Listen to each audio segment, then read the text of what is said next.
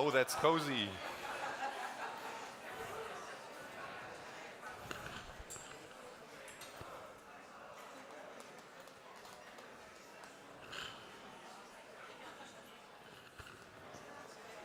So the doors are closed. Maybe some are still coming in. Tristan, is it? Please push the people. Are there any, is there He's anyone good with at that. coffee? No, from the coffee machine, not in front of here.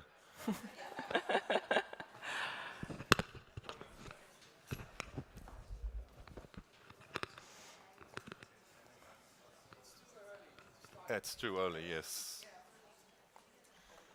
So, but about time management, we are about to run late. The first minute I simply just wasted. So, good morning, everybody, to day 2 of the annual event of amfori 2023. So, I hope you had the chance to grab some coffee. And yeah, I would like to introduce my dear colleague from the US, Kelly. Yes, I'm Kelly Hoggle, the network representative for the US and Canada, coming from Seattle.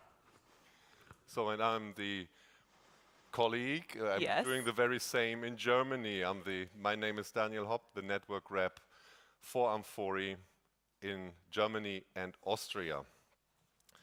So this day, this morning and this entire day, we will focus on amfori products and solutions about the environmental, social, and governance, the ESG, to make your supply chains as sustainable as possible. Yesterday we heard a lot about collaboration and about due diligence.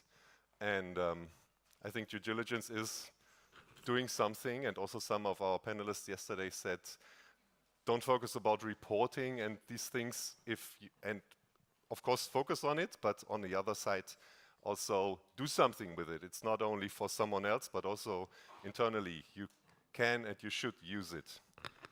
So, Kelly. Yes.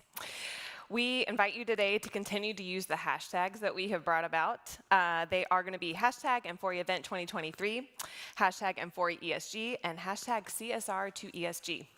Quickly, we'll take you through the agenda. If you don't have a paper version, we're going to start off with 2 presentations. The second one is going to be quite interactive, so be ready to use your voice, move around a bit. And then we will have a slew of lovely panel presentations throughout the rest of the day, littered with some breaks, coffee breaks and lunch breaks. So we will move on to our first session. We are going to introduce Helen Kastner, amfori's head of operations, to give us a look ahead at amfori's future-proof services. Helen?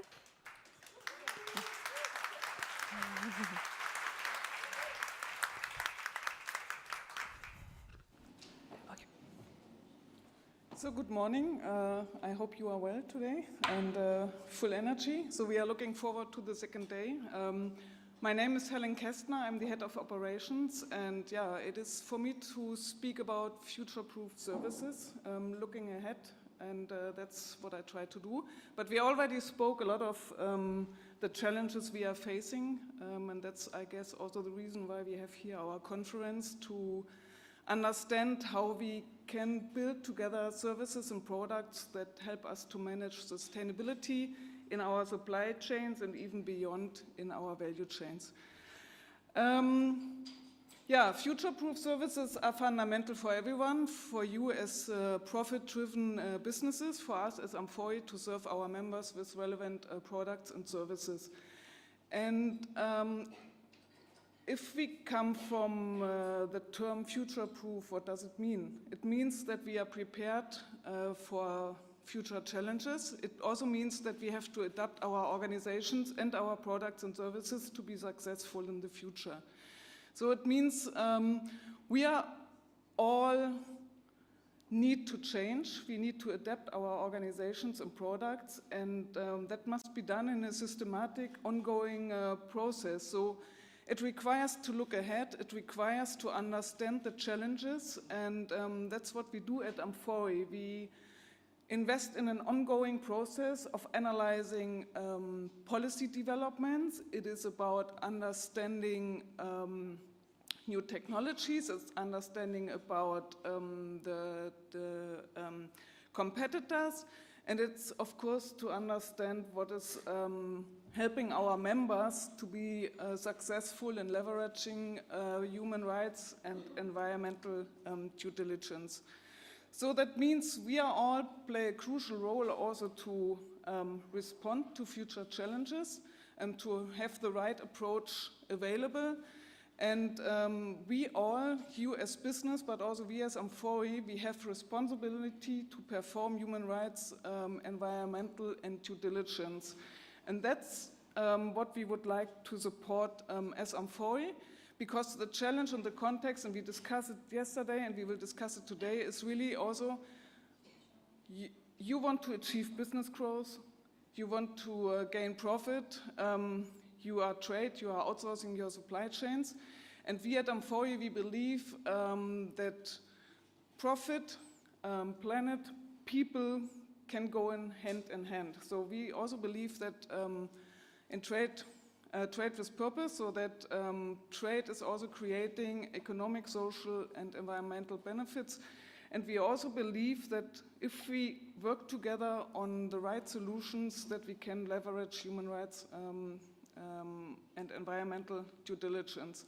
So what does it mean for us as amfori? It's very important to offer you services and products that's solving your real problems. Yesterday we had a discussion on BCI, for example, and we also got a feedback from members, yeah, you must understand the reality. You must deliver services and products that help us as members to solve real problems that support our processes to conduct and perform due diligence. And that's what we would like to achieve. We have a high ambition here also to adapt our services we already have, but also to build new services that help you to perform human rights, environmental due diligence. So we're already adapting as an organization. We have a new structure in place, and we are now focusing on 3 product lines and pillars. We coming from BCI, having a strong BCI social product, but we also now having environmental focus, and equally important, setting up a governance product pillar with relevant products and services. And we are adapting. We are also moving not only as an organization. We came from an approach that was focusing on compliance against a code of conduct, and now we are moving also into the direction to embed to make our products and services aligned with OECD guidelines, with human rights, environmental due diligence. And that's what we do. We're changing our products. We're celebrating this year 20 years of BCI. We came from this compliance against the code of conduct, but now we launched also a new system manual, a new code of conduct for BCI, and we are step by step aligning BCI with OECD guidelines. And that's very important for us. It's a step-by-step approach. It's, again, understanding developments and how we improve and adapt our services. And I said we built 3 product pillars now. We also launched new environmental product. BPI is totally different than it was before. BPI already focused on being compliant or following OECD guidelines. It's focusing or being complementary to human rights, environmental due diligence, and it has a strong commitment on continuous improvement. So it is embedded in our sustainability platform. We are investing here, and we are also investing to develop it further, and I assume we will listen to this later on also in our BPI session, but it's also a strong development path from our side to be future fit. We are now building also services and products around governance, because we also believe that sustainability can only be successful implemented or focus on if we embed it in corporate governance. So we are also investing now in supporting our members and being a partner to help you to get transparency on sustainability, how you leverage human rights, environmental due diligence in your supply chain by having the right solutions in place in terms of responsible purchasing practices, risk assessments, ESG risk compass. It's also about creating transparency, having the right information and data available, coming from our platform, coming maybe from other partners, to help you to understand which kind of actions you have to take. It's also about, we discussed it yesterday, prevention. It is also about understanding the risk, mitigate the risk, and really looking into your supply chain, not only on a first tier, but also going to the next tiers. So it's really about embedding the due diligence approach in our products and services. That's our ambition. That's also our, let's say, guide for the future to work in an ongoing process to adapt our services to a due diligence approach. We have a high ambition because we would like to go also beyond supply chain. We want to move to value chain. And we heard yesterday from Leon as well, members also have high expectations that we deliver services and products that, again, help you, that are solving the right problems. And our teams are really catching up on the process and understand what we need to build. But we also have to be realistic. We cannot build everything. We have so many demands. You as members, you have so many needs, but we cannot build for all the needs solutions. So we have to prioritize on what we're going to offer to you, what has the biggest impact for you as a member to manage sustainability. So that also means Future Fit is making choices, it's understanding your needs, and then take a decision how we move on. We also have to be realistic that we cannot build everything by our own. Linda mentioned it yesterday as well. I think collaboration, partnerships becoming more and more important to understand how we can offer solutions. That's also for us an ongoing process to evaluate which partners help us, help our members to leverage human rights, environmental due diligence performance. So it might be that we go into partnerships to offer certain products, but it's also about recognizing other schemes. It's also to reduce, on your side, efforts, money to conduct certain activities. So that's something we are looking as well into it.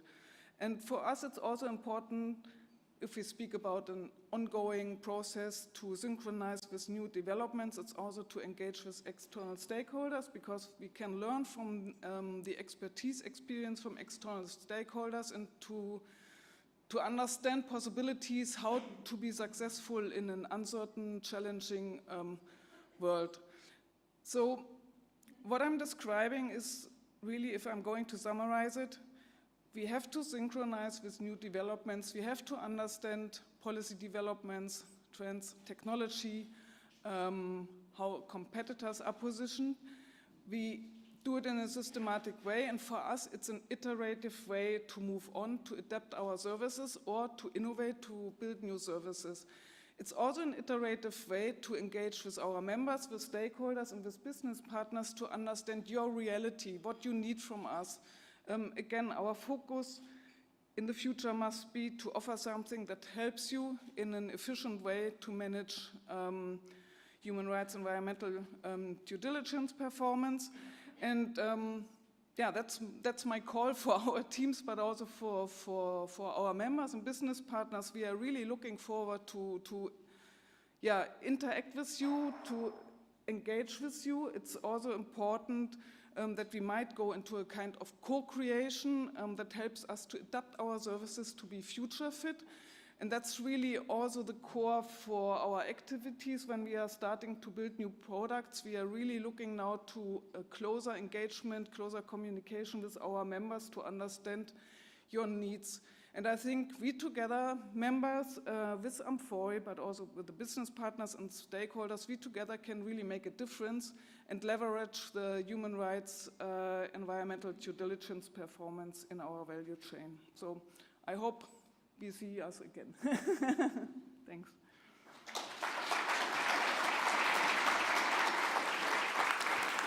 Thank you. Very nice, concise. Daniel.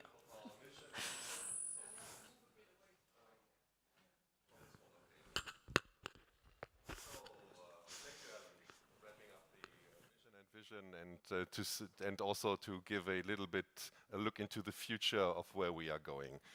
So, and what's the best way to show you where we are going with the novelty in our service proposition, the HREDD portal.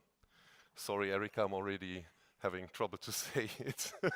But yeah, I think that shows you are best to explain what the portal is all about. So small businesses, big businesses are in need of data and are in need of structure to create a reporting that is meaningful and that helps them to collaborate with their supply chain. So, and Erika, our senior sustainability expert, product development with amfori, is now coming to the stage with her guests to introduce this novelty to you. Welcome, Erika.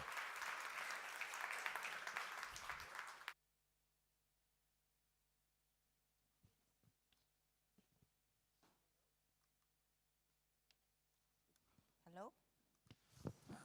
Yeah? Okay, great. So,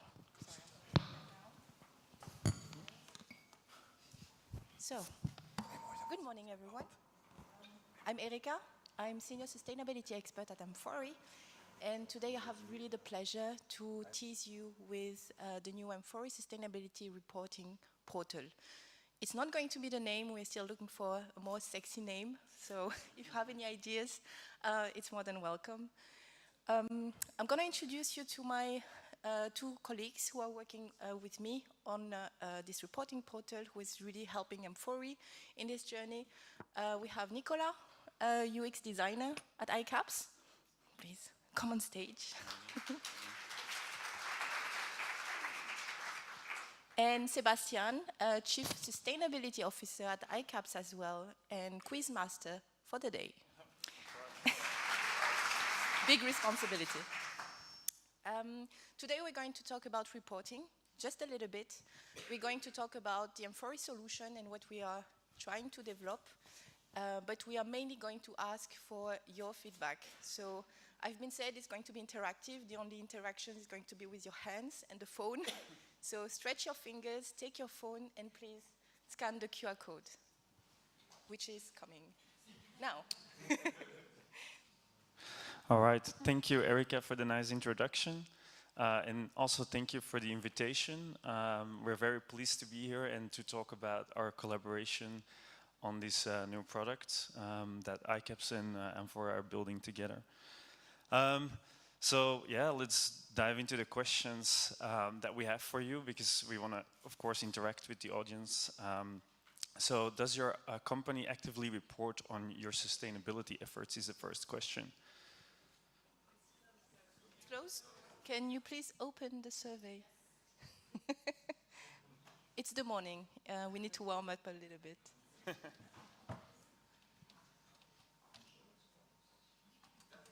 Is it open? Yes? Great.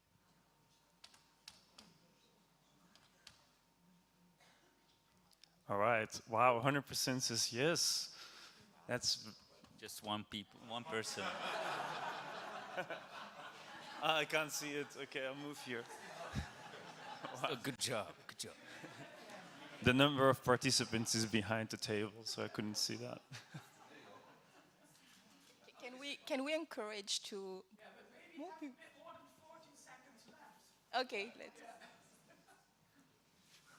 There's still time. There's still time.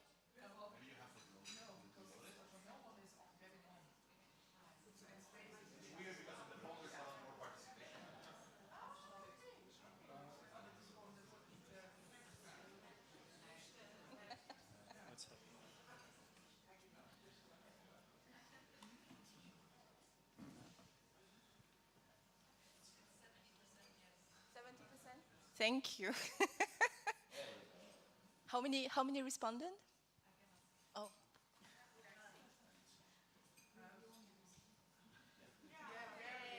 Okay, 96, great. 97, great. That's a great result. All right. Well, I think the voting is still going, or is it finished? Okay. I think we can move on to the next question then. So, are you playing an active role in your sustainability reporting within your organization and business? And that's you as a person.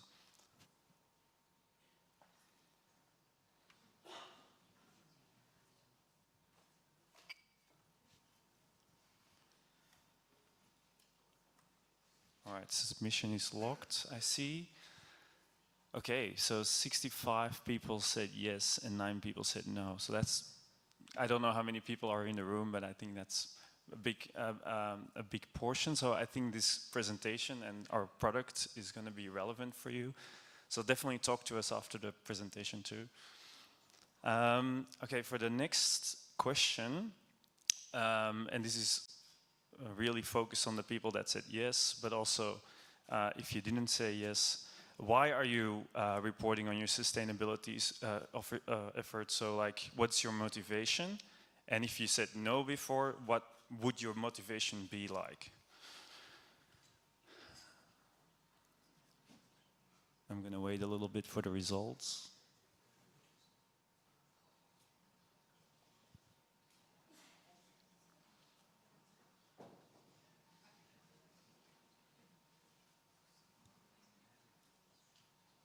All right, great. So I see that the biggest one is internal commitment, which is, I think, very nice to see, that it's not just being pushed by the governments, but that you, as companies, actually have an internal commitment and an inherent, purpose-driven culture. Anything else to add from you guys? No, it's really nice to see that internal commitment comes first. Maybe we can move to the next slide. Oops. Can we move to the slides? Going back to the slides. So then, why are we reporting? You're going to see it on the slide, it's not coming yet, but why are we reporting? And I think the main question is more why amfori is investing into a reporting tool. And I think it's important to see, of course, the number of companies who will be within the scope of the legislation. I think it's important also to see the number of companies who will be indirectly impacted. So we're talking about 49,000 companies within the CSRD, but then indirectly impacted, I think we can have a multiplying effect that is quite massive in terms of impact.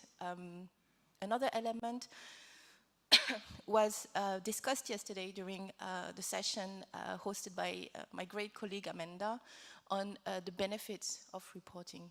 And I think we all agree that reporting is not just a standalone exercise. It's not just about writing down what you're doing, but it's about having good processes, relevant governance that really helps you understand what is your impact, learn from those, and then embed it into your business model. It builds your resilience, it builds trust towards investor, trust towards customers. So I think we all can go on the benefits of reporting. What we're trying to do here at amfori is really helping companies, encouraging companies, and pushing a little bit companies in jumping into this sustainability journey, in this reporting journey, by really simplifying the journey as much as possible. Something we have heard a lot in our interviews and in the user testing is we don't know where to start. We don't know where to start.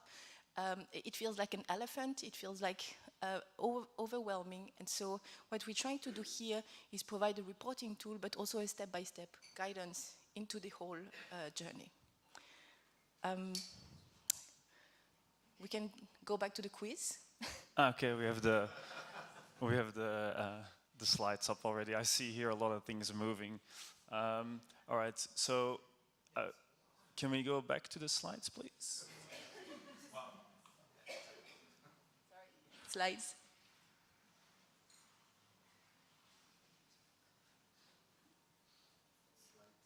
There should be a slide, yes, please. But it's good that you are already feeling yeah, that. that you're already doing. No, so what we're trying to do is... the next slide, please. Yeah. So together with... sorry, thanks. There we go. That's what I wanted to see. So we're trying to create a product that allows you as a company to have impact. And as a company, you kind of want to measure your impact. Otherwise, you can keep going. And when you're measuring your impact, you can actually see that you're moving forward and continuously improving. So we are trying, and I'm emphasizing on trying, to provide a platform with a step-by-step process, due diligence process for your company that starts from the goals and objectives that you set out for yourself, and that also where we leverage data that you already have in other amfori products, like the sustainability platform, for example. And that in combination with trainings and guidance that we can help you improve. That's our goal. And as a result, or a deliverable, or a tool, you get a sustainability report. And so year after year, you can continuously improve and you measure your impact. So that's what we're trying to do. Quiz now. I have to do the... All right. So I think most of you did this already. Can we display the results? Yes.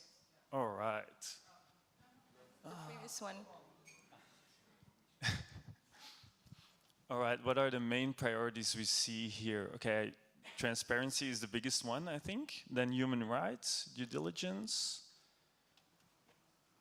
Okay, we can see a lot of different topics that are important to you. So everybody has a different priority, pretty much. Some participants are still typing. Okay. Okay, great. I think we can learn a lot from this when we're designing the product. I think we have to make it really modular, so it fills in most of the needs here, and that's what we're trying to do.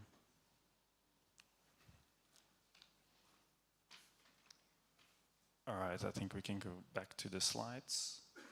Next question. Next I think question, yeah. Sorry, next question. Sorry, we didn't make it easy for the technician as well.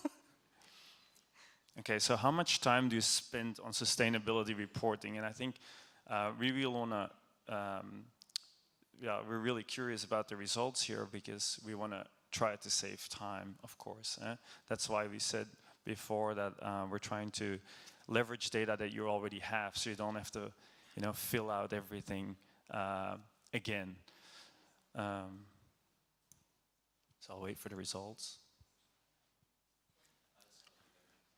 All right, so 20%, 50 people said 20%.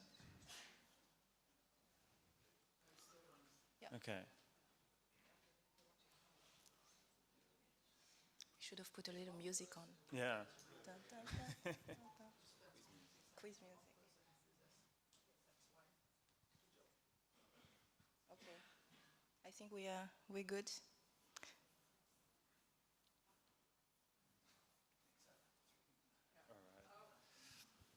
So most people said that they only spend 20% of their time on sustainability reporting, which is actually quite interesting and a good thing. Okay, what are the main challenges in your sustainability reporting? Okay, data quality, nice. I'll just wait for the results.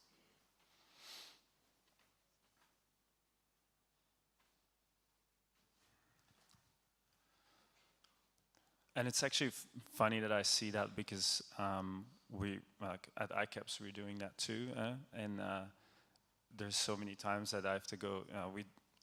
We plead guilty. We use Excel a lot, and I have to go through a lot of data and clean it up. Data gaps.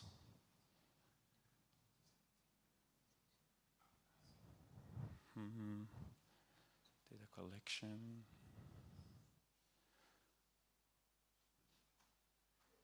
Accuracy, time. Okay.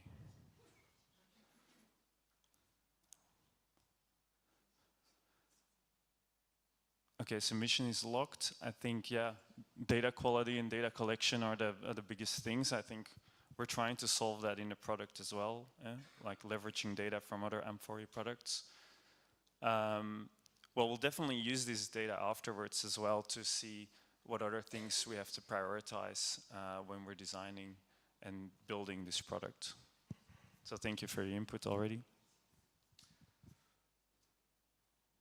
All right. And this is the analogy we have created in the beginning when we're talking to a lot of members that we already interviewed in the beginning. And with a lot of SMEs, we realized that they sometimes feel like they're in a maze. Like, where do I start even with the legislation coming at us, and just a lot of overwhelming names as well for us when we're in the design process. We heard HREDD and ESG, and we were like, whoa, okay. And as Linda said yesterday, the Juppe Janneke style, I think that's a really funny, funny way to describing it. That's what we need to do. We need to make it simple and very understandable. Anything else I need to say? So how we're gonna do this is we cut up the process up into modules to make it less overwhelming and more digestible for companies.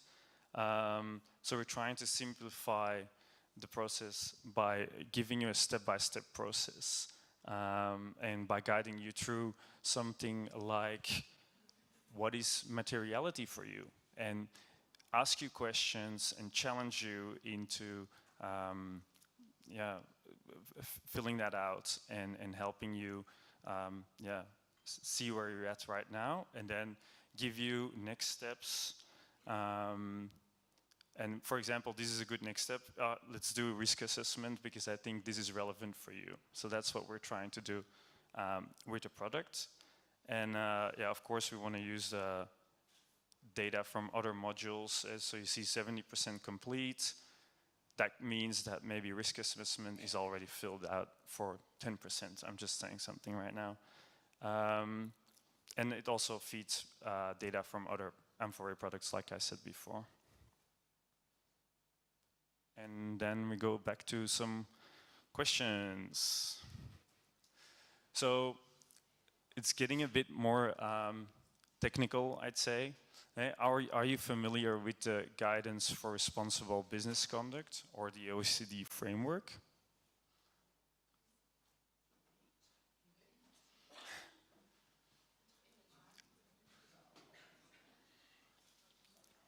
I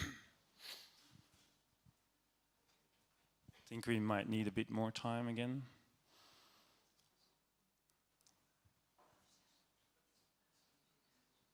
Thank you. We were very ambitious with time. Yeah.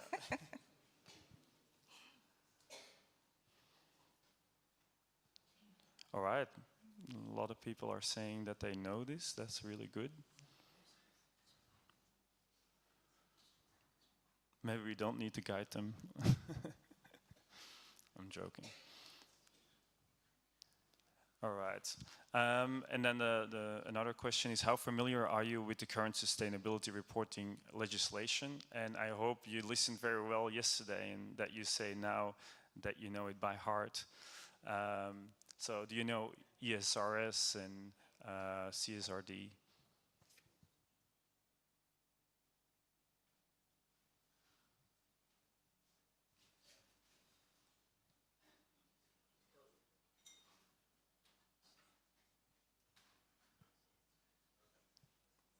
A little bit more time, maybe, yeah.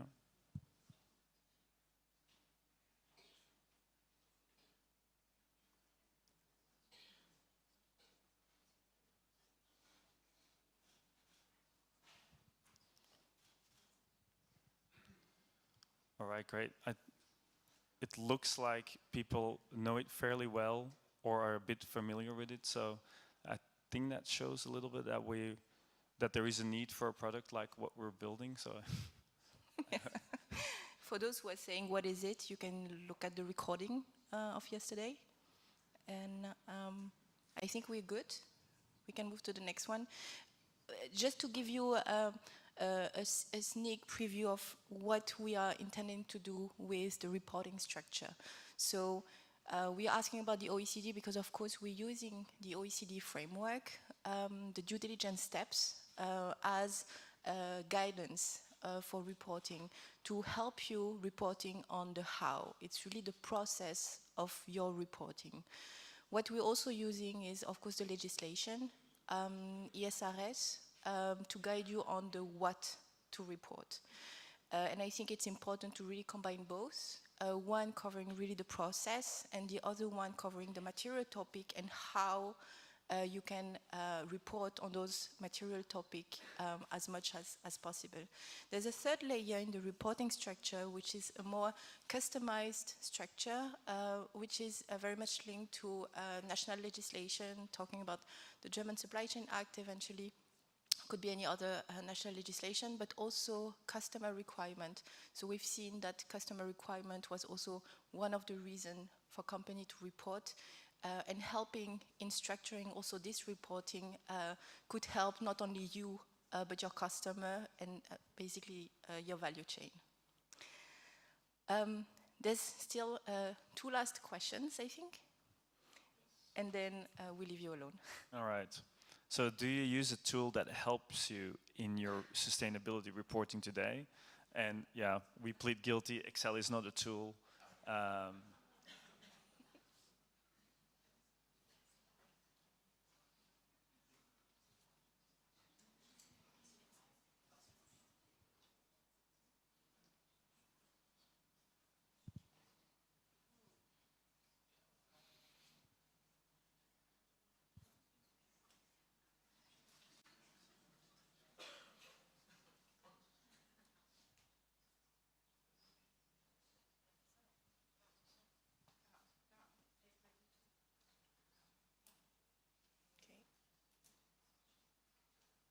Wow, we have a 50-50. Oh no, it's moving.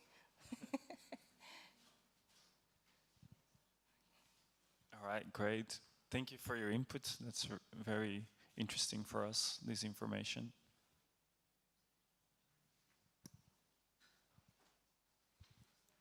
And then the last question, I think, do you need a journey or guidelines for your sustainability reporting?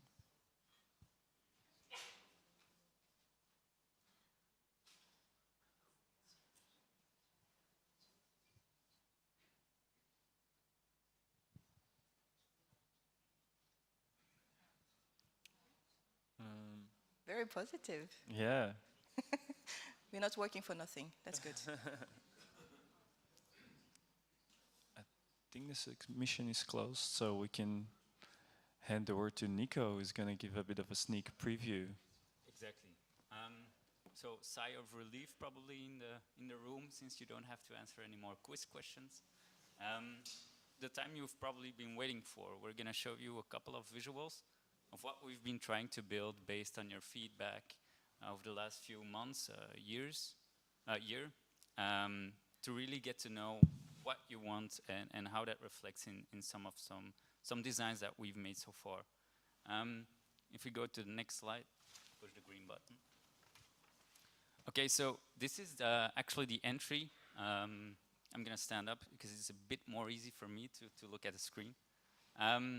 What we see on the top, this is really what you would see when you log into our new reporting tool, is how it would look like, and you're immediately suggested with a recommended next step. So you don't start from nothing. You really are guided along the way, no matter your maturity in sustainability reporting, to get to know what you have to do next and to make your valuable time even more efficient.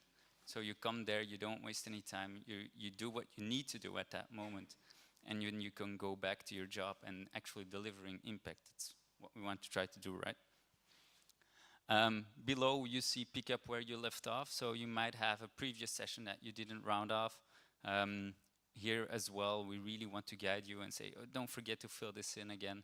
And when I say this, you'll see in another demo that we want to do in the next session.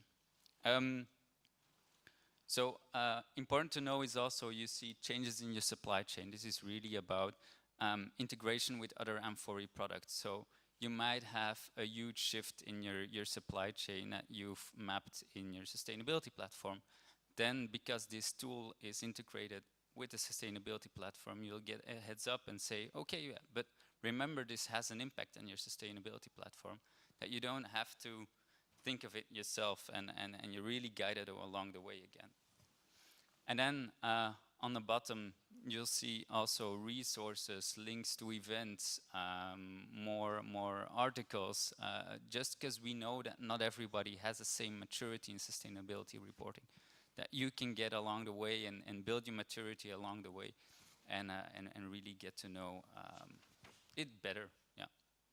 And if we can go to the next, thanks, Sebastian. If we then go and have a look at the modules, it's what Sebastian said. What we're trying to do is, if you see sustainability reporting as a book, we translated modules as, you know, chapters in a book.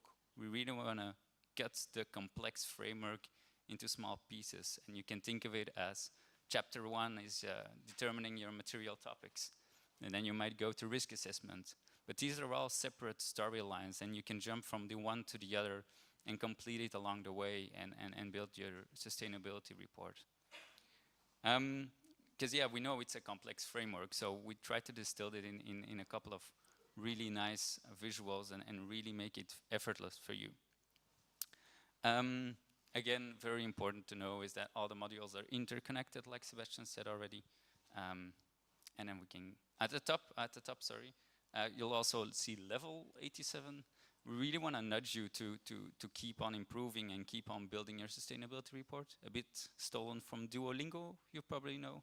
So really, yeah. So really nudging you to make progress, to grow, and to become that sustainability expert if you're not that already. And then next slide, perfect. Yeah, here something went wrong, but that's okay. I don't know how good your Latin is, but here it would say, for example, hey, Erica, don't forget to ask your people from marketing what they think is important on the topics, social topics, for example. So you can build your material assessment further, and when she clicks on the continue button, she would jump to exactly that step. And then on the right corner, you see a picture of some nice people. Might be that Erica works in a very large company and she's not the only one working on sustainability reporting. So she might assign that step to a specific colleague that's more skilled or more of an expert in that domain than she is. So yeah, those were only 3 visuals. We have plenty more. Right, Erica? Yes. We're done, our time is up, but we are at the corner where you have your coffee break, and you can see much more, so you can have a preview of the first module that we are developing. And as Ellen said this morning, we are trying to really collaborate in the way we are building this product. So we've been doing regular rounds of user testing. We are testing the flow, we are testing the interface, the user friendliness. We are at the very beginning of the journey. It's been almost 1.5 years, but it's still the beginning.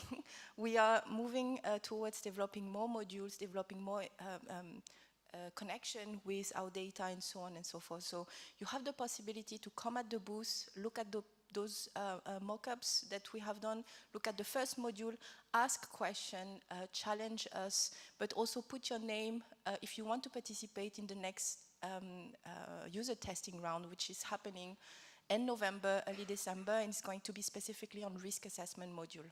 So it's really an invitation for you to collaborate with us. It's an invitation for you to also tell us what you need. Yeah, I think that's it. Nothing else to say. Thank you very much.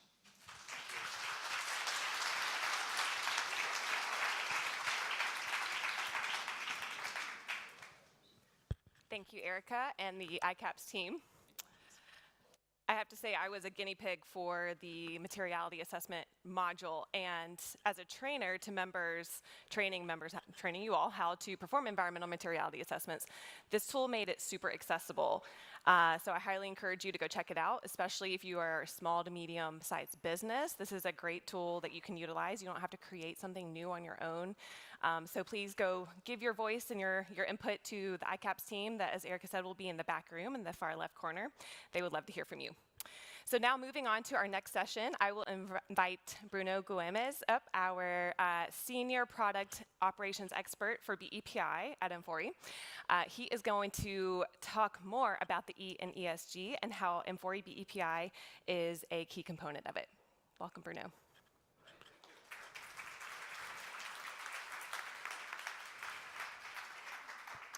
All right. Thanks, everyone. First of all, don't worry, it's not about me. There's a panel. So, yeah. I hope you're all doing okay. You're all awake. Huh? The cocktails were nice yesterday, I guess. I'm sorry, I'm from the north of Spain. We tend to yell a lot, so if you have a headache, I'm really sorry about that, but you'll have other people talking soon. So before I invite the panel, I wanted to do a very brief introduction because I was having some conversation yesterday around those cocktails, and it was very interesting. Today, I'm not going to talk about BEPI. I'm not here to sell BEPI, even though I really would like for you to use it, because we're here to talk about environmental due diligence journey and trying to embark on it. We understand that there's a lot of people that are still not, there's lots of companies that are not as mature on the environmental due diligence journey as they are on social.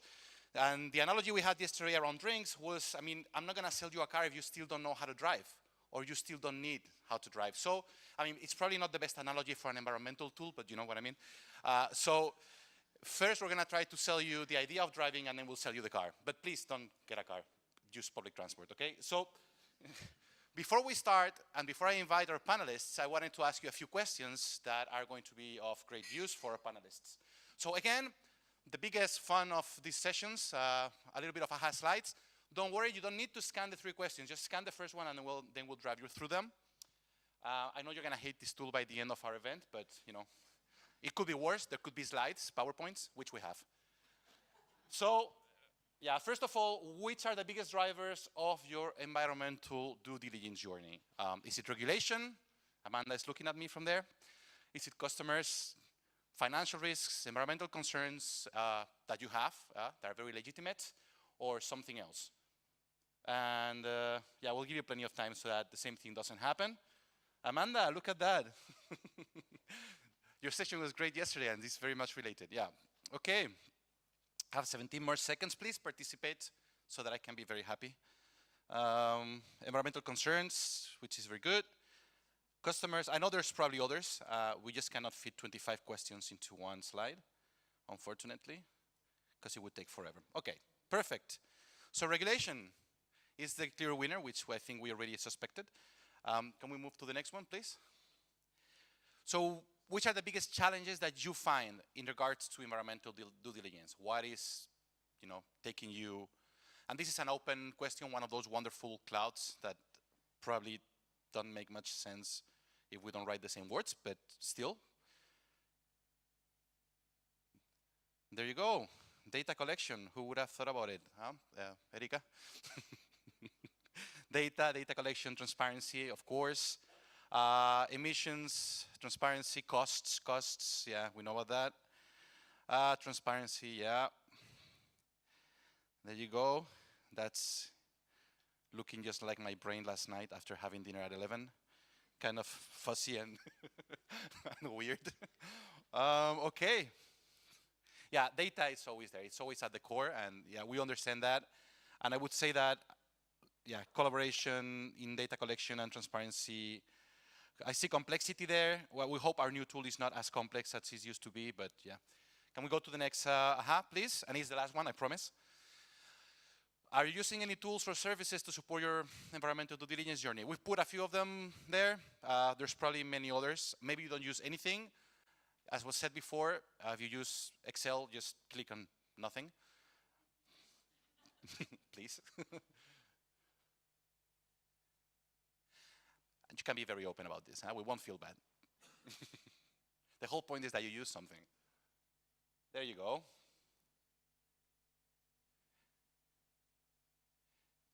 Still have 25 seconds. Keep going. Let's try to raise those numbers a little bit. Okay. Okay, looks like we've reached the top. Okay, thank you. So we see a few people using amfori BPI, HIG, which we know a lot of people are using, and yeah, a couple more. And then not using tools, that's quite concerning, but it's good for us because we can get you into the green side of life, yeah? Good. All right, so let's go to the slides so I can do a quick introduction before. So first of all, we knew this, yeah? We have external drivers, and one of the key external drivers is legislation, and I promise I'm just gonna take a few more minutes. And one of the key drivers is legislation. There's current legislation, expected legislation coming up, and of course at amfori we're not, you know, we don't ignore this. We're taking into consideration when developing new tools, and amfori BPI, of course, is also subject to this, and we're constantly improving the tool. When we talk about continuous improvement, it's not only about continuous improvement in your supply chains, it's also our continuous improvement, which is at the core of what we do, yeah? amfori BPI, and that's the only part of the car that I'm going to be selling today.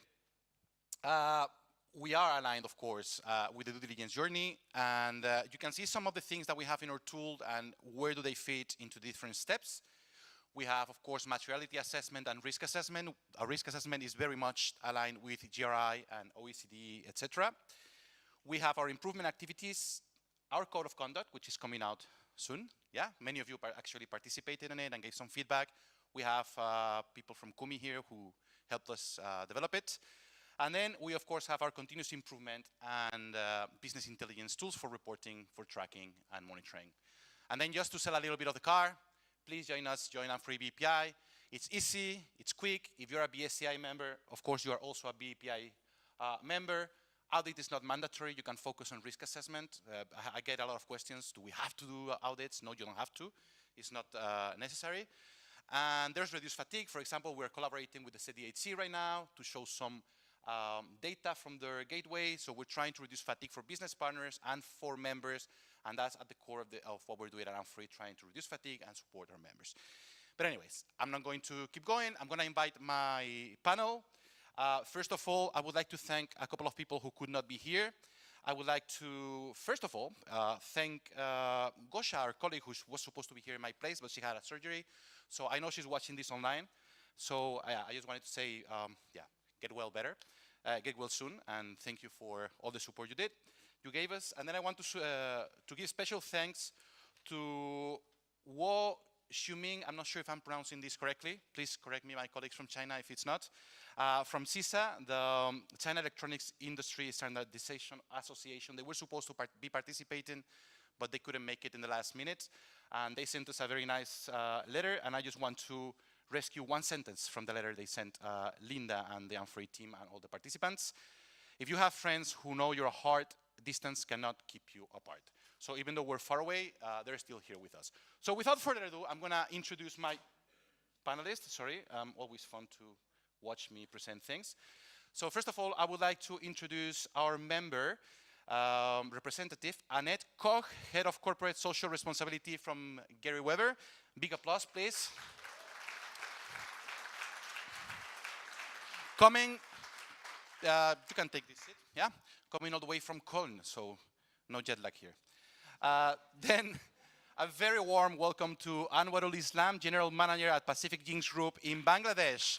He's been working on the sector for over 22 years. We wanted to have the presence of you can sit in the middle if you want, of a business partner that has been working thoroughly with, also with amfori API, but also with other standards, working with the ZDHC. Anwarul has a lot of strategic sustainability experience as a leader, and he's been working with us and also with many other organizations. And we will learn more from him. And then, of course, very warm welcome to Yolanda Kwok, our network representative for Greater China from amfori.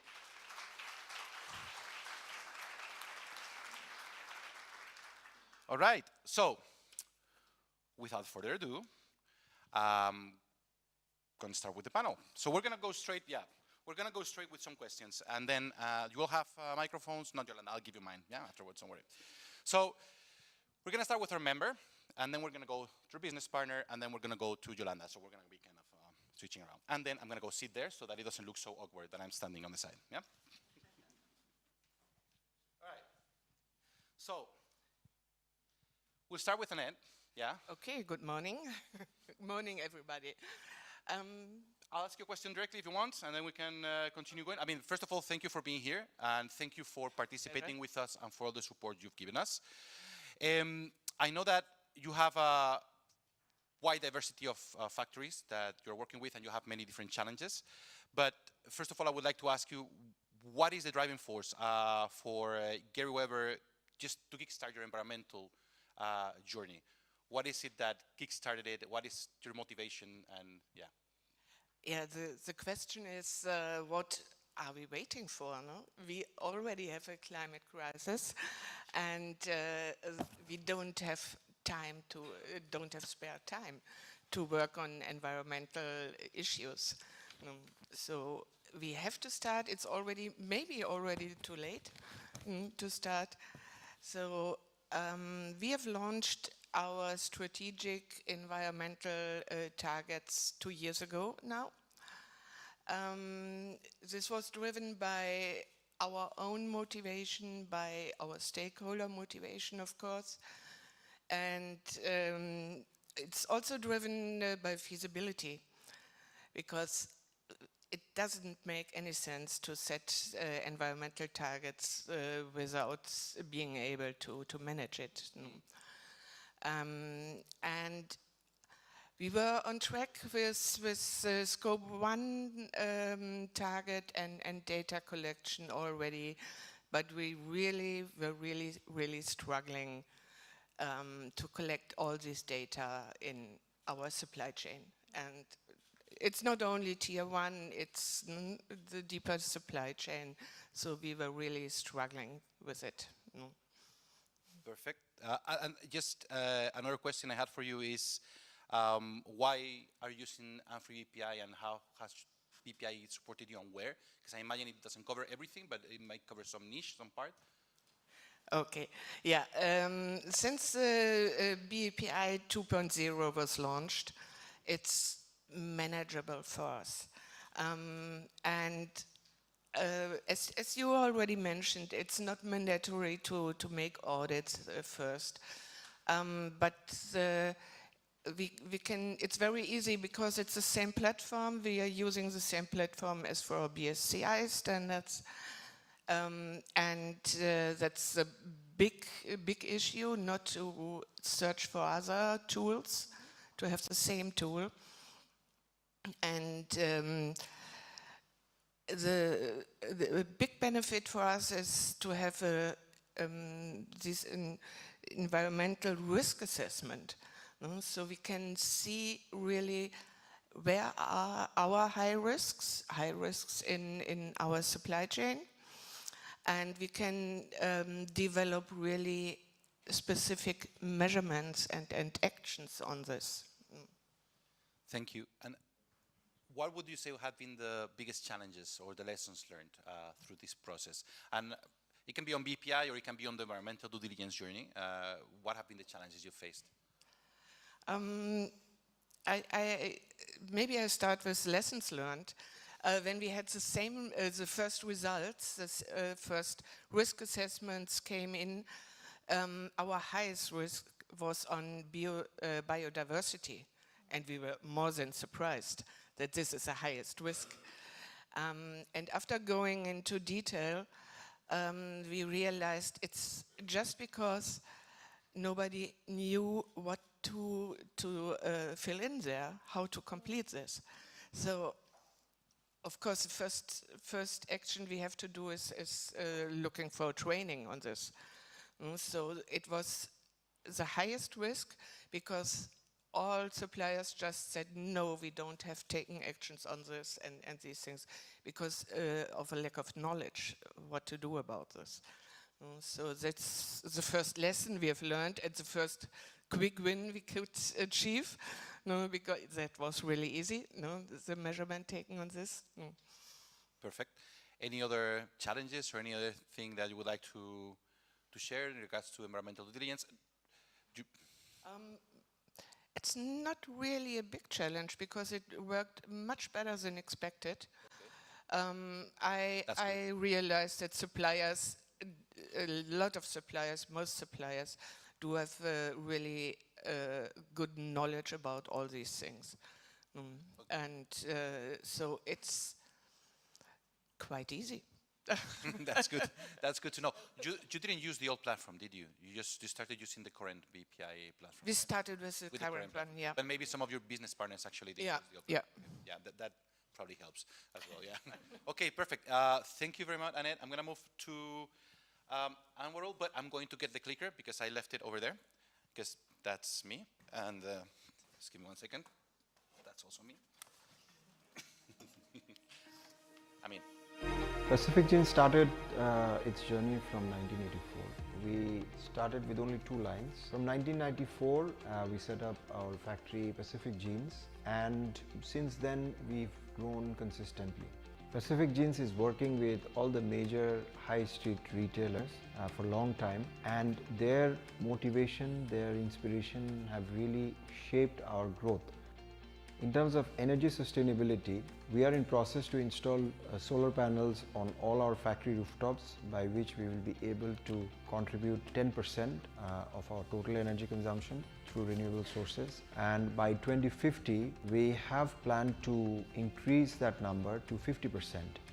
We want to be a global lifewear solution company. That's our vision. And we keep our core values: innovation, speed, quality, integrity, and sustainability. We are partnering with mills, different solution companies, to make sure that we are giving the right quality and the right lead time to the customers.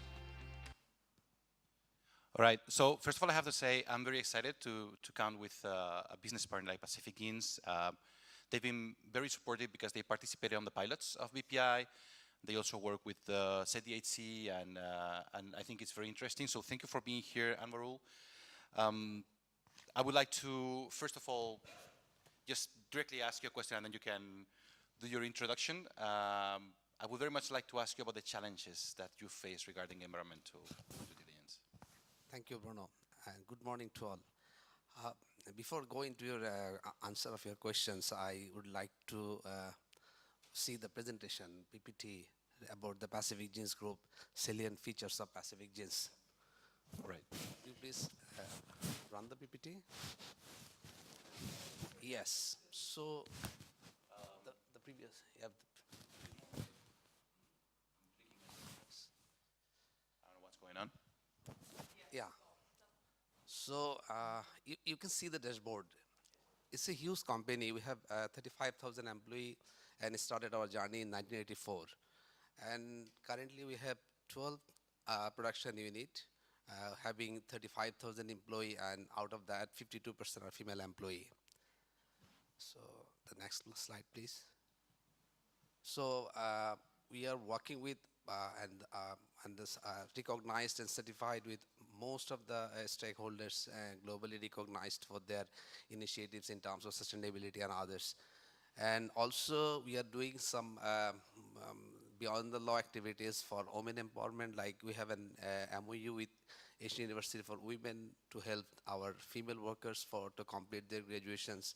Extremely talented female workers, those workers unable to complete their graduation because of the financial issues. And also we are paying their salary and for the completion of until completion of the graduation, though they are starting in the university. And in addition, we are also working with her and finally, and also we are continuously focusing to incorporate disabled worker in our workforce. So this is very interesting, I think. This is the roadmap of Pacific Jeans Group. So this is actually the vision we have and the commitment we have, which actually motivated us and forced us to come up with to join with the program like amfori, BPI, and the other solutions globally have, so that we can able to contribute a lot of things in terms of sustainability. And our vision is to achieve 50% energy savings by 2030, and 50% use of renewable energy, and 70% water savings, and also 100% use of ZDC chemical, and 100% recycle of solid waste, and also 70% use of recycling water. So let's come to the answer of the questions of Bruno. Actually, as you already saw, this is a huge facility, which means we have a very huge risk of environmental in the facility. And also we have a very large workforce, which needs very close monitoring and supervisions. And in addition, as all we know, there is a varied standards globally, which is a big challenge from multiple customers. So to overcome those challenges, we ensure that all the equipments are purchased of best quality and maintained regularly. And people we train to the workers on modern technology and to help them with the proper SOP. And in addition, we are actually, thanks to since we believe and in practice BEP standards, so most of the clients' standards are met in terms of environmental sustainability. That's it. Perfect. Well, it's really great to see all the targets that you have. That's very, very ambitious. And just like I asked Gary Weber, when you're mitigating these challenges, which you were just playing a bit of it, I would also like to know what kind of support have you received from amfori or you require from amfori, how it helps you? What is the gap where amfori is supporting you as a business partner? Actually, we are getting a lot of support from Ampuri team. The team participate, the Pacific team participated in all the training program of Ampuri offered in the city, which is a unique support for us, unlike others. And also handheld support during the Ampuri BAPA2 pilot and run in Bangladesh to learn and disseminate and implement the revised system of the tool. And receiving encouraging recognition from Ampuri on achieving excellent result on Ampuri BAPA assessment verification by BV was highly motivated us. Okay, and regarding BPI, what has been your experience? Because I know you've been involved in some of the tests and you have also done some of the... Yeah. Basically, the sustainability, as you already saw that, sustainability is one of our core values. So we have incorporated in our DNA, the Pacific Genes DNA. So whenever any initiative comes globally, we try to work with, incorporate in the facility from the very initial stage. And most of the programs we have piloting, like ZDC, like Supply to Zero program, like HIGFEM. So in all the cases, Ampuri BPI, we are the pilot factory, and we try to adopt all those things based on the facility requirement, and which is we never thought that this kind of initiative, sustainability initiative, is a cost. We always treat it as an investment, which is certain ROI, and also it increase the reputation of the company globally. Which is helping us to continue the sustainable business. So that's the, I think, the core motivation for us to drive with the sustainability initiative. Thank you. And we'll come back in the end. I'll come up with another question when we close the panel. And also we may take some questions from the audience. So we'll get back to you. But now I wanted to give the floor to Yolanda. Yolanda, welcome. Thank you very much for being here.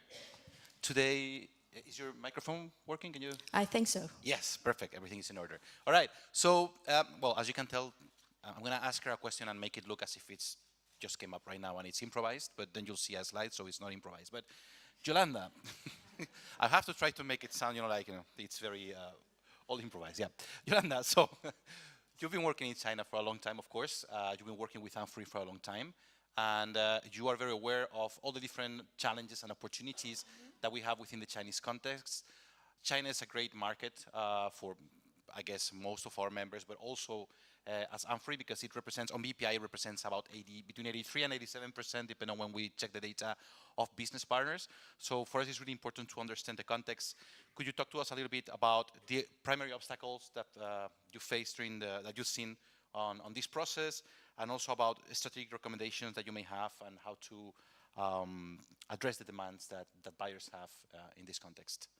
Yeah, sure. So first of all, guten Morgen, and ni hao, and 早晨. So that was like, apparently my very broken German, and then, in Mandarin and in Cantonese. So it is delighted for me to greet all of you here in Berlin and see a lot of like new friends and old friends. So Bruno, you're right, because I think amfori BEPI in the past 2 years, we have been, implementing not only the pilot program in Bangladesh and also in China, or in Greater China region.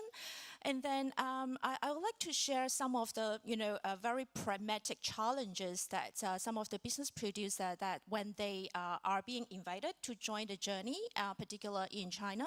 So the feedback they're giving to us, and then because it is very constructive feedback, because we understand how they actually feel, and then how they actually, engaging with us and with you, as amfori members, and then, we can take that learnings away to continually improve, our services and also like the platform development for all of you. So I'm going to be very direct. So the first one is, fortunately that when Annette said that the business partners, sometimes they are quite knowledgeable, but I will have to say that it is not necessary all of cases. So particular when we are, hearing the feedback and comments from the business partner from mainland China or Greater China region. So I think the first and foremost challenges to them is, generally speaking, some of them are, lack of the awarenesses, skills, and understanding or, or knowledge, what is required from them, yeah? So basically what we understand is, in China that if you can see on, the pie chart, so that is like the workforce distribution that in among those business partners in China. So you can see that around 61% of them, they have the workforce that is less than 50 people. And then around like 21% of them, they are, having the workforce in between like 50 people to 100 people. And then, from 100 to 500 and, about 500 is around 15% and then, 2%. So you can imagine all the profile or general profile of the Chinese business partners, they are actually SME, small and medium enterprise. It's very, some we call is really tiny, business. So you can also imagine that as a small business with maybe like 40 people, the biggest challenge for them actually is to get survive. Particularly, there's a lot of challenges happening, the macro economy, and then for them, they're not necessarily the expert of sustainability and ESG, but their first and foremost is to get business and then to survive, yeah? So this is one of the biggest challenges we can foresee our team, by the Chinese supplier. And then second of all is that during the experience that we derived from last year and this year, we support our members in, implementing the amfori BEPI pilot program in, China. And then we found out a lot of those people attending the webinars are not necessarily the people that we expect or we hope they are. So to put in other perspectives, some of those senior management actually, delegated to sales team, the sales people, because very simple is they can understand English. So the owner or the other, senior management team, they're not necessarily say, okay, so this is another like request from the foreign buyer. So as a sales team, then you go ahead and attend and, get the jobs done. So we are lacking of like senior management support or awareness is the second challenges, I would say. And of course, the third one is not like in Europe, so everyone can speak like 5 languages. I'm so impressed. So in mainland China or in Greater China, I have to say that the main, business languages is still like simplified Chinese, and then, also like Mandarin. So in a lot of those requirements that you send to them, and then will be in English, and then also the major, functionality and display of our platform. Although we have added back, the Chinese question, so that is good, that helps a lot. But the majority of the functions are still only available in English. So that presents the third, I would say, challenges to the business partner in China. Thank you. Thank you. Let's move on to the next slide if you want to continue. I already asked you all the 3 questions, but Move to the next one. to the next one already? Okay, there you go. Yeah. So I just wanted to spend a couple more minutes to really, give some, recommendation to all of you for kind consideration. So I know that many of you are already started with us, like long time ago with amfori BSCI. But maybe only a portion of you have just realized that we already have like revamped and enhanced version of like amfori BEPI. So I will firstly encourage you to, consider amfori BEPI because, this is about the right time. And then also, I guess the second point is when you wanted to work more collaboratively with your business partner, for example, in China, please, try from the beginning to devise a very strategic communication strategy with them. So what I meant by strategic is that I think in the first place that it's very important you share with them to the right people, senior management team, of that business partner, not like, okay, sales team, not like, just some, operation staff, because if it is not coming from top down, it's going to be a challenge, for them because the senior management didn't really committed to do that, and give resources. So explain to them why, what is needed. So for example, this is not like, 20 years ago or 10 years ago.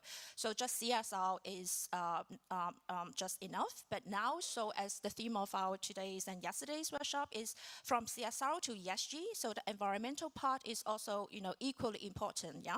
So just have to explain to them not only CSR, but also like environmental, yeah? So, and then to get the commitment from the senior management. And then the third point I wanted to say is equally important. Your business partner naturally will be very concerned and scared. So they probably think of, okay, one more requirement from amfori or from the buyers. So I don't have time, I have lots of things on my plate. But please, if you agreed, only remind them the result does not matter, the process and the learning does. So this is what we actually learned from the business partner when they are attending the webinar with us and with our member joining together. The frequently asked question is, what if I got, very bad result or rating in the risk assessment? So will you penalize me or is there any like consequence? So these are, naturally the business partner's first concern. So if you agree, then you can elaborate, the result does not matter, the learning does. And then the fourth one is equally important is, we are all here, our team, like, Bruno and his team, in Brussels and our network representative around the world will be more than happy to support you. So come to talk to us. Yeah. Yeah, I was just going to say, do you have one last slide about capacity building though, if you want to mention something? Just a quick one. If you have business partner in mainland China or Greater China region, to please encourage them to join the webinars that we have, offered in the local languages, meaning in Mandarin and for them. So we have a full suite of like, amfori BEPI training programs. So we do see quite a high, attendance and also registration rate. And please do, take note of it and then, make good use out of it. Thanks a lot, Yolanda. And I just wanted to say, first of all, we have a lot of our network reps here. I mean, a lot, not all of them. So first of all, thank you very much. And you should know that you have first-hand contact with the network reps of your country or region, and they provide a huge support to us, not only on training, but also on contextualization, because sometimes it's not just about language, it's about the context and the culture. That's why we've been working also with the China team and with Joyce on different ideas and programs to support business partners within the local context, because that's very important, and we'll probably learn some things sometime soon that we'll discuss later in the next session, I hope. And but the network reps are doing a great job, and also within capacity building. For us, it's very important. Our questionnaires are translated into simplified Chinese. We wish we could translate into all the languages. We're trying to do our best because we are a global organization. And I mean, you just need to ask Elif, who recently translated the system manual, how much we invested in translating it into many languages. I wouldn't say it's a cost, it's an investment. And I think it's very important that we move towards that direction, and we're also doing that because contexts are different. So thank you to all network reps, thank you, Yolanda, and thank you to all of you. I would just like to move on to Q&A. We still have 15 minutes, so we're exactly on time, as we planned, which is great. I hope we'll get some kind of prize for that. So, are the questions in the... You can start with writing your questions, and then, yeah, I'm probably going to choose the less challenging ones. I'm not just kidding. Thank you. All right, so please feel free to shoot. Please ask some questions. They can be about the environmental due diligence journey, specific questions for our business partners, for members, questions about BPI. So please, I'll give you a few seconds. I see some people are typing. And then, but while we wait, I will ask you another question. As we said, there are many tools. BPI is just a tool, but the whole point of this presentation really is to get people engaged, to get members going. So if you had to say in a couple of words, a couple of words of advice or of motivation to embark on this journey, what would you say? And I'm going to take the same order. First, I'm going to ask Annette, what would you tell the audience? Okay, so I realized that we skipped my introduction, the introduction of myself and my company. But let me say just two sentences about Gary Weber, because not everybody might know the company. It's a ladies' wear supplier based in Germany. We are sourcing globally, and we are GOTS and OCS certified, and a BSCI member since 2010, and we started BEPI this year. So just to complete this. So what I want to say, if we want to create this synergy as we has done with BSCI audits and just start with BEPI, it's really not complicated, it's manageable. And if we really want to create impact, and if we really want to change something and have benefits, just start with BEPI, and we can create measurements, actions, corrective actions together as members, and maybe make it a little bit better and easier. Okay, since you're talking, before I go to the next, because I have a lot of questions now, I'm going to address, there's a few questions for you. We can't address all of them, but I will send them afterwards. And all of those about BPI, if I can't answer them now, which I probably can't, I'll post them somewhere. We'll do something about it, okay?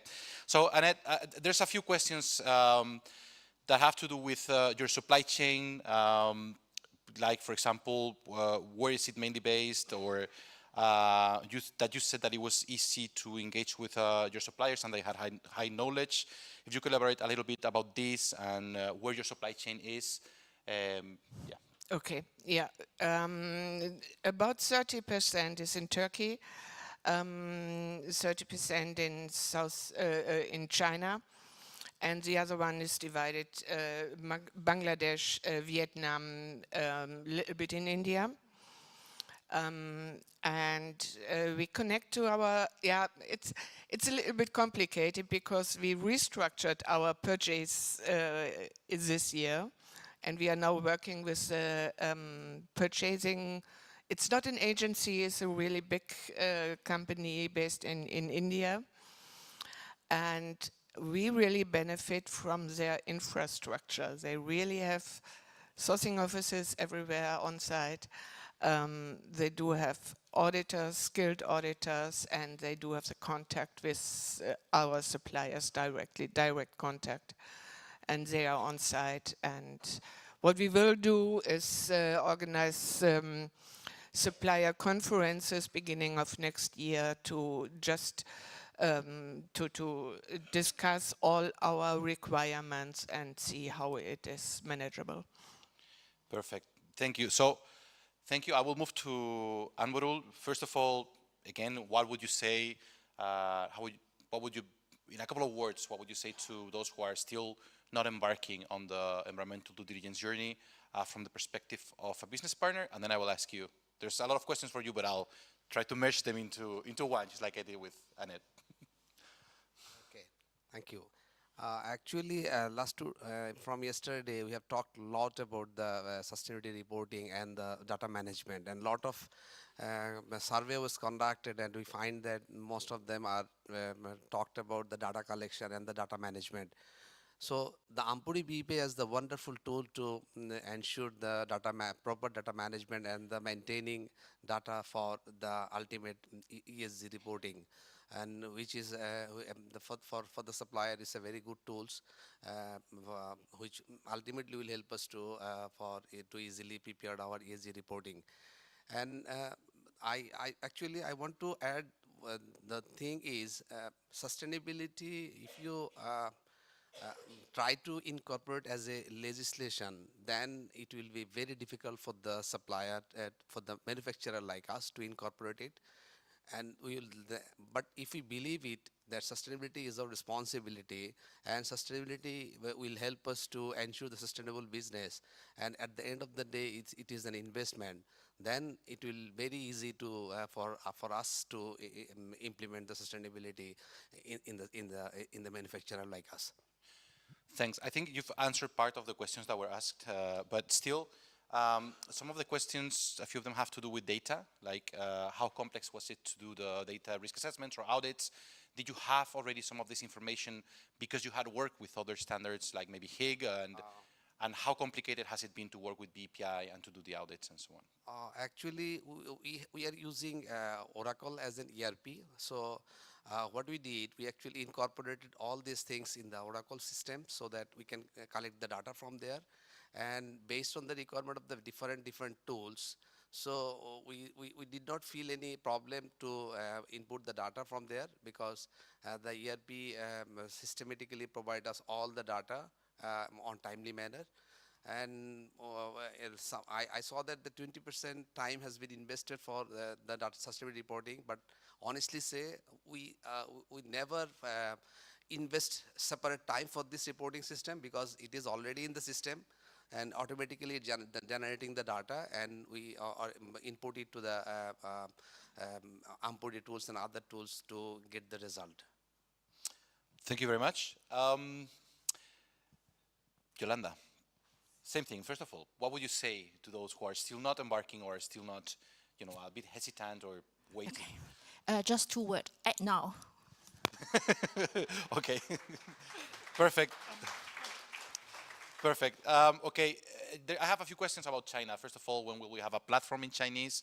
That's a good question. It's one of our key topics that are always there, but it takes quite a bit of development. But that's something I can actually talk about that with you during coffee. It's more on us than on the China team, because they're doing a lot to support us with translation of all documents and trainings and so on. But then there were some questions about what is the business partner reaction in China to amfori BPI? Have they found it easy? What are the key areas that they're focusing on normally if you've seen a trend? And what else are we doing to support the particular necessities of business partners in China? I think, there are different challenges, but there are also different opportunities. So the biggest, feedback that we receive from the business partner in China is, how am I going to do it? Who is going to help me? Because they feel isolated. They feel that there's another, request from the foreign buyers, if I can put it that way. So I think, the biggest support that we can give to them is jointly amfori with our members, you guys, together, to make sure that this is not something that, another extra, workload or requirement for them, but then let them know not only you, but actually the other buyers or the other international customer are going to ask the exact, if not similar questions in the short coming future, because this is driven by the legislation, right? So they're not isolated. And then the second point is, we always, remind them the first mover advantage. That means that even though in mainland China that the government is also requesting 2030 is, carbon peak, and then 2060 is carbon neutrality. So for them, even though they are not exporting business, but doing something like domestic, trading. So it is a requirement that they cannot just get away with. So I guess this is the thing that I would like to say at now and collaborate with us. So in terms of the local support that we can provide for your global supply chain. So that's it. Thanks. Now, I'm just going to throw a couple of questions to the panel, and then either of you can answer them. I see a very repeated, very recurring question, which is about how do you engage business partners? How do you convince them to get on board? How do you get them to buy into in this case BPI, but it could be any other tool because I understand that it's the same issue, getting business partners engaged. I just want to say that from our side on BPI, in the new tool, we took that into consideration because it was a very common comment. So one of the things we did is build a targeted questionnaire. Our current questionnaire, in the past, it used to be like 470 questions, and we understand it was not the most fun thing to do. I think average time to complete it was 6 months, which is not nice, simply because business partners would just stop doing it, yeah? Whereas now we can see some business partners doing it in a day, a few hours, or in a couple of days, or a week, or whatever, because it's targeted. So that's from our side. But the more important part is how to really get them into it, how to motivate them to do it, and how to embark them. So either of you, maybe you can give your own perspective as a business partner, or because this has been addressed to all of you. So I'm putting it together. Yeah, first we can select the most important performance areas in the risk assessment. So if we have a very small workshop, sewing workshop, we don't need to ask about wastewater and all these things. So we can concentrate on the really important performance areas and make it easier, you know, for business partners and much shorter to complete such a risk assessment. Actually, in our case, our vision, we have set to be a global lifestyle solution company with a sustainable business. So since we are committed for sustainable business, so we are proactively working on the sustainability. So anytime, whenever the brands or anybody comes to us with any kinds of tools like this, then we immediately started to work on that, to review on that, and to make necessary adjustment based on the facility requirements, so that we can find maximum benefit from there. Because we never thought that any new initiative will be a disaster for the facility, and we always think it positively, we take it positively, and we try to work on it. Do you want to add something on this point? No. Maybe just one short one is don't let them feel that they are alone. So they are actually very well guided and supported. Okay, one last question. There's lots of questions, and I see lots of questions regarding amfori and HIG, and I know many of you who've already talked to me about that, and I'm pretty sure about some of you that have written that question. So we can chat about that. You can come and talk to me, and I'll let you know some updates on how we're working on that, because I see loads of questions on this. Yes. Last question, because we're almost on the verge of time. I can just add one point Okay. regarding the HIG and amfori BPA. So as all of you are asking, I find amfori BPA is more complete package, including some new area like biodiversity and nuisance, etc. They have covered, which did not cover in the other platforms. And it also helps us to work with the circular economy concept, which is also very good for the facility, because with the Pacific Jeans, we are working to set up our own recycle factory, Pacific Recycle Fiber Limited, and also we are working on to set up a spinning mill, Pacific Equi Spinning Mills Limited. So all these things has been covered properly by us in the amfori BPA tools. So I find the amfori BPA tools more updated and more latest and more, I think, very easy going for the factory. Yep. Thank you. We have less than 1 minute. I just wanted to do one quick follow-up, very quick, and if you can say something really quick. We are talking to a large business partner and a member that is big as well. We're not talking about SMEs here. How would you also motivate smaller business partners that don't have that many resources, or smaller companies? What would you tell them? I know if you cannot say anything, we'll have to take this one. But maybe you can have some word of advice or some recommendation of how they could embark in this. I just try to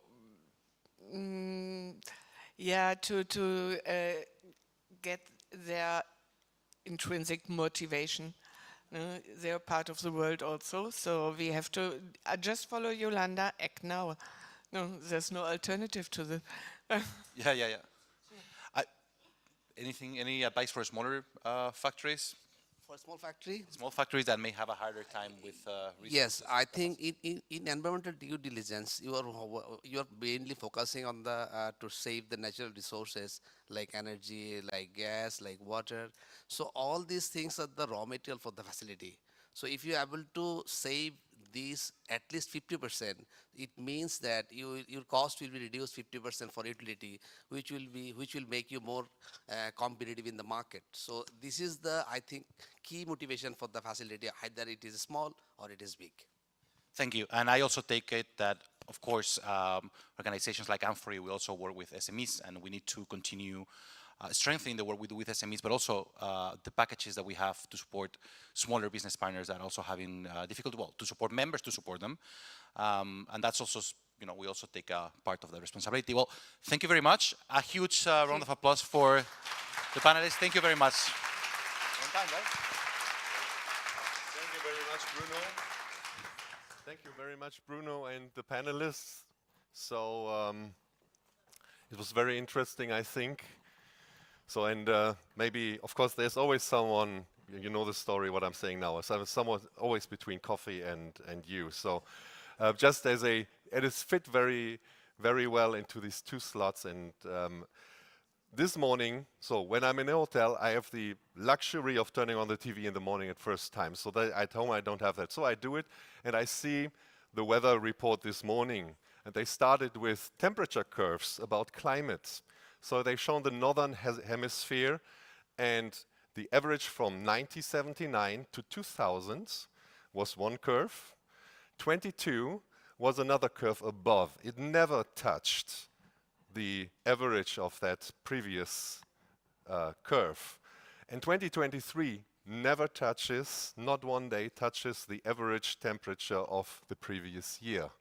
So we already heard Act Now, we also heard climate crisis. So maybe it's not apparent every day, and some people are happy that it's getting warmer, but anyway, on a global scale, this will cause problems. For 20 years, we are working with BSCI, and amfori is really dedicated to bring the E of the ESG to all members and to every company.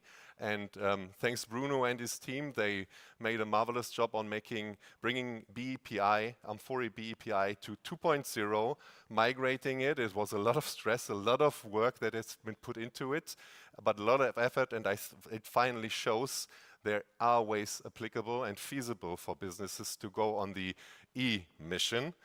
And then we have the HREDD portal, which also human rights and environmental due diligence provides solutions to bring it to your life and to understand the figures and the data behind it. And of course, now we've seen Pacific Jeans and Gary Weber. They're actually on the way and on the mission already, and you can see it is possible to do it. And we would like to ask everyone have a look at it. And now, if you're already in the BSCI infrastructure in the environment, go for it and just try it. So we are not biting also there. There's not a lot of commitment, but we want to really invite you to do it and take up this mission.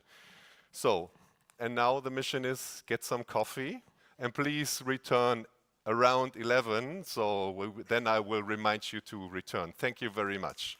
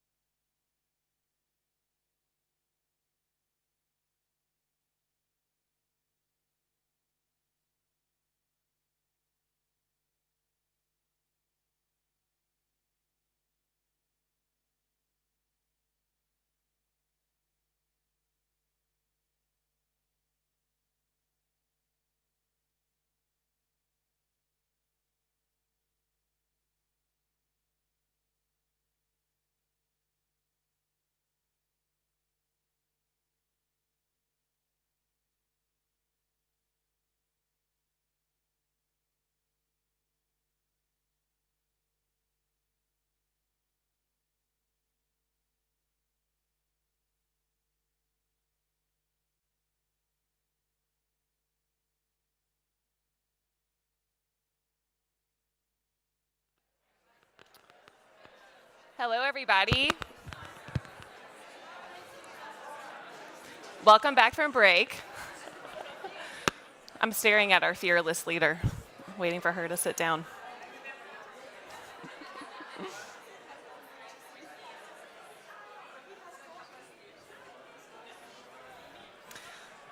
Okay, let's get started. Thank you for coming back.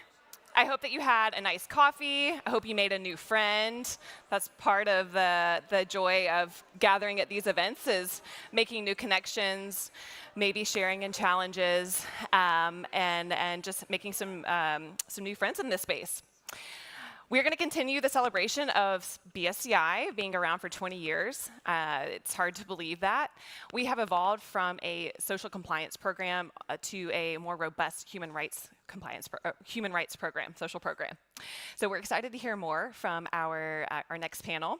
We have Elif Kalan, who will be our moderator. She is amfori Senior Product Operations Expert for BSCI. And I'm also excited to have some representation from my network out of North America. We have Tanya joining us from Canadian Tire. We are a network of 150 members, so don't forget about us over on the other side of the pond. All right, Elif, come up on stage if you will. Yes. Hello everyone, this is Elif. As you can see me, the photo is very old, but it's the same. It looks like me. So I'm very happy and very excited actually to moderate this panel. It's very important. BSCI is 20 years old and I'm also very happy. I've been supporting the BSCI, the team, amfori team, not just in Brussels but all over the world for the last 4 years. So I've joined amfori in 2020, just beginning of the year, just before COVID. It was challenging, it was difficult, but we made it through. So I'm very happy actually to be here today with you. So I will just invite my panelists. First, we have Tanya. Could you please come to the stage?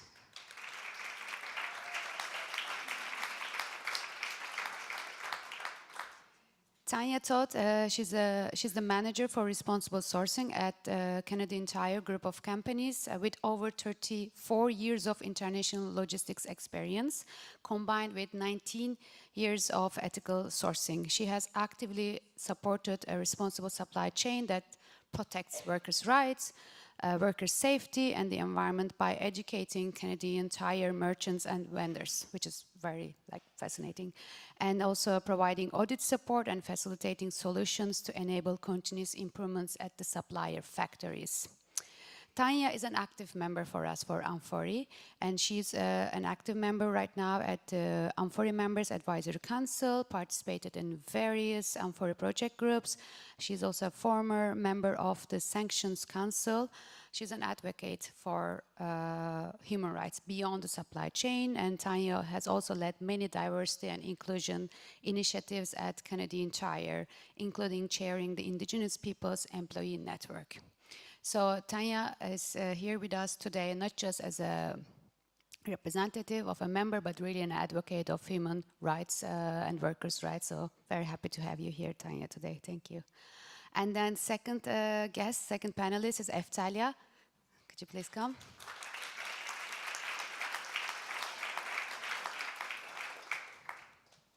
Eftalya Akgün from Tuzluca Textil. It's a factory. It's a business partner based in Turkey, Bursa, Turkey, Bursa.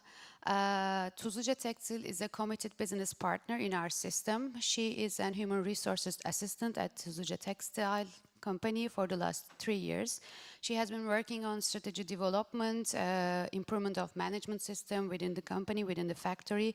She conducts quality management audits and ensures their implementation and sustainability at the factory by adhering to the CTPAT procedure processes. Their goal is really to research and implement cutting-edge technology within their company, aiming to enhance their operational efficiency as well as overall conditions through innovative initiatives. And she's going to talk about really the implementation of BSCI in the business, in the production actually site. So happy to have you here, Eftalya, as well. Last but not least, we have Luc Smith-Thum from Kumi Consultancy.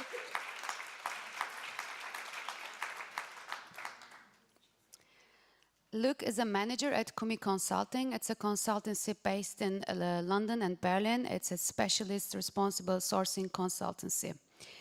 Luc has a strong expertise in supporting multinational enterprises with complex supply chains, like us here, to think strategically about and to develop, implement responsible sourcing management system and systems.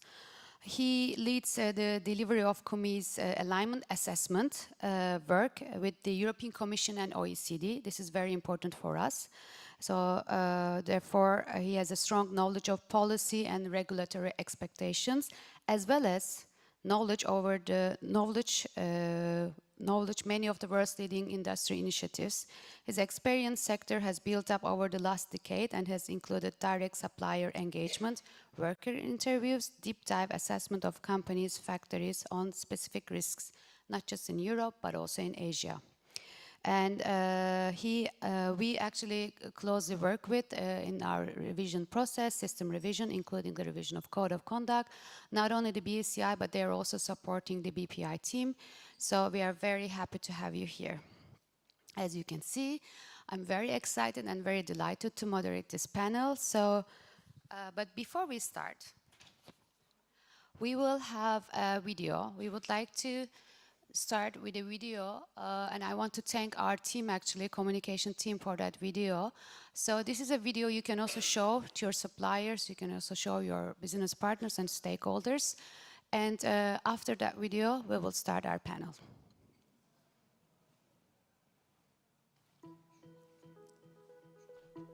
As our world becomes smaller and more interconnected, our supply chains are becoming increasingly complex. It's not enough to simply produce and deliver. Companies need to improve their visibility over their entire production process and drive improvements across their supply chains. To help companies achieve this, amfori launched the Business Social Compliance Initiative, also known as amfori BSCI. For the past 20 years, this innovative initiative has enabled companies to trade with purpose by improving social performance in their supply chain. This includes supporting their social performance and human rights due diligence via high-quality social audits and monitoring activities. Amfori BSCI also introduced the first Common Code of Conduct, a set of values and principles that help amfori members improve their own policies.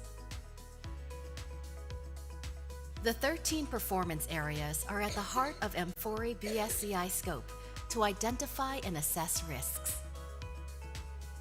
Since 2003, amfori BSCI members have worked hard to address and mitigate labor risks in their global supply chains, covering business partners in over 130 countries and a workforce of 8.6 million. This has led to the introduction of other services and initiatives to help companies with their ESG due diligence activities. Thank you for trusting amfori with your human rights and environmental due diligence. Together, we're working towards improving ESG performance for a more sustainable world.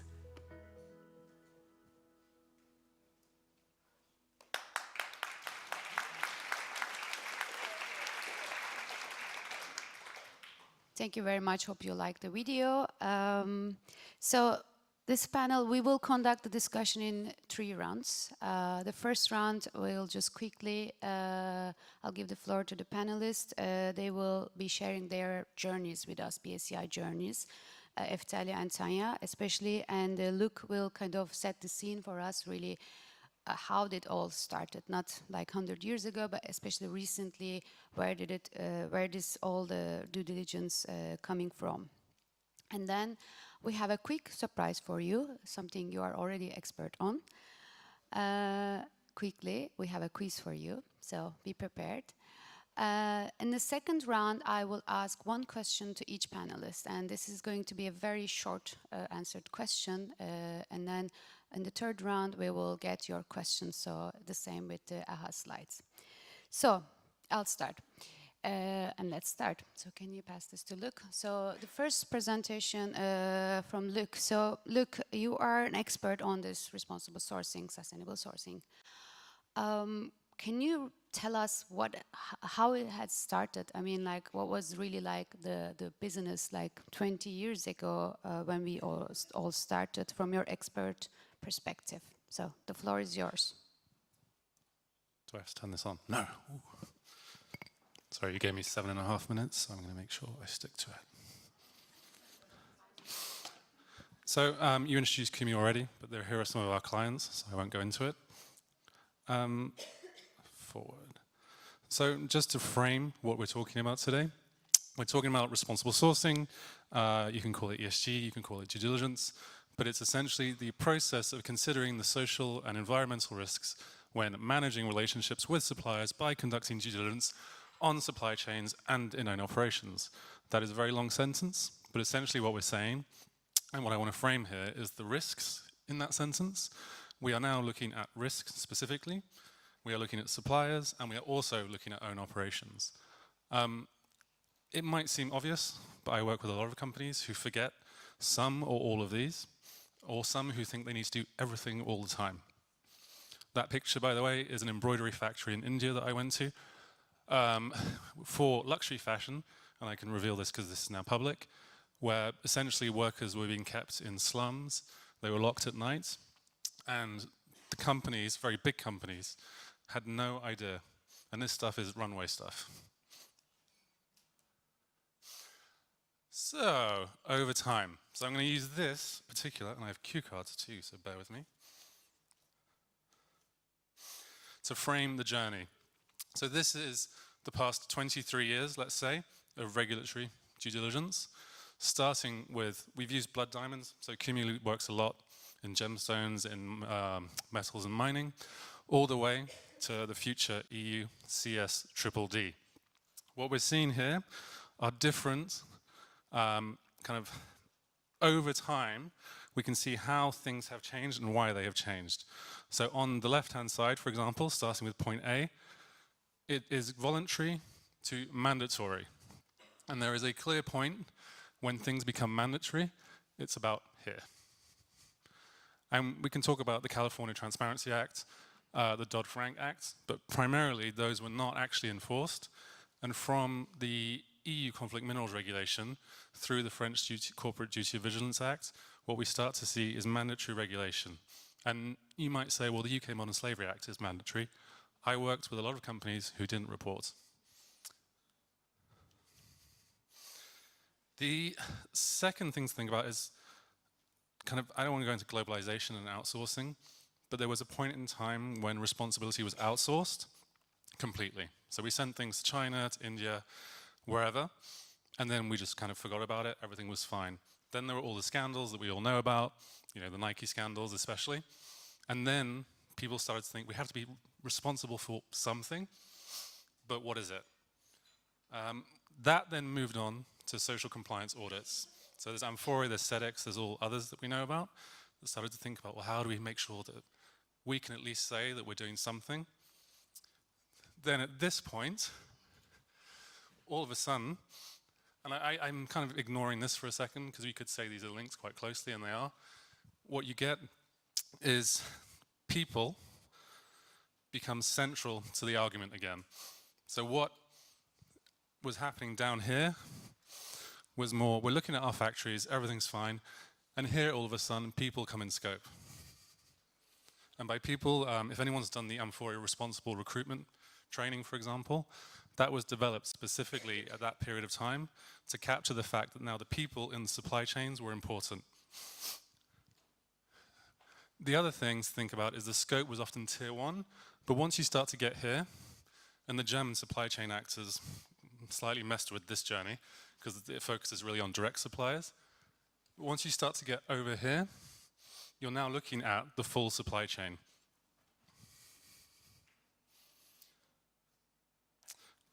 Over time, responsibility has jumped back and forth. So outsourcing intrinsically created that you, supplier, are now responsible. What has happened now is that companies themselves have to be responsible, even if they don't own those companies. That was generally the gist. What I advise my clients is you are not responsible for what your companies, what the suppliers do, but you have to support them. And that's the general journey we're going in. And we saw earlier, for example, this very big Bangladeshi company. There is no reason why they shouldn't be responsible for their environmental and social risks, and also why their downstream customers shouldn't necessarily support them in that journey. I've got 2 more of these. Yes. We're now moving also from very specific issues, so blood diamonds, conflict minerals, modern slavery, to very general. So sector agnostic, risk agnostic, let's say, where we're not saying, oh, there's a problem with diamonds, we have to sort that. There may be problems everywhere, and you should look at them all. The other thing within that, and this is the final point on this slide, is moving from, certainly from here onwards, or from there to here rather, you have a broad range of risks that everyone's looking at. And what we're saying now is, you should look at all these risks. They may or may not be in your supply chains. They may or may not be valid to you. And so once you're here, as a company, you should be thinking, well, what should I actually be reporting on? What are my actual risks? What should I focus on? How do I prioritize? And I'm going to focus on prioritization a little bit, which is very much, I have a supply chain in China. What are the risks in China? How do I then address them? In the middle of this, there is the UNGPs and the OECD guidance, which then evolves to the OECD RBC guidance and various others, which specifically say you should start to really prioritize down your risks, and the framework to do that is this, which we have seen already. There's the amfori design, this is the Kumi design, but it's, you know this. I'm not going to go into it in detail. What I find much more interesting is this. So, these are the key characteristics of due diligence. What these do is you as a company, you have your 6-step framework.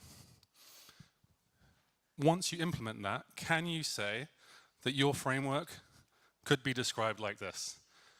And I was trying to think of an analogy for this, and it's taken months, and this morning I woke up with it, which is, if you take Picasso, this is going to be a tough one to get across, but if you look at this, now imagine Picasso thinking, I'm going to draw a face. A face needs eyes and a nose and a mouth, and you could just draw a face. But actually what companies should think is, well, when Picasso looks at it as a face, he thought it has to have those things, but they don't have to all be exactly the same as each other. And when people can see it, it's a face. And this is really how companies today, and how it's evolved, is that you should be able to describe your system and tick off all these boxes. So are they integral to decision making, i.e., does the board have a role? Does it involve meaningful engagements? Do we actually engage with trade unions and workers? Are they appropriate to circumstances? So does our system match our risks? Does our system match our resources? If you are a supplier in the middle of the supply chain with little resource, is the expectation that you manage all your risks all the time? No, it has to be appropriate. And finally, for this one, which I'll focus on now, is it dynamic? So are you evolving over time? Are you adapting over time? Are you continuously improving over time? And it is a very different way of looking at things that's much more fluid. And this, for me, is much more exciting for companies because it means you can have the power to frame what you're doing rather than being beholden to what existed before, which basically said, you have to do X, Y, Z. So I will leave it there. Hopefully that made some sense. Thank you so much, Luc. I think, yes. This was a kind of great framework where we have come from and where we are actually heading to. And yesterday we also talked a lot about reporting and what's expected and what we should be doing. But this due diligence, characteristics of due diligence is something very important for us. Like we have actually embedded the characteristics in our system and this BACI update, revised version. So what I understand from you and from the yesterday's discussions related to due diligence, we need to evolve our mindsets and business models. And with amfori BACI, actually, we are also trying to really follow the OECD framework and set really our processes accordingly. And it's a pleasure actually to be working with you on this. So thank you very much. So in the next slide, we have this, where's the clicker? Can I have it? Yes. So it's something you are very good at right now. We have the AHA slides. So I invite you to join our quiz. It's not too long, it's just 5 questions, very quickly. Just to give you some, set some other kinds of framework. You're all there? Okay, I'm just gonna go to the first question. So when we started in 2003, you should be seeing the first question actually. When we started in 2003, we had 10 social topics, like performance areas right now, what we call. Is this true or false, you think?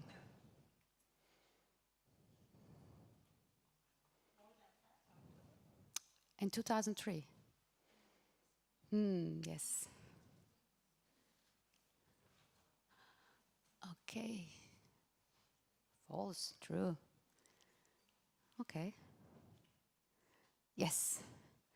So it is actually true. We started with 10 topics, but what happened in these 20 years? Let's go to the next question.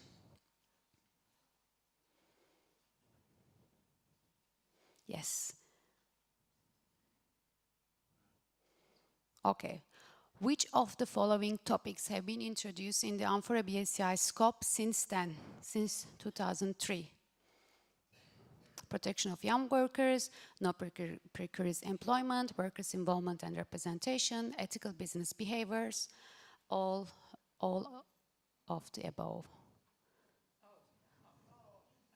Okay, this was very quick, but this is actually true. The thing is here, I would like to put the attention more on we have been updating our systems, and the reason that we added all these topics, it's not like we are so nice and so dedicated people, but because regulations, because internationally, nationally, we have a lot of regulations. There are a lot of risks coming up, popping up in the supply chains, and we need to evolve, we need to improve our tools, our scope, and our topics as well, so that you can actually conduct responsible assessments.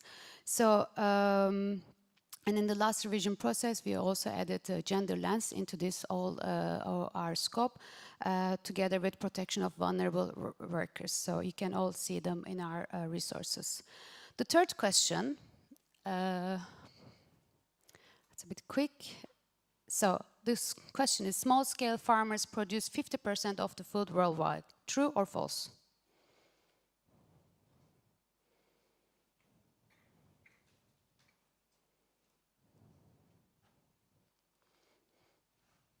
All right, time is up. Sorry, we just put 20 seconds for that. It is true, 1.8 billion people, 25% of global population, live in small-scale farming households. They produce roughly half of the food needed to feed the world's population. They produce, small-scale farmers are not only the best guarantors of food security for local food security, but also have the greatest potential to increase productivity and safeguard environment. So this is very important for us, and we have also multi-tier in the food scope. So I just want to mention this, and then I will continue the next question, which is about another topic we cover. Who is more affected by forced labor? Women and girls, men or boys?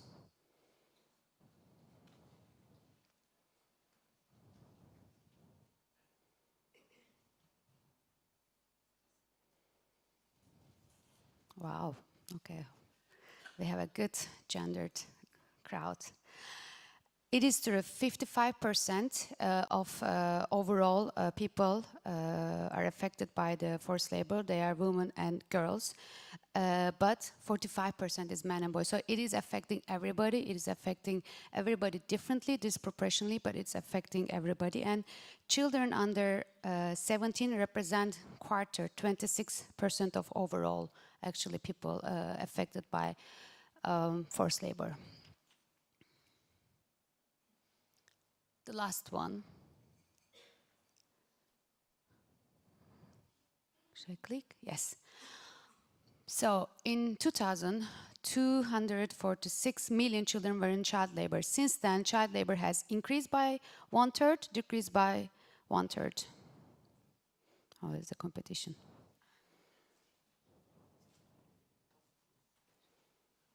All right. Surprisingly, it's actually decreased, but there's a but there. But according to United Nations numbers, this is from the 2020, it has decreased by 1/3. It was in 246 million. Now it's 168 million, still millions of children. And half of them are in hazardous work.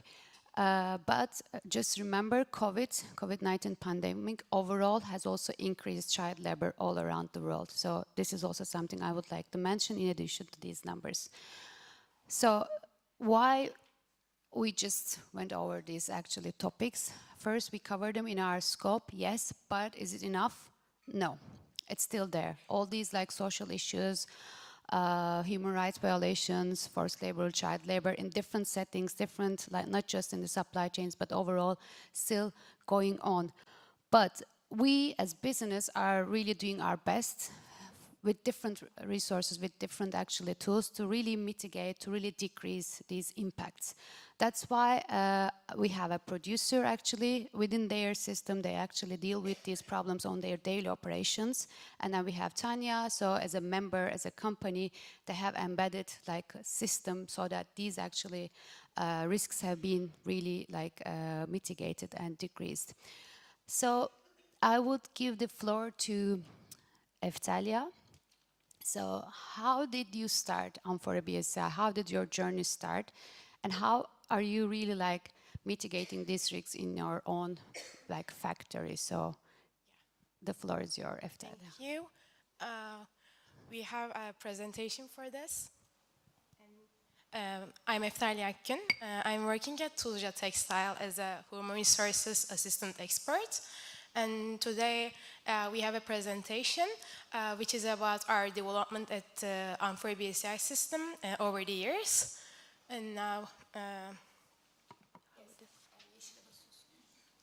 this one. Yeah. Oh, no. It is not working over there. Yes. Okay. Yeah. Sorry about that. Firstly, I would like to introduce the Tuzla Textile to you briefly. Who are we? Tuzla Textile has been established by a woman entrepreneur, Nuray Akgün, at 2011 at Bursa. And our factory covers an area of 6,718 square meters. And it has mostly women employees. As you can see, the ratio of it is 84:42. And it is a garment company where cutting and sewing and ironing and packaging operations take place. The next one is our business partners. The most important cornerstone of our system sustainability is Tuzla Textile employees and of course our business partners, which are ILO, HIG, and amfori BSI and SEDEX platforms.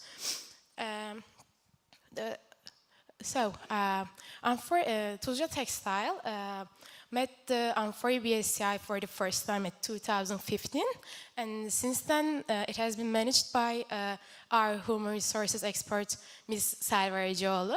And for the last 3 years, I have been a part of the system, and after that, we are working together at the system continuously. So between 2015 and 2020, we upgraded our social audit score for amfori BSI from E to A. This is a huge improvement.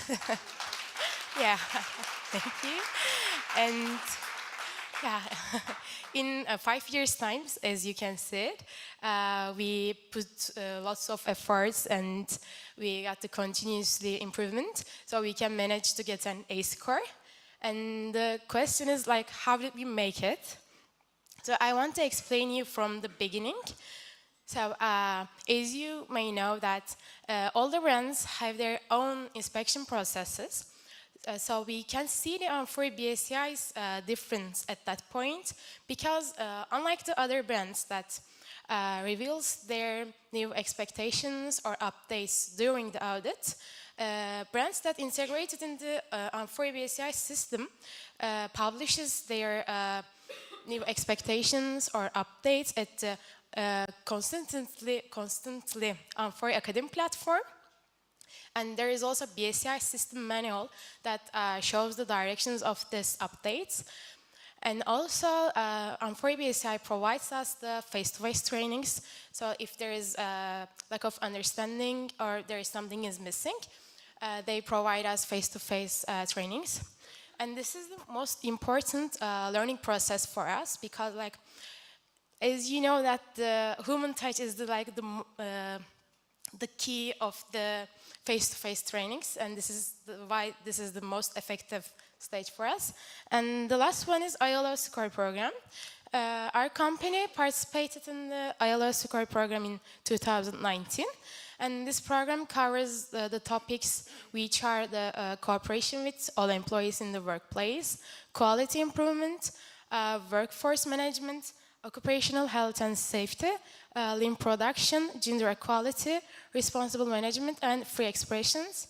After that program, we have implemented these topics in our country, in our company, with a new system. So I want to share an example, one of these works that we did for the most effective topic for us, which is free expression. And this is the example from our production area. This is a suggestion board, Tuzla'da Textile employee suggestion board. Our employees can communicate with us by writing their suggestions or complaints. So we can evaluate them, think about them, we either approve them or we reject them with thinking about all of the conditions. So from 2019 to present, there have been 111 suggestions have been submitted, and we did the 82 of this implemented. This is a high ratio, and this shows that this system is a success for us. And so we create a accurate communication between administration and employees, so that's they bring our company achievement for the system sustainabilities. So the topics that I mentioned, we put all of them under one roof: the Amfori Academy platform, the BSCI system manual, the face-to-face educations that we got from the past and today, and the topics that ILO Score program taught us. We put all of them under one roof and we create our own management system. And we are calling it as a business process management systems. And these systems are based on 5 fundamental topics, which are zero tolerance, procedures, code of conduct, occupational health and safety, and request, complaint, and suggestion mechanism, or grievance mechanism. So the first one is our procedures. We try to create our own procedures sorry about that. According to Amfori BSCI system, manual and academic platform and face-to-face educations. And while preparing them, we try to not use a complex language so that it can be understandable for all of our employees. And the second one is our code of conduct standards. While creating them, we try to stipulate the other brands' code of conduct standards, and we create our own code of conduct standards. And they are based on the 6 fundamental topics, which are transparency, fair remuneration, protection of young workers, decent working hours, protection of environment, and ethical business behavior. while preparing them, the most important one for us is transparency, because while creating all of these topics, we should care about, we should put the importance at the transparency. And this is how our system works at our company. The other one is our zero tolerance topics, and child labor, discrimination, forced labor, and violence or harassment. These 4 fundamental topics are our zero tolerance topics. And the other one is occupational health and safety. We try to we have our own slogan, which is at Tuzla Textile, everything starts with you. And what does this mean? We instill on the employees that they should prioritize themselves at first. Like, they should know their importance, they should care about themselves. So our aim at this message is create them an awareness of their own occupational health. So that's why we are using some of the customized signs at our production areas. So I want to show you some of these. These are for our sewing machines. And this is for the cutting department. And this is for the ironing department. And this is our emergency evacuation plan. We have this for all of our different departments, but I want to show you some of the one of the examples of this.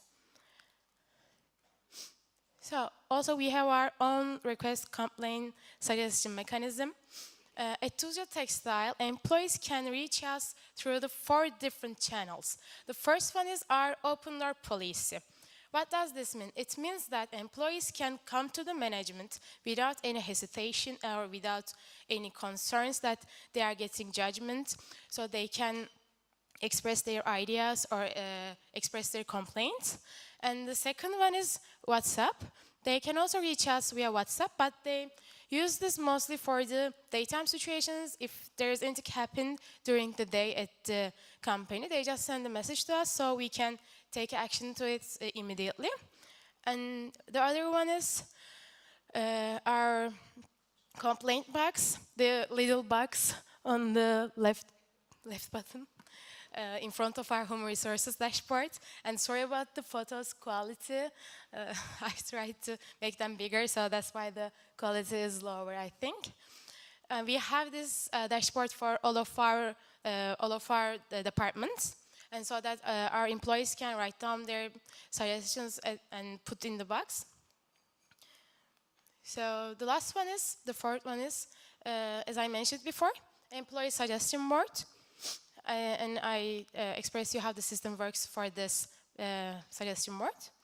And at the end of each month, we held the meetings, and we, with the administrations, one of the administration staff, and with the employee elected representatives, we held a meeting, and we are evaluate the feedbacks that we get through the 4 channel, as I mentioned before, and we evaluate these ideas, and we are talking about them and take an action plan of it.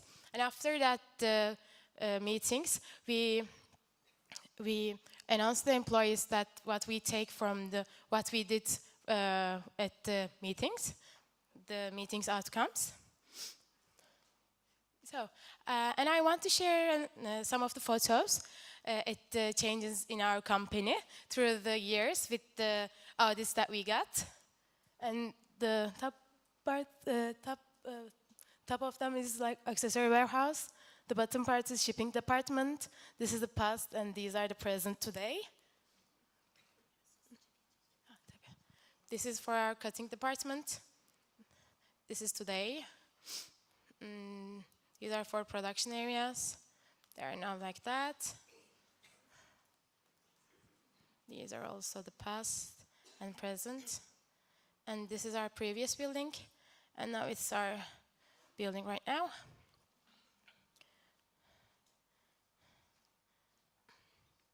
So why amfori BSCI?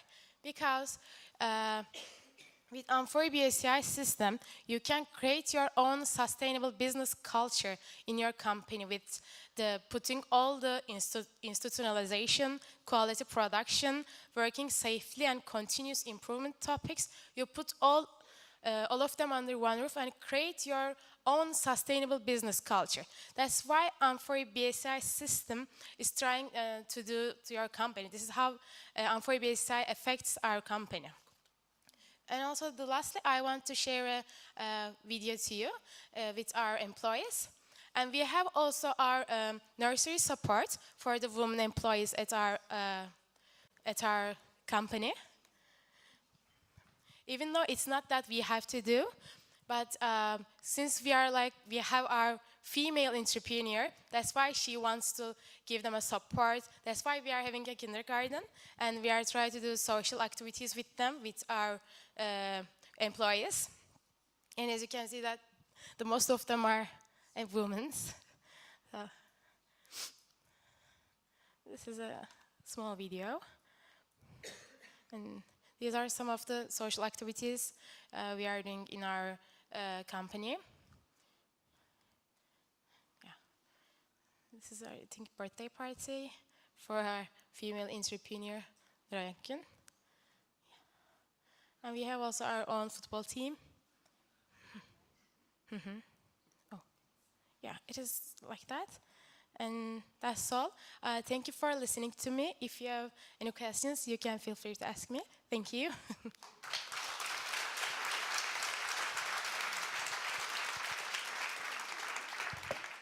Thank you so much. We're running out of time. I don't want to put the pressure on the panelists, but this was a very practical example how the BSCI system is actually implemented at the factory business site level, including the gender aspect into the process. So thank you very much.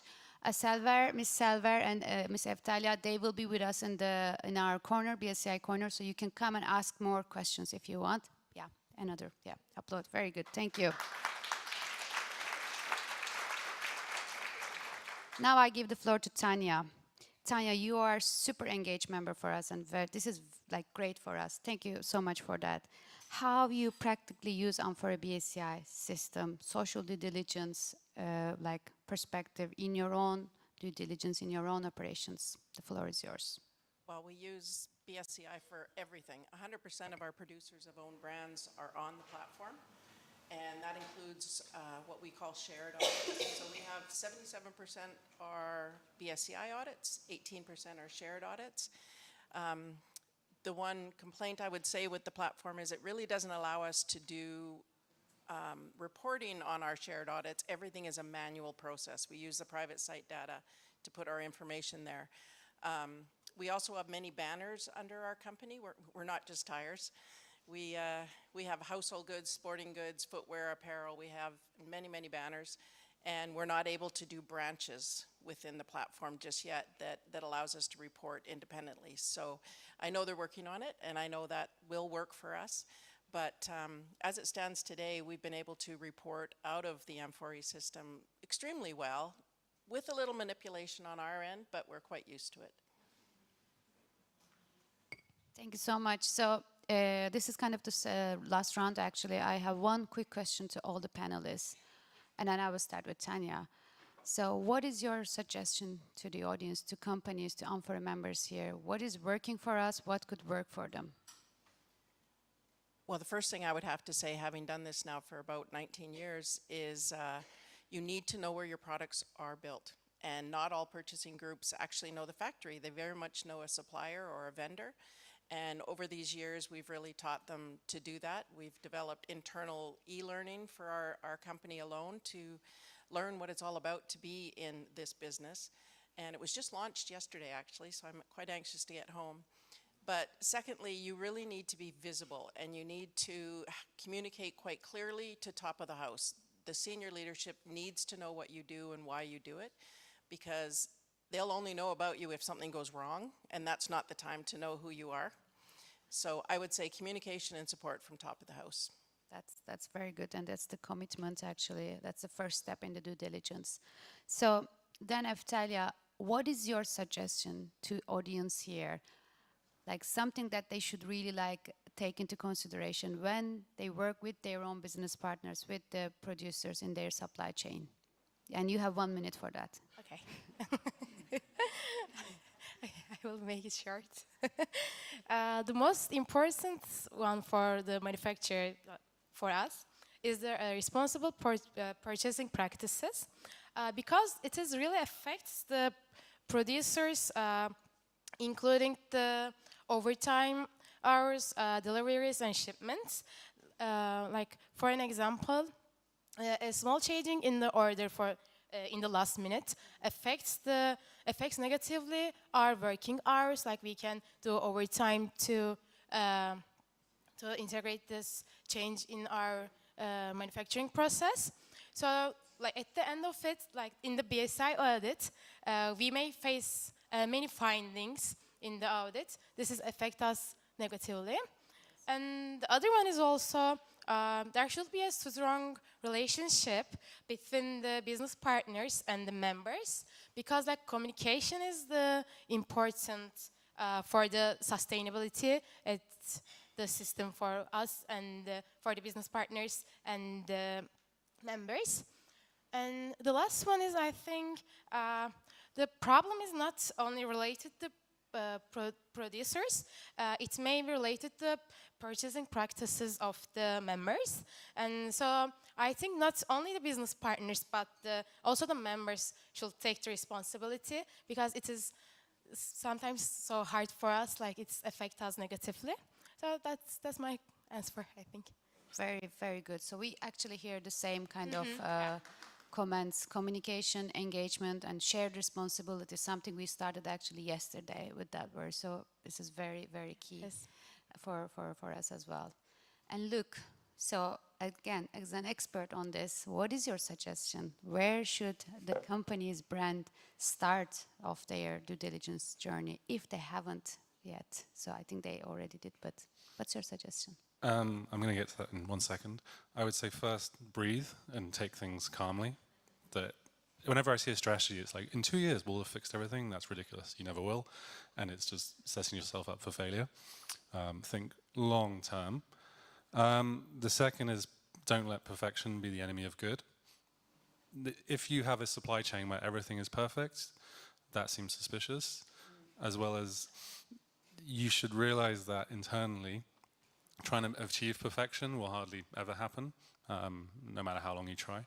And in terms of specific, what companies should specifically do, once you've done your commitments, you've got your risk assessment, it's prioritize, prioritize, prioritize. Aggressively, if you have to, look at your resources. There are certain suppliers who you won't be able to engage with. Don't forget about them, but set yourself up for success. Because then you can legitimately say, these suppliers we are not going to look at this year because of X, so we're going to focus here. We don't have resource to do Y, so we're going to do Z. And I think don't be afraid to really prioritize as much as possible based on who you are, your resources, etc. Thank you. Thank you very much. I think this was very good kind of wrap-up presentations from our side. So now it's your turn. We have only like 6 minutes for the questions. Sorry about that, but we will be in the booth, so you can always come and ask your questions. But if you have any questions now, please send them us. Okay, and I will be able to see them here. Okay, yes, where? If we have any live questions, we can quickly get to you. Yes. No questions. Is it because like time pressure? Oh, okay. All right. We have 2 questions. I saw like 2 participants here, so we'll get the mics to you. Yes, you're the second one. Okay. Yes, please go ahead, and then we will have you actually after.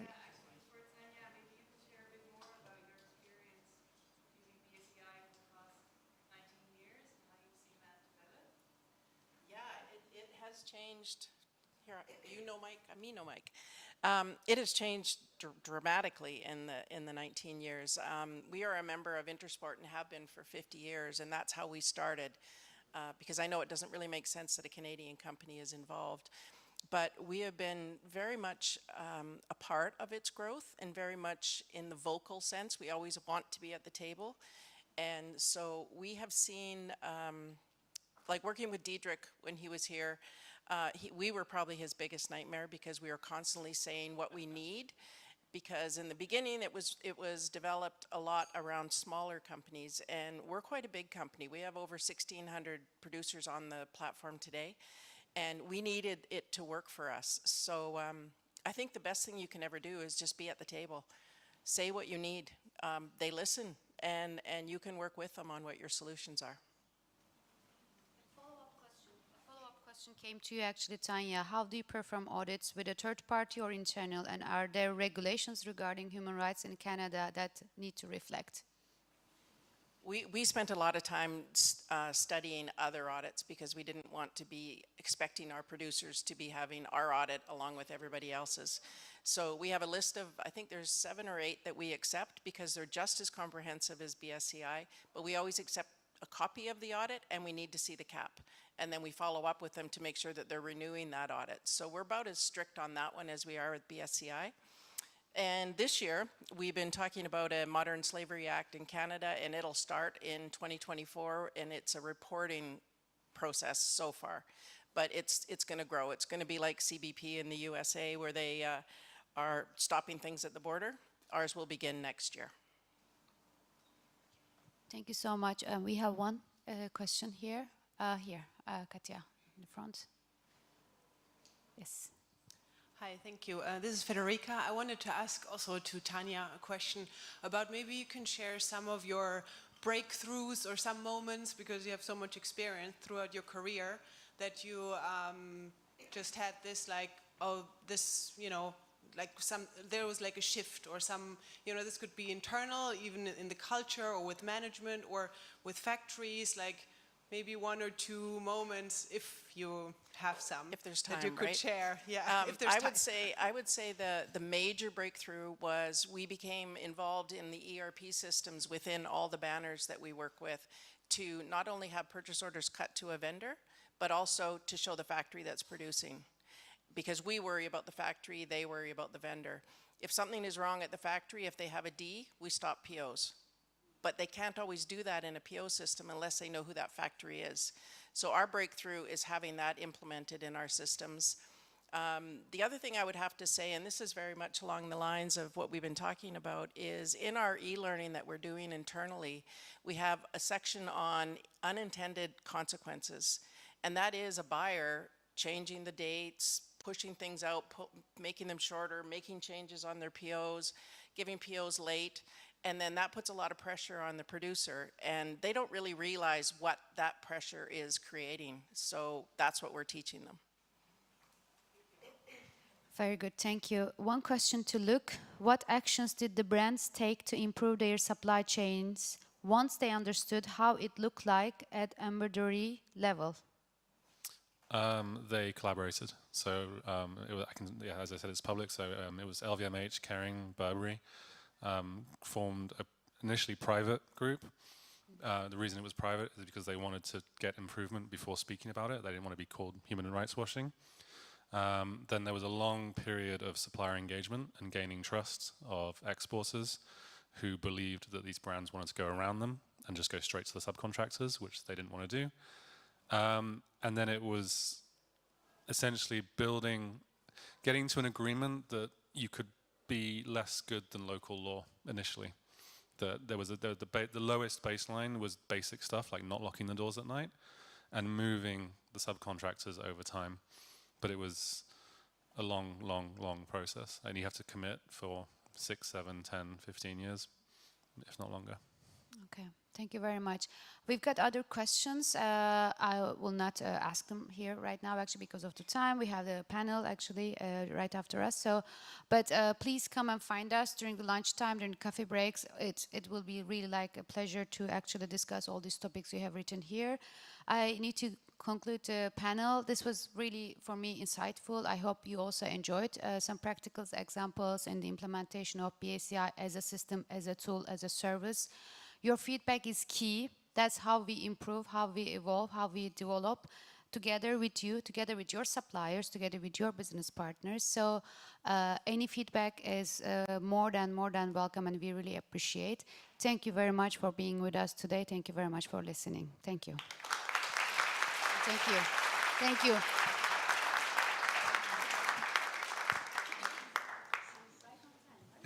Right on time. Thank you, Luke, Eftalia, Tanya, and Elif. So we heard a lot of things. We heard a lot about the history of the S and the ESG, including challenges and also practical advice. Very interesting. We heard about the factory level, how they implement it, and a very good example on also how smaller players in the supply chain may act on their responsibility and the due diligence that and their priorities. And also how members embed the social responsibility. And I liked what Luke said about the perfection is the enemy of good. So prioritize I think it's very important. We hear that a lot specifically from German members in scope of LKSG, so that this kind of request coming from above can also be a disruption and a challenge to respond specifically right now, as no one knows on the long run where this challenge is going. Of course, we hope that everything will be at bay and that this is possible for every one of you to manage the challenges, either if you're directly reporting or if you're reporting to some of your clients, which is also a challenge. So, but now let's move on to the next session, and we heard about the E, the environmental, and the S, the social, and now let's go to the governance. And I think here is a very, very important thing and a very strong development with amfori, with a good working grievance mechanism, which is, we hope, as effective as we see it, as hopefully it is perceived like this. And Speak for Change is a tool to de-risk supply chains, and every member has access to this. And so I would like to invite Laura to the stage, Laura Waters. And now I lost the point. So again, you're expert. So what kind of expertise? Indeed, yeah. So I'm a sustainability expert and I deal with access to remedy at amfori. And it's my pleasure to have a panel today about our supply chain grievance mechanism, Speak for Change. So the floor is yours. Thank you. So before I find the panel up, I want to do a quick introduction just to set the context and the stage, and I also have a very nice announcement. So for those of you who actually remember, the pilot on Speak for Change was launched in Vietnam with a pre-launch in June of 2021. We then went into the full launch of the pilot, so towards the bigger group, in September 2021, and it lasted for a full year until September 22. So as you can imagine, we have a lot of learnings and insights from this period, and we took the time to went into revision, so for 3 to 4 months, together with the project group, with members, together with stakeholders, both local and international level, and we also worked together with members and business partners, of course. And then we implemented at the beginning of this year Speak for Change as a full amfori program, so no longer a pilot, but an actual tool. And then we went into a very exciting series of launches. So it remained active in Vietnam, but in order to be really representative for members, we needed to bring it to more countries. We started in Turkey, as Mugi always tells me, in May of this year as the first launch. We then went into Bangladesh in early October, together with Milad, of course. And then we went now, and this is an announcement today, from tomorrow onwards, Speak for Change is going to be live in selected regions in India. Very big shout out to the India team, of course. As you can imagine, we needed more languages in India than just 1 or 2, so it was an extensive deployment. And with that regard, I'm very happy that we can talk about how members, but also stakeholders, can use the data and the insights from Speak for Change to de-risk their operations. Now, how can you start using this program? And as such, I really have the pleasure of introducing you to our expert panel. Starting with Lena Pelekis, who is a CR lead for human rights at Otto Group, who is, of course, a member of our project group and has been working with Speak for Change for a while now. I'm going to move myself, yes. There you go.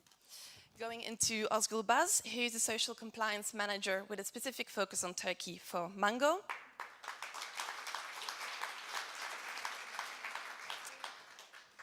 I'm also very happy to announce Ines Kempfer, the CEO of the Center for Child Rights, all the way from Hong Kong. And finishing up with Ruben Korevaar, who's the policy advisor at Mondial FNV.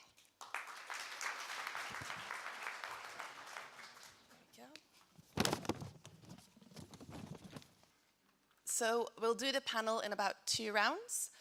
First setting the scope a bit and then going into some practical learnings and insights from the panelists. And so I'd like to start with you, Lena. So for you, what are the main challenges and opportunities for your organization with regards to access to remedy in your supply chain? How do you deal with them strategically? And how can Speak for Change be an answer to some of them? Yes, thank you very much. Maybe I just start with a sentence to the Otto Group. So we are a group of global retail and service companies. So we have about 50,000 employees, and we have more than 30 main or significant group companies coming from platform like Otto and About You to brands like Bon Prix, or in the US, Crate & Barrel. And we also have financial and transport service companies, so a full range of human rights aspects. And so it makes this also for us very important to address human rights, but also to see different mechanisms for complaints that we should establish. Yes, you asked about the challenges, and I think I would break it down to prioritize to 3. I think I would call them awareness, trust, and internal work. Let me say a few sentences to it. I think awareness, and I think this is a no-brainer, all of us might know it, but it's really about right holders to know that they have the right to raise their voice, and that they know that there is a system where they can raise it, so that there is a complaint system. And I think this is really a challenge to make sure everyone is aware of it, and not everyone is overwhelmed by it, by every company having its own complaint system. So of course we have an own one, because for our own operations and for companies where we might be the only one working with, but we really think collaboration is key here. That's why we highly appreciate Speak for Change, because we've been there with the code of conduct, we've been there with several things. If a factory has, I don't know, a hall of fame with all the code of conduct and all the QR codes for complaint mechanisms or grievance systems, it's not helpful. So it's very important to us to train, to inform, to really get this awareness. And the second point, I would say, it's trust. And I mean, it sounds easy, but of course a grievance system is very sensitive. If people are raising really concerns, personal stories, really fears, they need to trust the system. And I think we had it in the past, and maybe I can quote the example of the Accord. It takes time. I mean, it took, I don't know, 5 to 7 years to really trust the system. And now it's a system everyone would say, hey, it's a good example, it's working. So I think this trust aspect is a challenge, and it can't be solved by a company on its own, but it needs time. And yes, then I would say internal work, that is a real challenge. And what do I mean by this? I think we talked yesterday about it. Everything needs resources. So to build up structures internally, responsibilities, to define roles, this is a big thing. But I would add another one. This is mindset, because maybe I've been in a situation, maybe some of you have been, when you present internally a number of grievances and complaints, a first reaction might be, oh, it's bad. Wow, what have we done wrong? And to really raise like, no, there is someone like a right holder who knows it's right to address it. Hey, and we have a system that is working because it arrived at our place. Hey, now we can get active and we can do something about it. We can go into remediation and remedy. This is something that needs also a mind shift internally. And I think this is a big challenge. And also to see when is it too much complaints, when is it a good level of really representation. So yes, I think this is what we are doing at the moment, to reframe it and to work on it. And as we said yesterday, to define really due diligence as a toolbox, as a process. And I think we haven't done the vocabulary training today. The Lieferketten-Sorgfaltspflichtengesetz is always pointing out that it's about efforts. And I think, of course, the key of due diligence is prevention. But if this fails, we need complaint and grievance system to know what to do about it. So also pointing out it's not a failure, it's a fallback option. Yes, and you also said how do we work with it strategically. So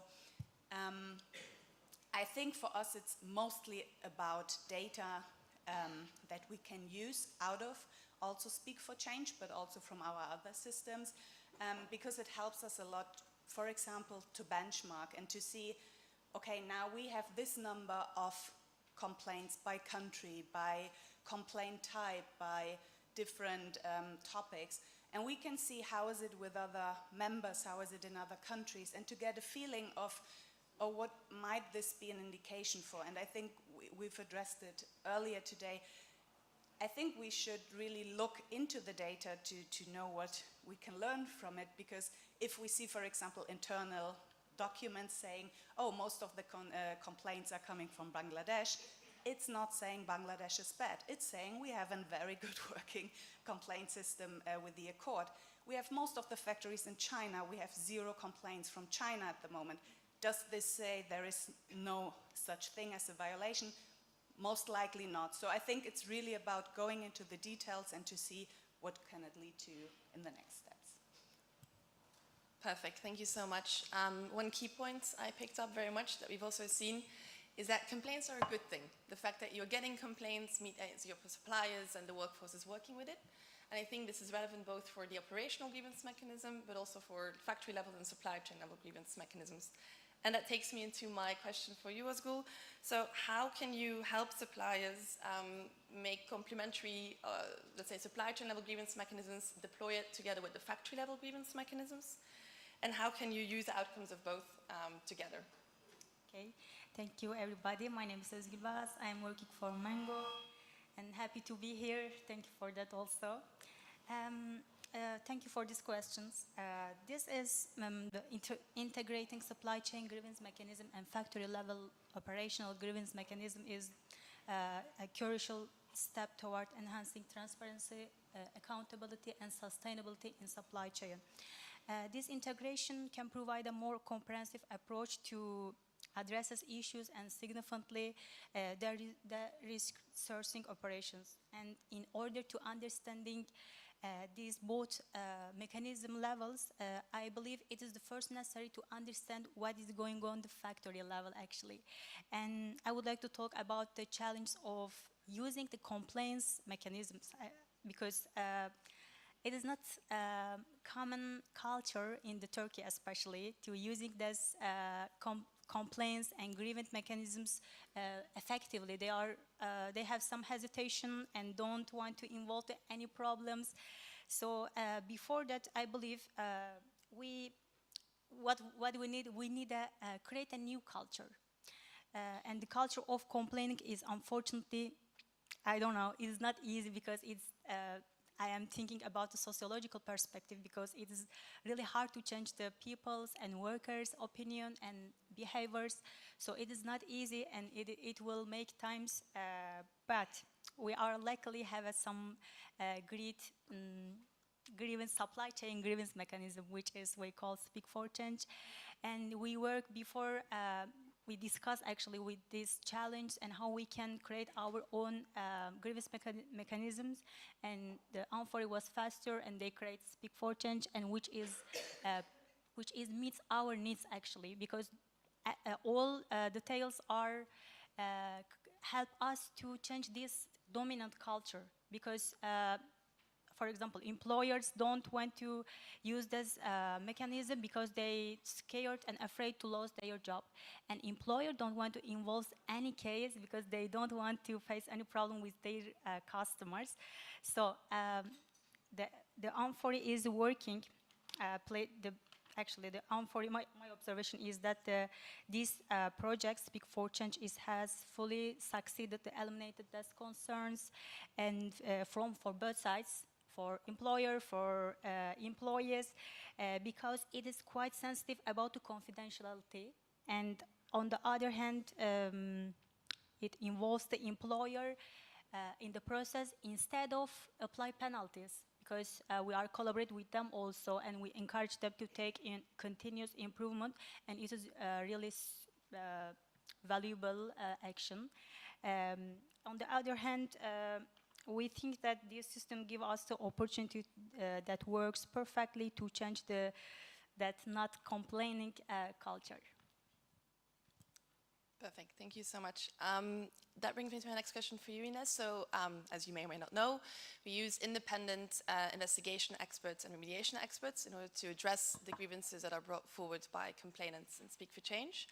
And so my main question to you, as one of our investigation mediation handlers, would be, what are the main benefits in bringing in an external party, an independent party, and how does it support lasting resolution?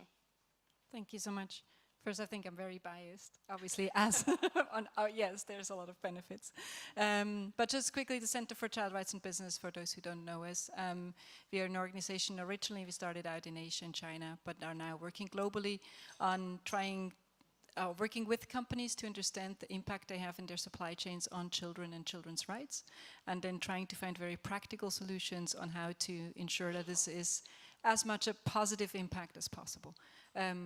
One of the things we do in that, it's one of many things, but one of the things is child labor remediation, and I think through that angle, we became one of the providers for amfori Speak for Change. Sorry, not only for child labor, but any related issues. And we do so now in Vietnam, Turkey, and Bangladesh.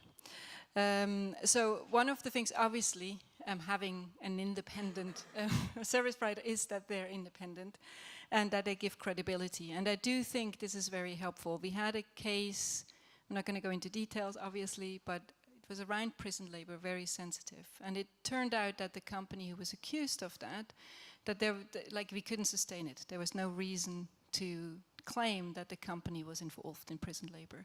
Now, if the company would have had to prove that themselves, would have been very difficult, but having somebody independent looking at that, like the Center for Child Rights in this particular case, obviously gave it a lot of credibility. So I think that's the first important point. The second point is that we can help to coordinate it, because most of the times a grievance or a complaint will not just affect one single company, but it most likely will affect several, and then it can become really complicated. And we know we've had cases with like 7, 8. It was actually, I think, still outside the Speak for Change, but in the sense of the Speak for Change program, just when it started. And it can become really tricky with having 7 or 8 different companies, everyone involved, who's paying for what, particularly if that complaint is around child labor, which is also very sensitive. And so this coordination and bringing together is another role that the service providers are taking over. Then probably nearly most importantly is that if you're working with us, or any organization is doing that, is that particularly if they come from the kind of not-for-profit area, there is a real interest of these organizations to work in the best interest of the people who've been affected through this grievance. And that for us is a really big thing. That's why we're doing it, because we want to make sure that in any of those grievances, we do work in the interest of the people affected. So if that's child labor, obviously we work in the very best interest of the child. And we will fight with you. We will argue with you. We will push you to do the very best thing that we can possibly think of to support the people that have been affected. And so we can ensure that this is not just a tick the box exercise, that this is not only an exercise for reporting, but that this is an exercise that actually changes some of the difficult situations that we find on the ground and that have real impact on real people who are feeling those. And then my last point, it is a very good way of then reporting on those issues. And I think reporting on and showing that you've identified challenges, that somebody came from the outside to support with solving those challenges, and then reporting on it is just kind of going to be at the core of any human rights due diligence reporting. Perfect. Thank you so much for your insights. Of course, before we can investigate and remediate complaints, we have to get to the complaints and to the rights holders. And as such, I'd like to put the next question to you, Ruben. So how can unions support companies, suppliers, and non-judicial grievance mechanisms in strengthening their access to remedy approach? And perhaps most important of all, how can they potentially support complainants in coming forward? That's a mouthful. Thank you, Laura. I'm working for the Dutch Trade Union Federation. We have an international department working on several supply chains. I'm basically looking after our work in the textile, garment, shoe and leather. And I think as a trade union, you're also a natural partner in industrial relations. So it means that I think business interests are equally important for workers. So I think that's an important starting point as well, talking about grievances, but especially about preventing them.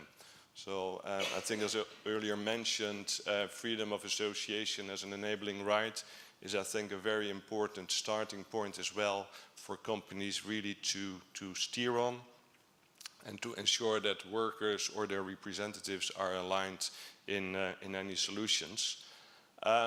Looking at the UN guiding principles and the OECD guidelines, it's eminent that in the whole process, so also including access to remedy, it's key also to involve stakeholders and engage them in identifying risks, analyze the complaints, and also finding a remedy.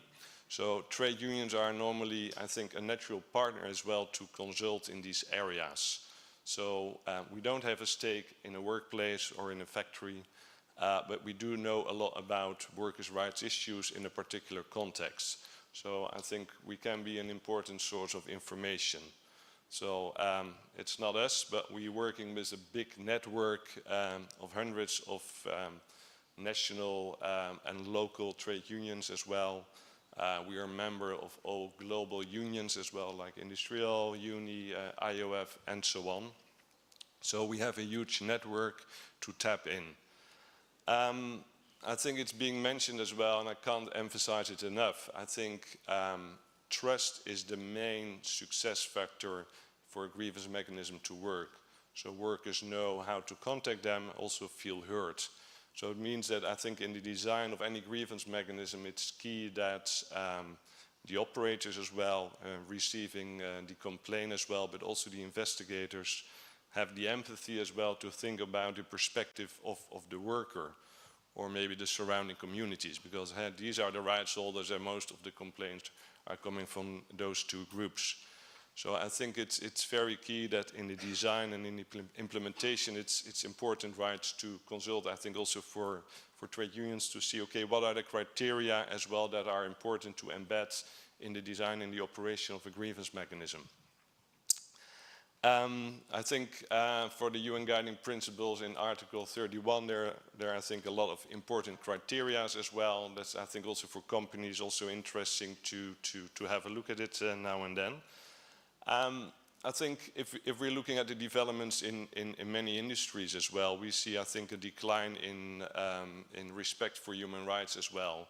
I think there's an emerging shrinking space for civil society organizations and trade unions in particular.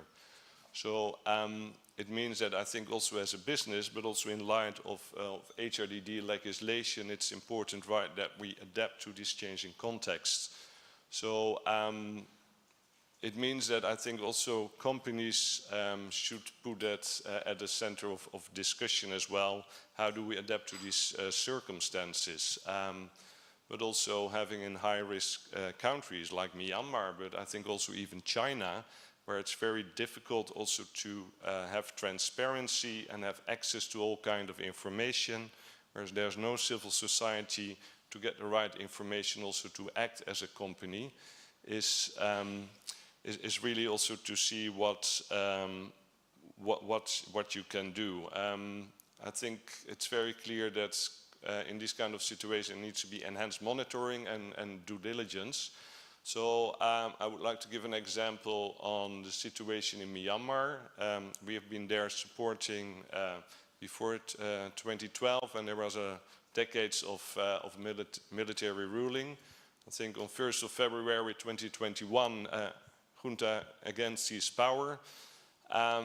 It was very difficult also to do anything. ETI commissioned also a report on enhanced due diligence assessment, which I think gave a deep dive on the situation. So due diligence design also mentioned very clearly, okay, there's systemic violence of human rights. So it meant also for a lot of companies that they have to step up approaches themselves. So it's not only relying on MSIs like Amfori or FLA or others as well, but it's your own responsibility as a company. The funny thing is that I think as trade unions we still have a little bit of let's say space as well to operate. So we do work with local partners, and also upon the request of several complaints by companies here in Europe, we started also to start up a grievance mechanism. I think a lot of MSIs didn't have any human resources on the ground to operate and to investigate. I think we still do. We are, I think, have been active in more than 100 factories as well, with a direct network of members, having organizers, so they serve as a first circle as well to act. So companies come to us, or workers, so we have a hotline system. Again, it's a telephone line. I think a lot of systems using AI, but for a lot of workers in South Asia, but also Myanmar, I think old school works. So we try to investigate the case in about a week, report back. So it means to have contact at the factory as well, having in a safe space some interviews also with workers to investigate, trying to have a talk also with the employer as well. And really report very frequently in this week also, I think, with the brand, because we feel they are the one in charge also following up with their supplier. Then I think in the second week it's about also discussing, I think, also with the brand what can be done given the circumstances. So we advise what needs to be done. And then I think the brand is also taking up the action as well for remedy and coming to a solution.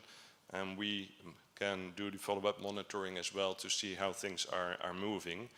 So we operate under Eurosmart as well, so it's a safe space as well, but we do that independently. So I think up to now there are over 20 both multinationals and SMEs also who are aligned.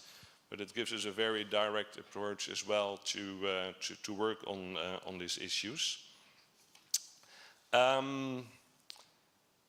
And I think another example I would like to mention, we are working with Wage Indicator on the Decent Work Check. So it's an online database tool. We started about 6 years ago. We're doing 535 factories in Indonesia. So it's the fourth generation of the system, where together with trade unions, we're doing about 30 workers interviews annually per workplace. And it's on about 50 different KPIs related to working conditions. So again, also from a due diligence perspective, is interesting. That's providing direct input for workers. So there are a lot of issues coming up as well. So we report back as well to the trade union to discuss it with the employer, but also to the brands as well on a kind of a sheet as well. And I think at the aggregated level, it's also a tool, right, to deal with shortcomings in working relations, in our discussions also as trade unions, in social dialogue and tripartite mechanisms. So I think there are different tools that can be an add-on, I think, also for grievances. Perfect, thank you so much. Now, I know the next stop is lunch, so I want to already put the Q&A up here so you can start filing in your questions. I potentially won't be able to answer all of them if I want to give you time to enjoy the lunch, but you can always come by the booth afterwards and come talk to us. So for the next round of questions, we're going to make it a bit more practical, so experiences dealing with cases. And so as such, I'd like to come to you, and because you've been involved in some Speak for Change cases recently, and so I was wondering if you could share your experience with investigating them. What are your main learnings, some best practices, but also what were some issues you faced, and how could you potentially go about it? Yes, I try to make it very practical by pointing out one case we are having at the moment and we are doing together with the center, or they are our case handler for investigation. So we had a case in Turkey. So for us, the first time we saw Speak for Change worked in Turkey. And it was about a woman raising the complaint that she had an accident in factory, that the factory itself didn't help to call an ambulance and didn't pay for medical treatment. So it's a very severe topic to us. And yes, we did the experience, and we now, I'm not sure if everyone is aware, but I think this is also very good about Speak for Change, that there is this role of external investigation, like Ines said earlier. So for us, it's about having someone on the ground who knows the circumstances, who has local language and connections. So this is currently what's going to happen, to do the investigation and maybe to get a really clear option what investigation means in this case. So it includes, of course, contacting the person who raised the complaint and meeting her outside of the facility, wherever she's ready to meet, and to talk about the case and to get this perspective. Then the other one is really to go into the factory to talk to the management, but also to worker representation, and also to do a factory tour to get a whole picture. And I think this is very key to us, because I think if we would send our auditors, of course they are biased, of course they are known by the factory, of course maybe they are also those where someone wants to show another perspective. So I think it's very important for us to be aware that someone is going there who has not been in contact with the workers in the past. So yes, this is what is going to start. And if we have the results of the investigation, the next step would be to see what is remedy, what is remediation in this specific case, what might be the outcome. And also there's the option for members to see, hey, there is a case handler, there is someone who could support us in it. And I think this might be needed, so this is very helpful for us to not be alone in this. So in this specific case, it turns out as soon as the case was raised that other members who were linked to the manufacturer aren't active anymore, so we are on our own. But in other cases, it might be that those costs for investigation, for remediation, are split by the members, and I think this is also a very good service, having by amfori a list of, hey, those are potential partners for it, and yes, so this is very practical. I think for us, and I said it earlier, I mean, you can prepare as long as you want. You can define procedures, what's going to happen when it's an occupational and health and safety case. And then this comes and it's like, yeah, no, it's not that specific, our procedure. So, of course, it shows us you have to be fast, you have to be flexible, but still it needs internal structures who needs to be involved. And I think for us, but this is very organizational as well, it takes some time for big companies to set up framework agreements, contracts. So this is something we felt like freaking out, like everything is set, and then it's like, yeah, but it takes some weeks to check all the contracts. So I think this is just for every process at the beginning. If you have your structures, this can be used for the future. So yes, and I think this was about Speak to Change. We had nearly same learnings about the Accord or our own systems. And I think one key takeaway for us is it needs training, and I think it's also not new, but it's on all levels. It needs trainings in factories, it needs trainings with business partners, it needs trainings internally. So to really get the responsible people in lead, in awareness, and the possibility to act as soon as a case comes in. And yes, as I said earlier, it takes time. It takes time also to set up the frameworks, but that is something I think it's just the setup in the beginning. Yes, and I think for us, I mean, this case wasn't the best example for it, but we've been there with zero tolerances, and we heard it yesterday. I think also collaboration is key, because imagining every brand that might be involved running up with the same questions, the same, I don't know, needs for documents, it doesn't bundle the efforts on the really important things, what's the rights holder and the situation. So this is for us the key learning. Wherever it comes to collaboration, this is perfect. In this case, no one was there to collaborate with, but still we're looking forward. Yeah. Right, thank you so much for that really practical perspective. And indeed, that's also one of our learnings. When it's the first case for a member, there's a little bit more hand-holding that is there, that we have people for. And then it tends to go a bit smoother, second and third case, and even more afterwards. But of course, I mean, we've heard about the benefit of collaboratively investigating, but of course also a benefit in remediating grounded complaints together. And so, Uzgo, I was wondering if you could share some practical perspectives from Mango, and how you can, what's the benefit in doing it together, and how this collaborative remediation can go hand in hand with continuous improvement. Okay. As all we are now, cooperating and moving forward collectively is the really important requirement in handling compliant with continuous improvements. Of course, being more than one parts and brands in any case becomes us more powerful and effective than being only one. Even if we have not received any complaints from Turkey yet, I will explain and I will contribute with a case which we collaboratively work with Corte Inglés. And this case is, we received this case through Speak for Change from Vietnam. And we collaborate with Corte Inglés, and because they are RSP holder, they leaded this case, and we involved it as Mango because same factory are in our supply chain. The complaints about remuneration, working hours, and break issues. I don't want to give more details about the complaints, but I would like to reflect the importance of collaboratively working. We know that these complaints pass through many amfori filters, the positive filters, until come to us. And I want to emphasize that complaints that could be critical for brands are shared here.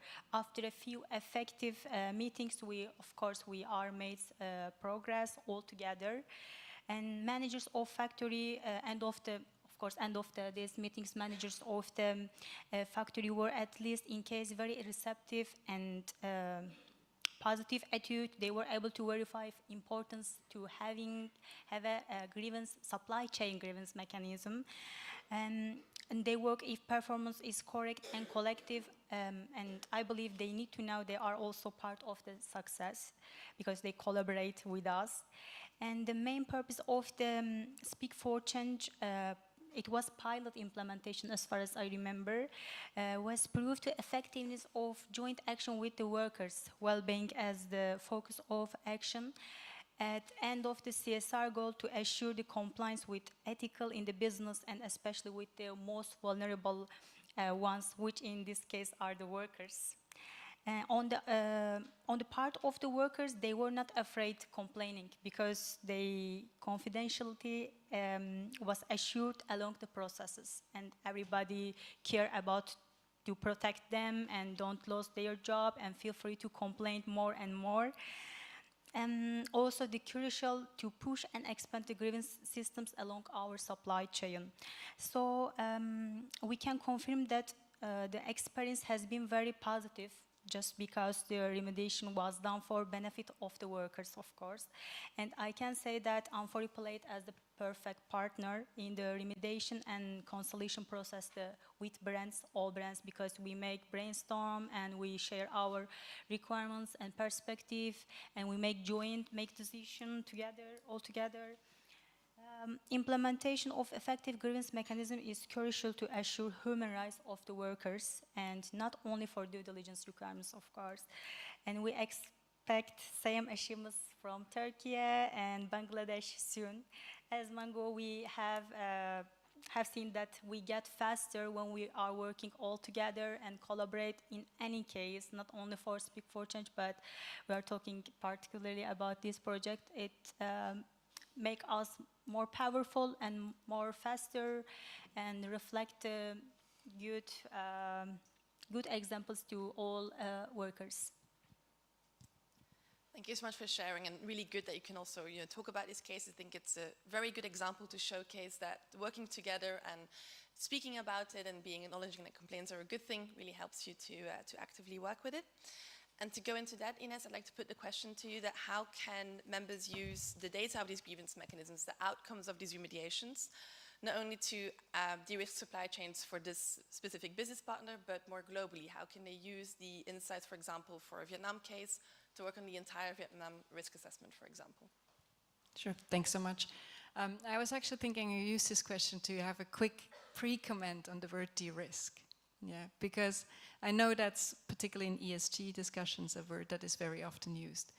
But obviously, to be very frank, we're not supporting the process to de-risk necessarily supply chains. I actually think unless you decide that you source only in Switzerland, maybe, you will have risks. Yeah, obviously that's not a solution, I guess, for most of you. So there will be risks. Yeah, so there will be risks as long as you source in a context where you have high levels of poverty, where you have high levels of youth employment, where you have migration. All in these contexts, there will be risks. And I think it's really, really important that de-risking does not mean disengagement, and that any sort of data coming in and grievances coming in does not lead to just decisions that are like, okay, then let's just let it be. And I think we just had a good example before. If we have the Tuzluka example, who had a D.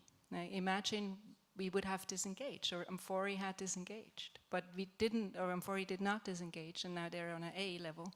And I think that's a very good example to do that. And we have, obviously, in and outside Speak for Change, we deal a lot with child labor remediation. And we've dealt with over 900 cases in the last 3.5 years. 900 cases globally. 70% of the suppliers and / factories who have been involved in these cases were cooperative. That means they actually supported the process of remediation. And that cooperative, that's not just like, okay, fine, you can take a look at my factory. That meant that they paid most of the remediation fees that were necessary. So that is a really high level of cooperation. And it's not cheap.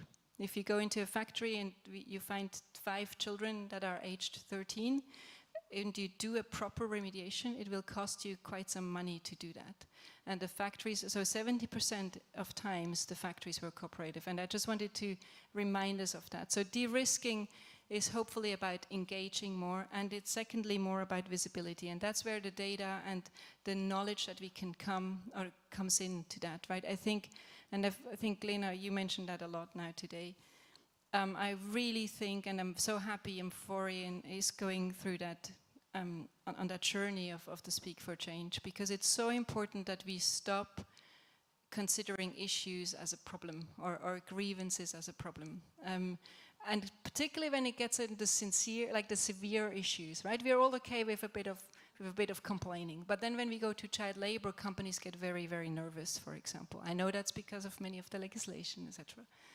But it's really important that we understand, or from my perspective, whenever I see a company who actually can say, this year we had 5 cases of child labor in my supply chain, I'm like, yeah, good.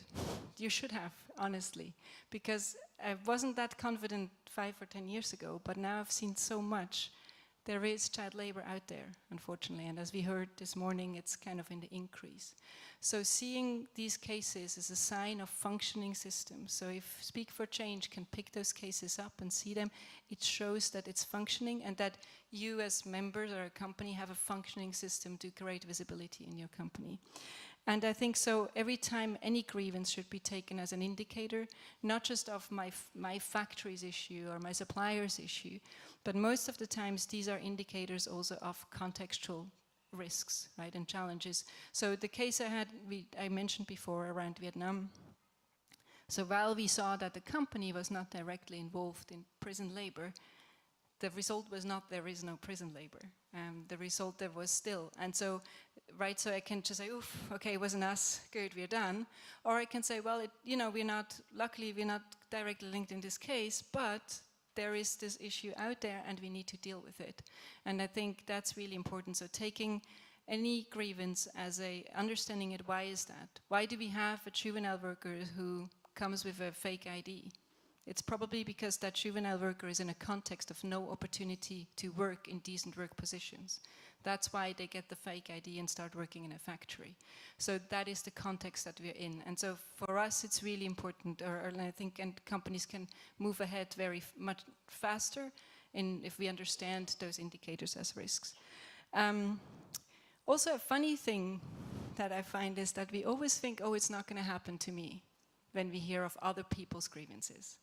And obviously, when somebody comes and says, yeah, but we don't have child labor in my supply chain, I can't prove you that you do right now, I mean, like on the spot.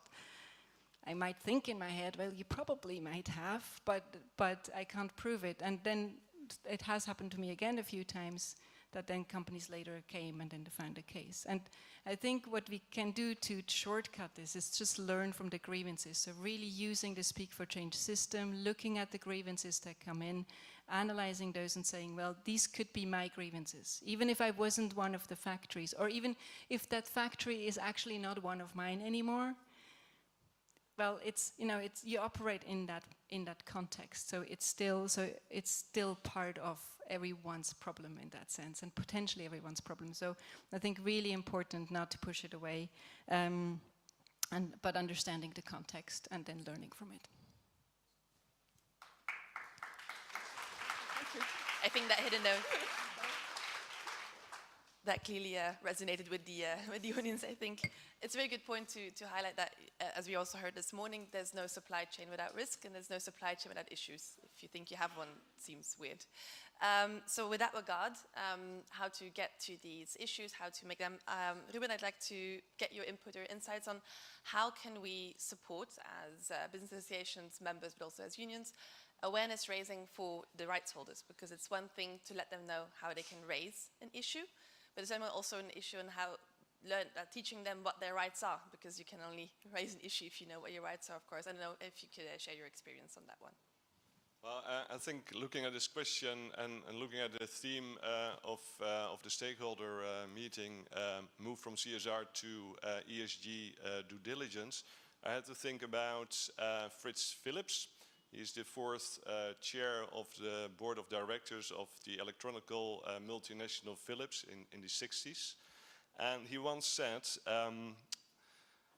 my vision of how to run a company has never changed. We industrialists should always feel responsible for the world as a whole.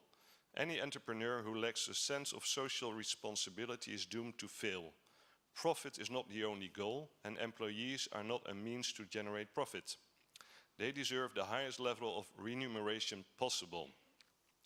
So I think my point is that I think as a business, as a company, it's very important also to put ESG first in your operations, in all different processes.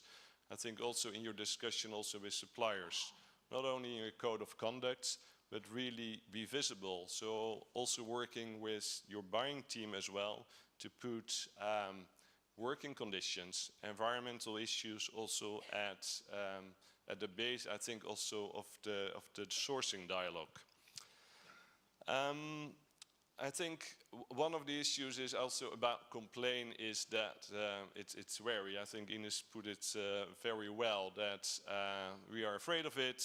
We are afraid also of very vital response, I think, from civil society organizations or people like me from the trade union as well.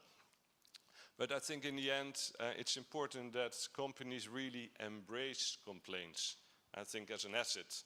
So it's showing that it's not a perfect world, but it's giving you also, I think, the avenue also to looking at improvements.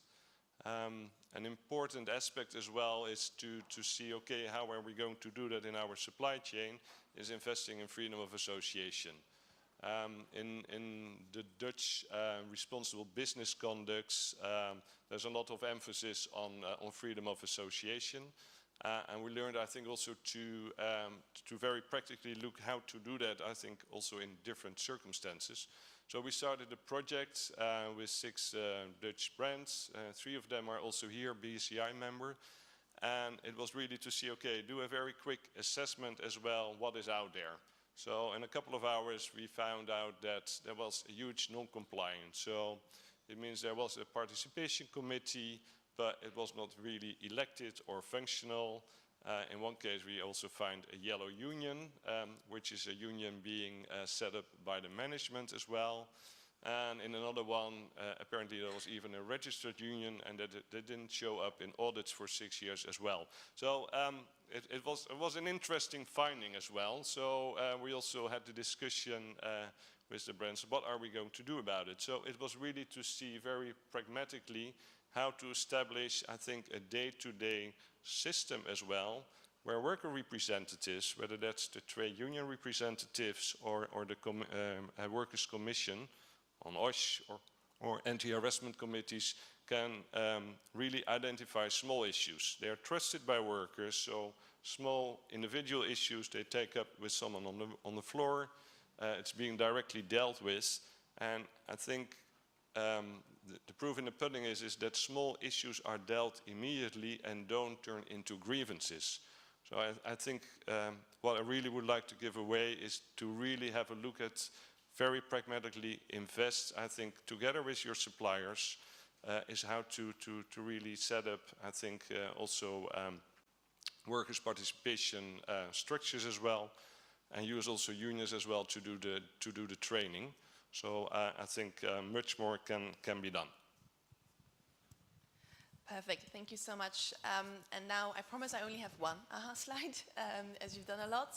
I'd like to gauge specifically for the members in the audience, how have you supported your business partners in implementing amfori Speak for Change? How have you reached out? What kind of communication have you given?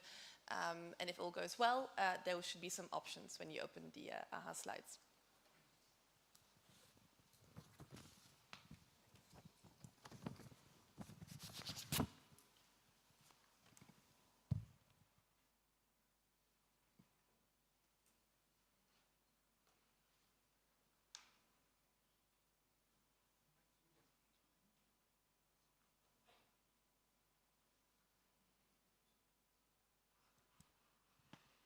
I don't know if you can add 5 seconds to the timer, because I think people may not be done yet. There you go.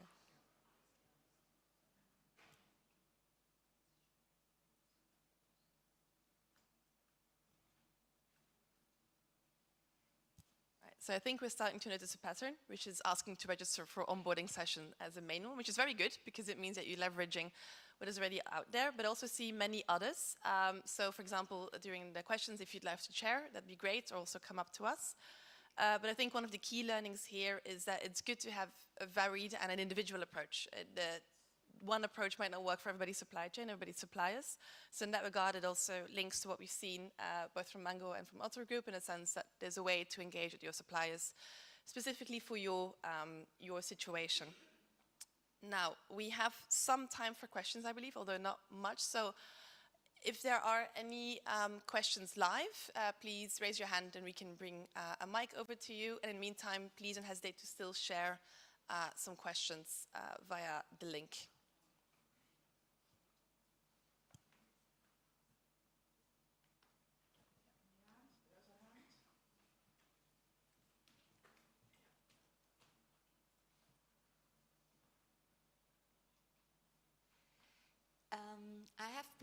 Is this on? I have been in touch with Laura already about Speak for Change, and we started in Turkey. And during this session, I thought, okay, I plan to go to India next year, and I would really love to have a kind of support. How can I address in a perfect way the factories when I go there? I thought about contacting Laura in advance, but perhaps this is interesting for other members as well. Thank you so much. Now, there's stuff I can share, of course, but I'd love to put it both to you, Lena, or to Ozgul. What has worked for you, what you can share with the group, and then I can also share a bit. I can share some experience about it. I am located in Istanbul, and in any case, from any grievance mechanism when occurred, we are preferring to directly visit and collect this evidence on our own and with our methodology. So I suggested to have some local people, because it depends in any countries. So there is some tricks and there is some ways to understand exact situation in each countries. I can suggest to contact with any local partner. Maybe it could be Amfori, it could be some other brands which we are collaboratively working. It will be a good way to work with local person, I believe. I can support you with this way. And maybe just to add, I think for us it was also easy to say, hey, this grievance system is part of the whole amfori concept. So it will get part of audits, it is part of information, it will maybe get part of Amfori Academy training. So to see it as a holistic part of something and not to say, oh, there's something completely new that now we come with something to you. And I think this was very helpful for them to see it's linked to things everyone is already aware of. Indeed. What I can add specifically, for example, for India, you're very lucky. We have a team in India who can support you. So I think Natasha's also here. But so they can support you not only with making sure you have all the materials, but sharing their expertise and insights. And I think I'd like to supplement what has been said here, is building that trust relationship with the supplier, showcasing this is important to you, explaining why it is important to you, because it's not always very clear, and just making sure that they know that this is a good thing, that we're motivating them and that will never be a bad thing if a complaint comes forward. I think there's one more question at the end of the room.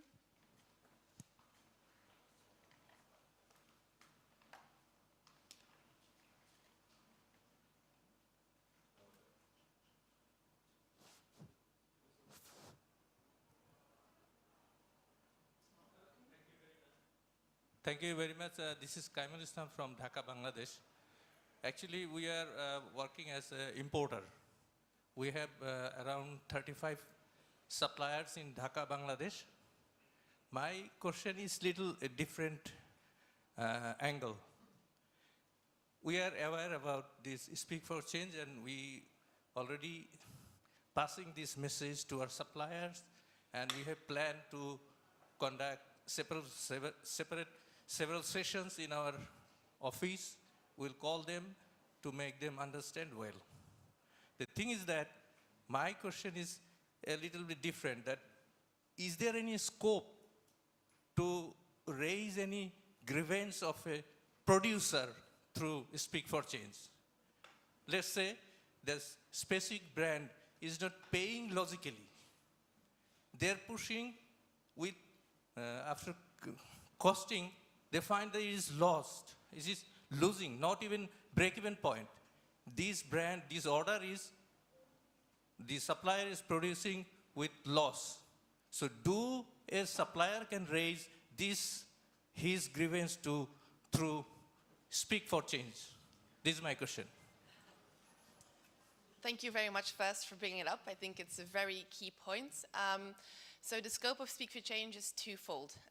The biggest scope is for a BSCI Code of Conduct as it relates to rights holders. There's also the scope of the RPP standards, and specifically for the ones during the COVID-19 guidelines. Now, as you can imagine, this is not the bulk of our complaints. The bulk of the complaints is on workers' rights, communities, but there is the opportunity for producers to file an issue, and then especially to start working on it, because then sometimes we see that, well, this would be another case, but sometimes you also see that our members, our brands might not be fully aware of the impact that their operations are having, and as such, it's actually very welcome for them that they realize that something like this is going on. So in short, yes, although it will slightly follow a different procedure, usually, in order to also protect, let's say, anonymity of complainants if needed. But thank you so much for bringing that up. Yeah, I think an initiative as well to look into better buying as well. So also as Stitch, we collaborate with them, with ETI and Verweer, for example, where producers, suppliers also can file a complaint against, I think also their clients as well for, well, shortcomings. All right, thank you so much. I know we're out of time. Kelly's looking at me. For the questions that were not responded that were filed online, please find me afterwards or get in touch with us. And for the members in the room, we are conducting a survey to also inform the strategy and further scale up here. So if you want to share your view, please do so. This is for members, so it's very, very specifically for that group. And then I can just end by thanking the panel for their varied insights and for also making the way down here from locations. And thank you all for waiting for lunch and not running out just yet. And hope to work together with you further on this.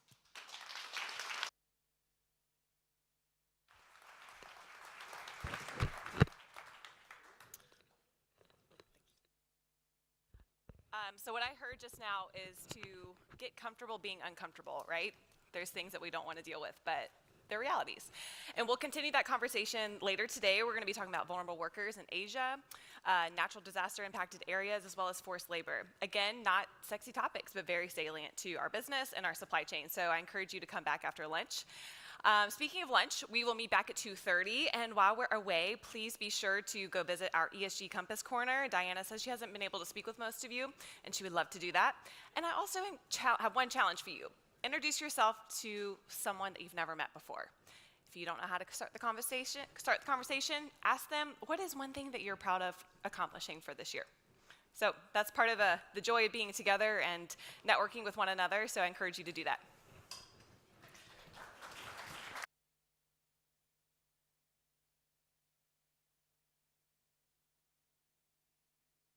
I forgot.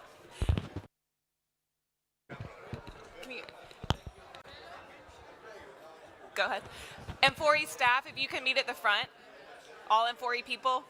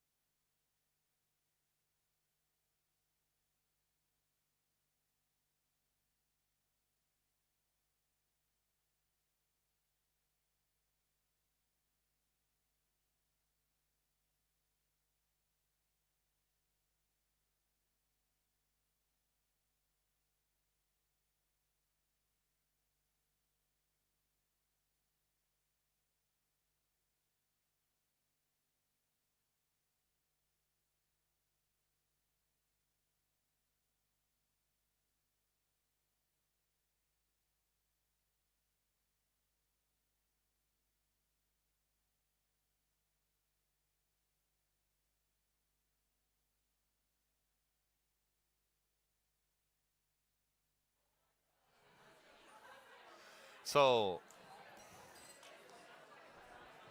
okay. So, welcome back, everybody. I hope my colleague Erika is ringing all the rest of you in.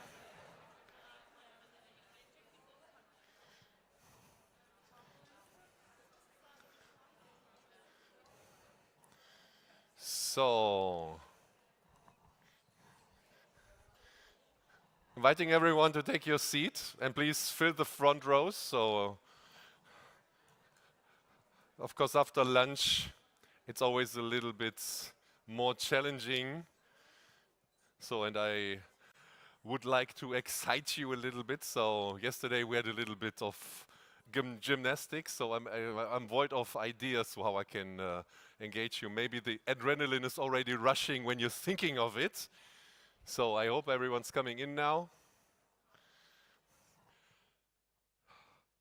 So for the sake of keeping the time, being on time, hopefully you will have the chance to stay with us and bear with us until the end of this afternoon. So we will make it as exciting as we can, also to keep your energy up. So, and speaking of keeping energy up, yeah, so we talked about a lot of things which are hopefully under control for everyone in your business.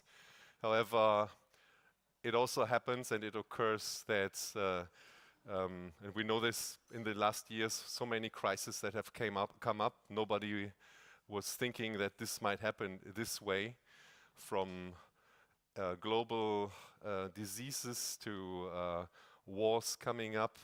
But of course, even beyond that, there's nature. And so the next session, which will be hosted by my colleague Valentina, please come up, will be about natural catastrophes, namely in this case earthquakes. So would you shortly like to introduce? And anyway, I will give the floor to you. So you're much more bringing energy to the room than I do. So Thanks a lot, Daniel. so please enjoy and have fun. Thank you, thank you. This is working, I guess, and I would like to actually invite directly the speakers, our panelists, to the stage, so that we can all take a seat and slowly get started with this session. Welcome on stage. So my name is Valentina. I'm Advocacy and Engagement Advisor at Amfori. And I'm really, really happy to be moderating this session today. So as Daniel said, after the lunch break, it's always a bit tricky, but I think the topic that we're going to try and unpack is a very important one, is a difficult one, right? But I'm really honored to be moderating this, and I'm really happy to have you. So thank you for traveling all the way from Turkey. But also thank you for your willingness to share your practical experience from dealing with the aftermath of the earthquakes that hit Turkey and Syria in February this year. So that's the context of the session. We will try to understand what it means to conduct due diligence in instances of natural disasters such as earthquakes. We will try to hopefully demonstrate that there is a business case to acting responsibly and collaboratively, even in the face of adversity. We will try to demonstrate that by doing that, by acting collaboratively and responsibly, you can actually generate supply chain resilience, and you can also hopefully build preparedness to react to those challenging contexts such as earthquakes. We're talking Turkey, but I think it's fair to say that those natural disasters know no borders, right? So they could take place pretty much anywhere, and we have had actually recent examples also of other tragic events happening in other geographies. So the hope is that the learnings, the takeaways from this session could be applied also to other regions where you as a business might be confronted with those kind of challenges. So thank you again for making the time, also to you for listening in. And now we would like to take a little bit the temperature of both the room here and also the physical room. So you will have known by now that we like inviting you to use your mobile phone. So a couple of questions just to get us started. As a business, have you ever been directly or indirectly impacted by natural disasters such as earthquakes? And here we're looking at the yes-no answer. So normally, let me see if this is working. The assumption is that you will have, because I guess that also Muge will talk a little bit about the importance of Turkey as a production hub for amfori. So indeed, just confirming, right, that you also directly or indirectly saw the effects of natural disasters such as earthquakes. And now, actually, so this is still on, so in case more of you wanted to chime in, feel free to. And I think the numbers speak for themselves. So now, a second question, assuming indeed that you have been, we would like to understand and inquire whether you ever took the decision, for instance, to disengage or to discontinue the relationship with one of your suppliers, maybe because the supplier was located in an area prone to natural disasters, or maybe as a result of a natural disaster occurring. And this is very, very encouraging.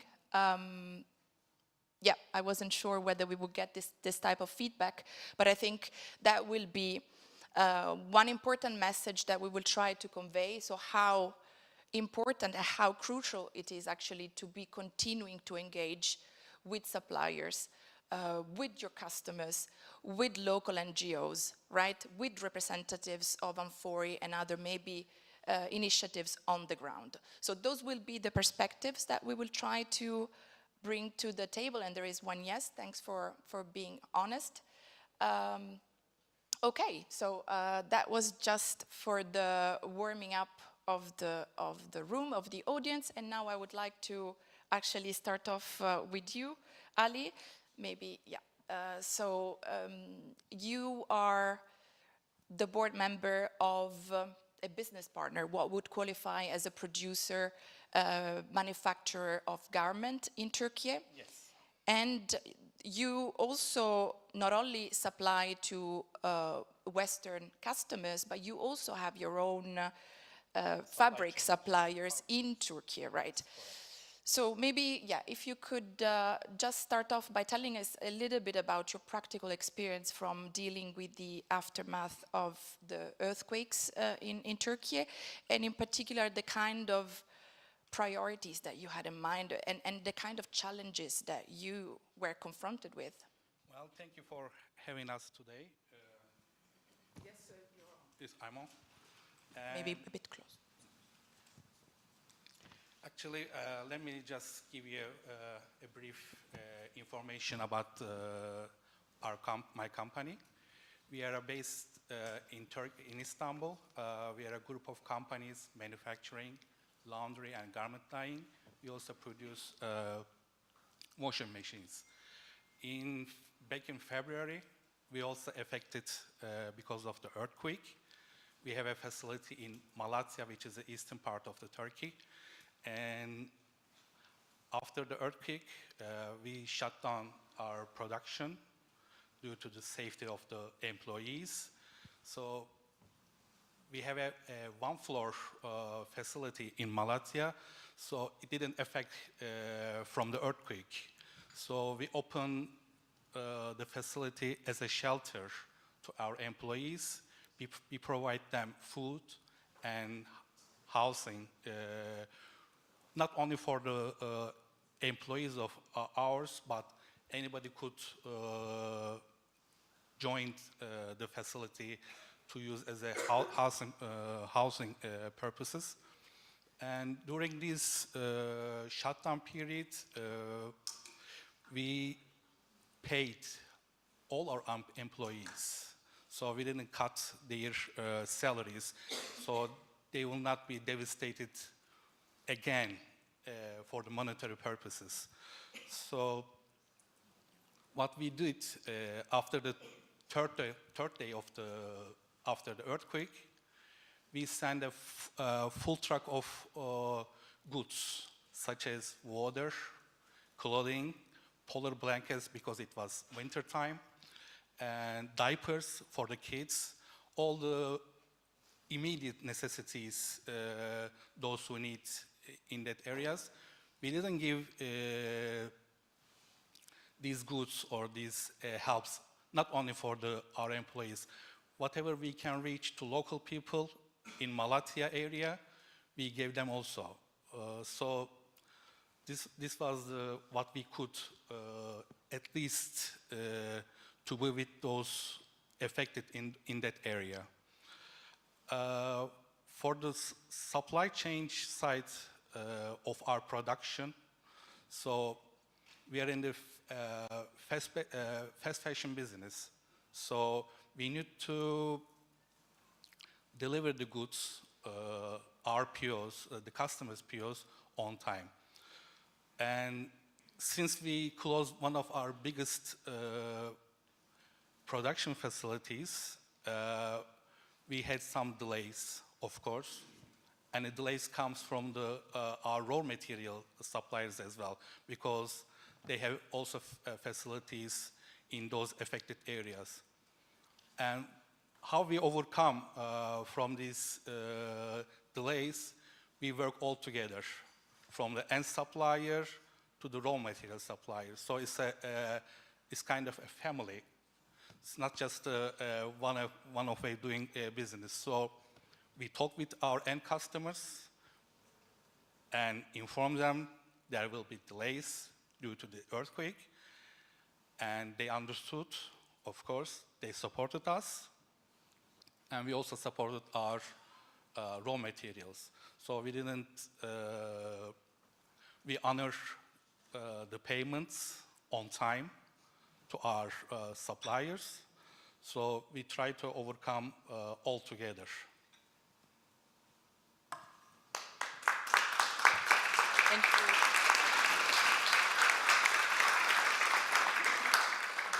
Thank you so much, Ali, for sharing your experience, the challenges, but also the priorities. So you talked about the safety of your employees. I mean, that was That's the first clearly issue. top priority.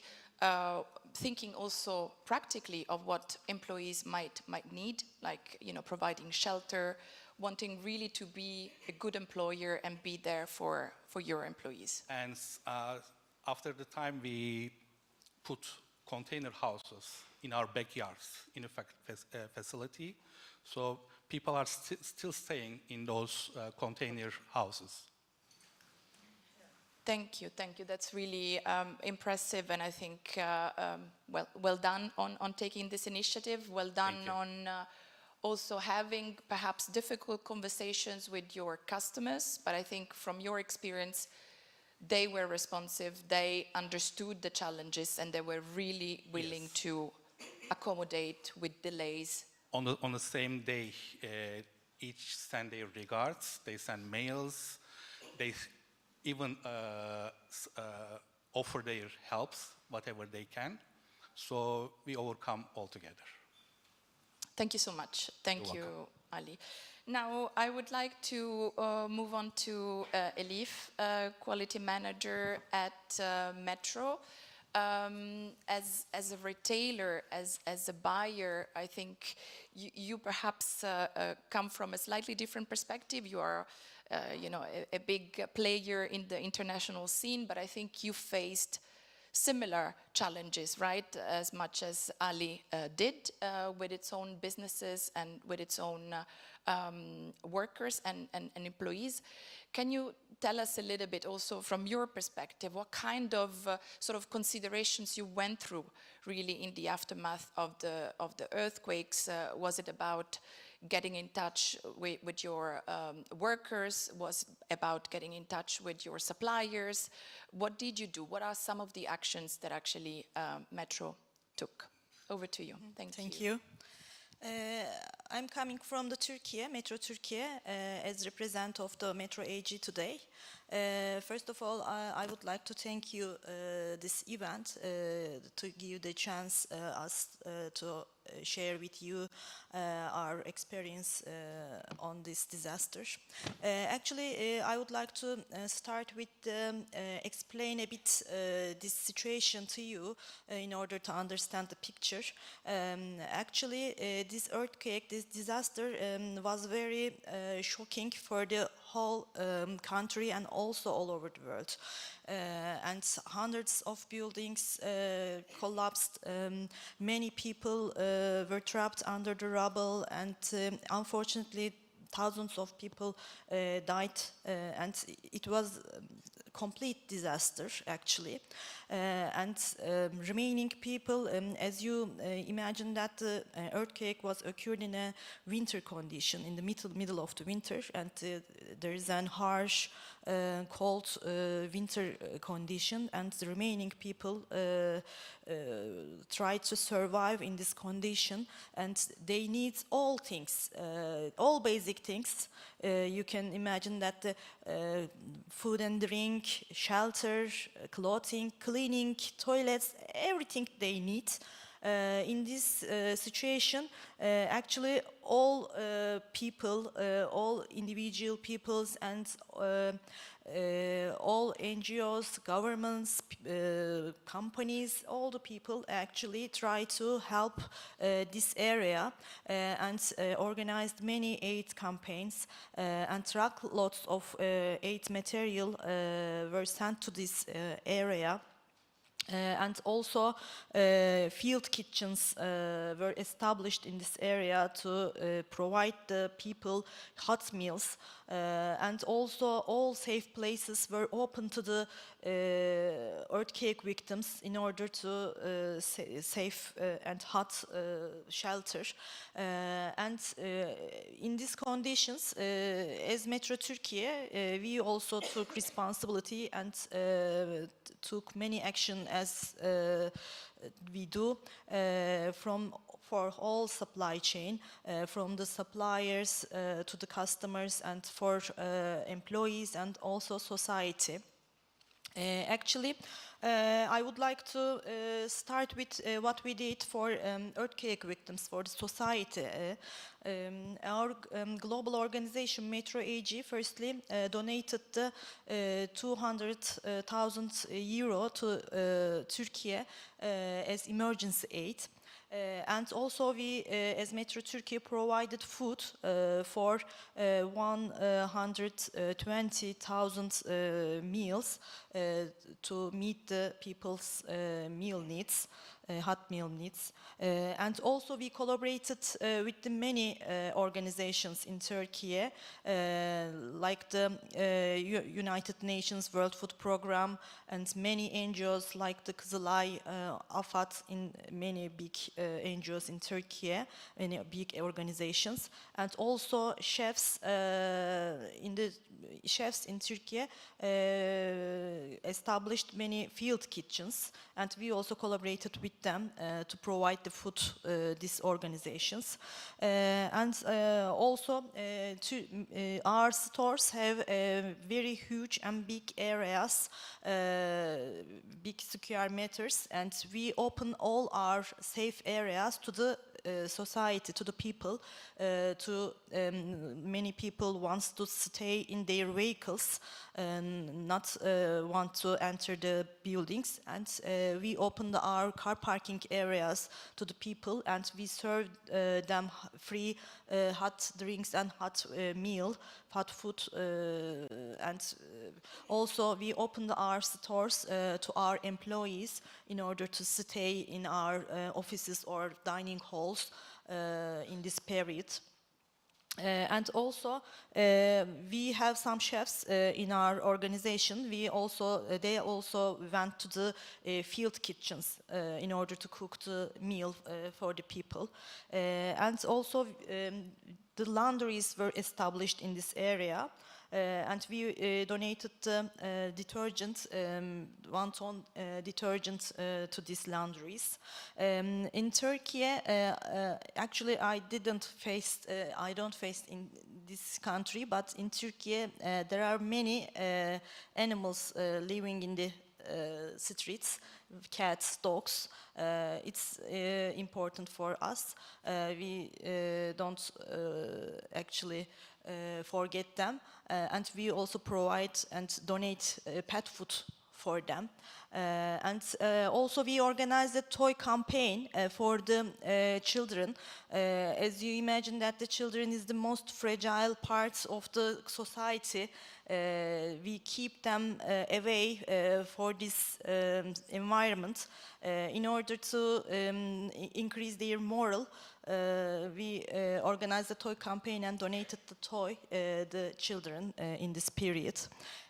For the customer side, when I come to the customer side, actually Metros Turkey's main aim is to protect the Turkish cuisine's values and bring it to the next generations. And we also want to be a number one business partner of the professional customers.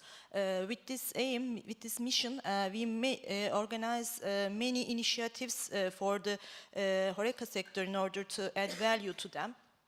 With this experience, actually, we also focus on the HoReCa sector, what we do for them. Actually, the disaster area, the cities, is very popular for the Turkish local gastronomy. Hatay, Kahramanmaraş, Gaziantep, Şanlıurfa, these cities is the consist of the big part of the local Turkish gastronomy. We also focus on these cities and the restaurants in these cities.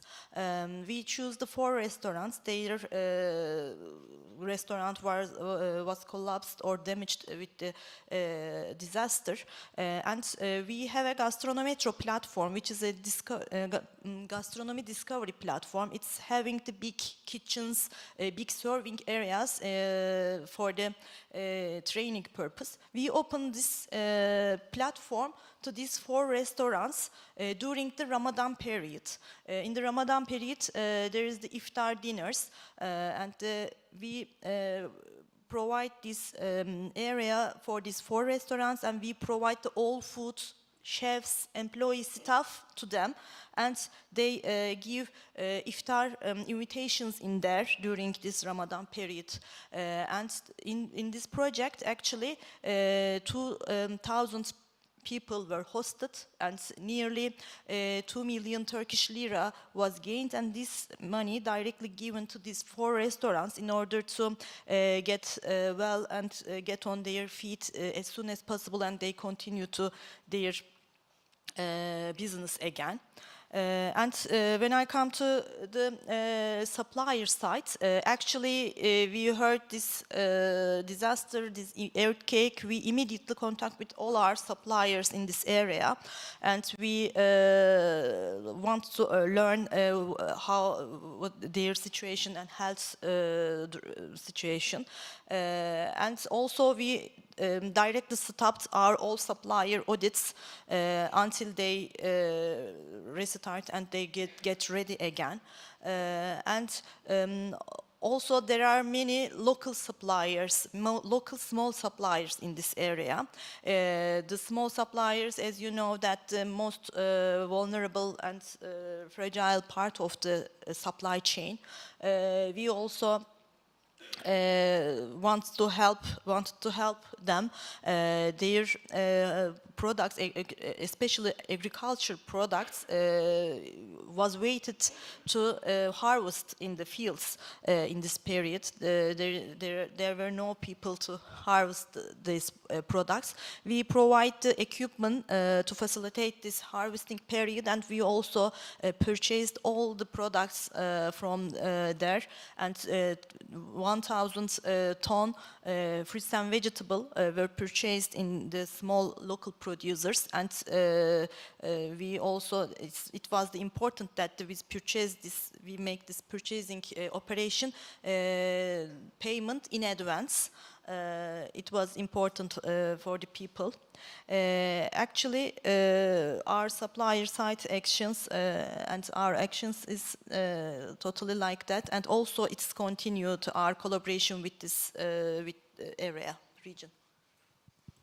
Thank you so much, Elif. Maybe also a round of applause for Elif. Thank you so much.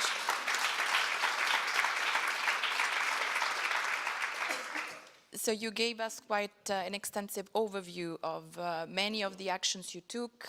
You took responsibility vis-à-vis society at large, but I very much also appreciated what you described in terms of your engagement with suppliers and also with small growers, actually, right, of food locally, and how you tried to really boost the production locally and to then purchase those vegetables. So thank you so much for sharing this. Maybe I will move to Muge, our network representative in Turkey. So Muge, of course, you were there. You experienced also the tragic events unfolding, and maybe you can tell us, perhaps to start with, a little bit about the relevance of Turkey as a production hub for amfori, and in particular the garment dimension of that. And then I can ask you a couple of additional questions. Sure. Thank you, Valentina. It was really very devastating for all of us, but I'm really very proud that, because you can see the solidarity between the organizations and the actions that took by the members, and also the actions that took by the business partners. And let me give a brief explanation regarding the Turkish textile manufacturing a little bit before that. Textile manufacturing actually is not new for us. It dates back to the Ottoman Empire. So we can say that it's really a very long history for us. And Turkey has always remained as a very important exporter country. For example, last year, as far as I know, we have ranked as the 4th exporter country in worldwide just for textile exporting. So regarding the products, the textile products, of course, we are exporting our textile products to more than 190 countries. But of course, Germany, the Netherlands, France, Spain, UK, also the United States are the countries in top 10. And when it comes to importance of amfori members, here we all know that the number of amfori members are more than 2,500. And I can say that 700 out of them are sourcing from Turkey. And I can also say that there are more than 1,600 business partners registered in our sustainability platform. And can anyone guess only the percentage, how many out of them are textile manufacturer? Just a percent. Can anyone guess it? 80% down. But good guess. 70%. It means 1,100 business partners are only textile manufacturers. It means Turkey is a real textile manufacturing hub, especially for European countries. Thank you so much, Turkey, Muge, for giving us this overview of the importance of Turkey for amfori members. Maybe you can tell us now a little bit about what it is that we did as amfori, right? A bit before, but also after the natural disaster. Yeah, sure. First of all, I would like to start that last year on February 6th, an earthquake struck southeast region of Turkey and also northern Syria with a 7.8 magnitude. Can you imagine of 7.8? And just 9 hours later, the second one occurred with a 7.4 magnitude. Of course, there were so many results for that. More than 50,000 people died in Turkey and more than 9,000 people died in Syria. But we were lucky because as Turkey, we received so many assistance offers from more than 100 countries. And I can say that from 94 countries, there were 150,000 people that were involved in rescue and search efforts. It was really good for all of us. And the search and the rescue efforts continued until the teams heard the last voice. And do you know what happened after 13 days? 13 days. A child was screaming. He was alive. After 13 days.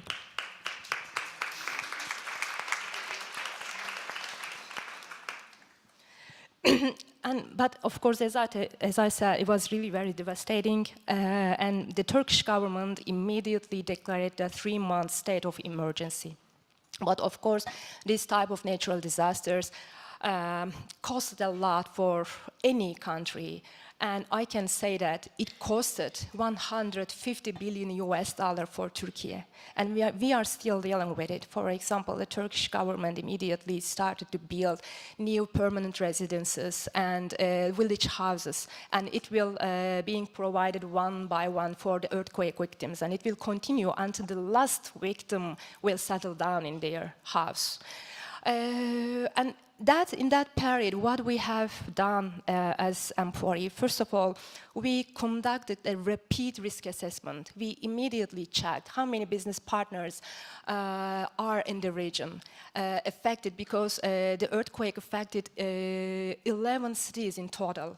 And we realized that there were more than 100 business partners in our system. And I immediately sent an email to all of them, asking that if they are okay and if they need any assistance, especially from the amfori side.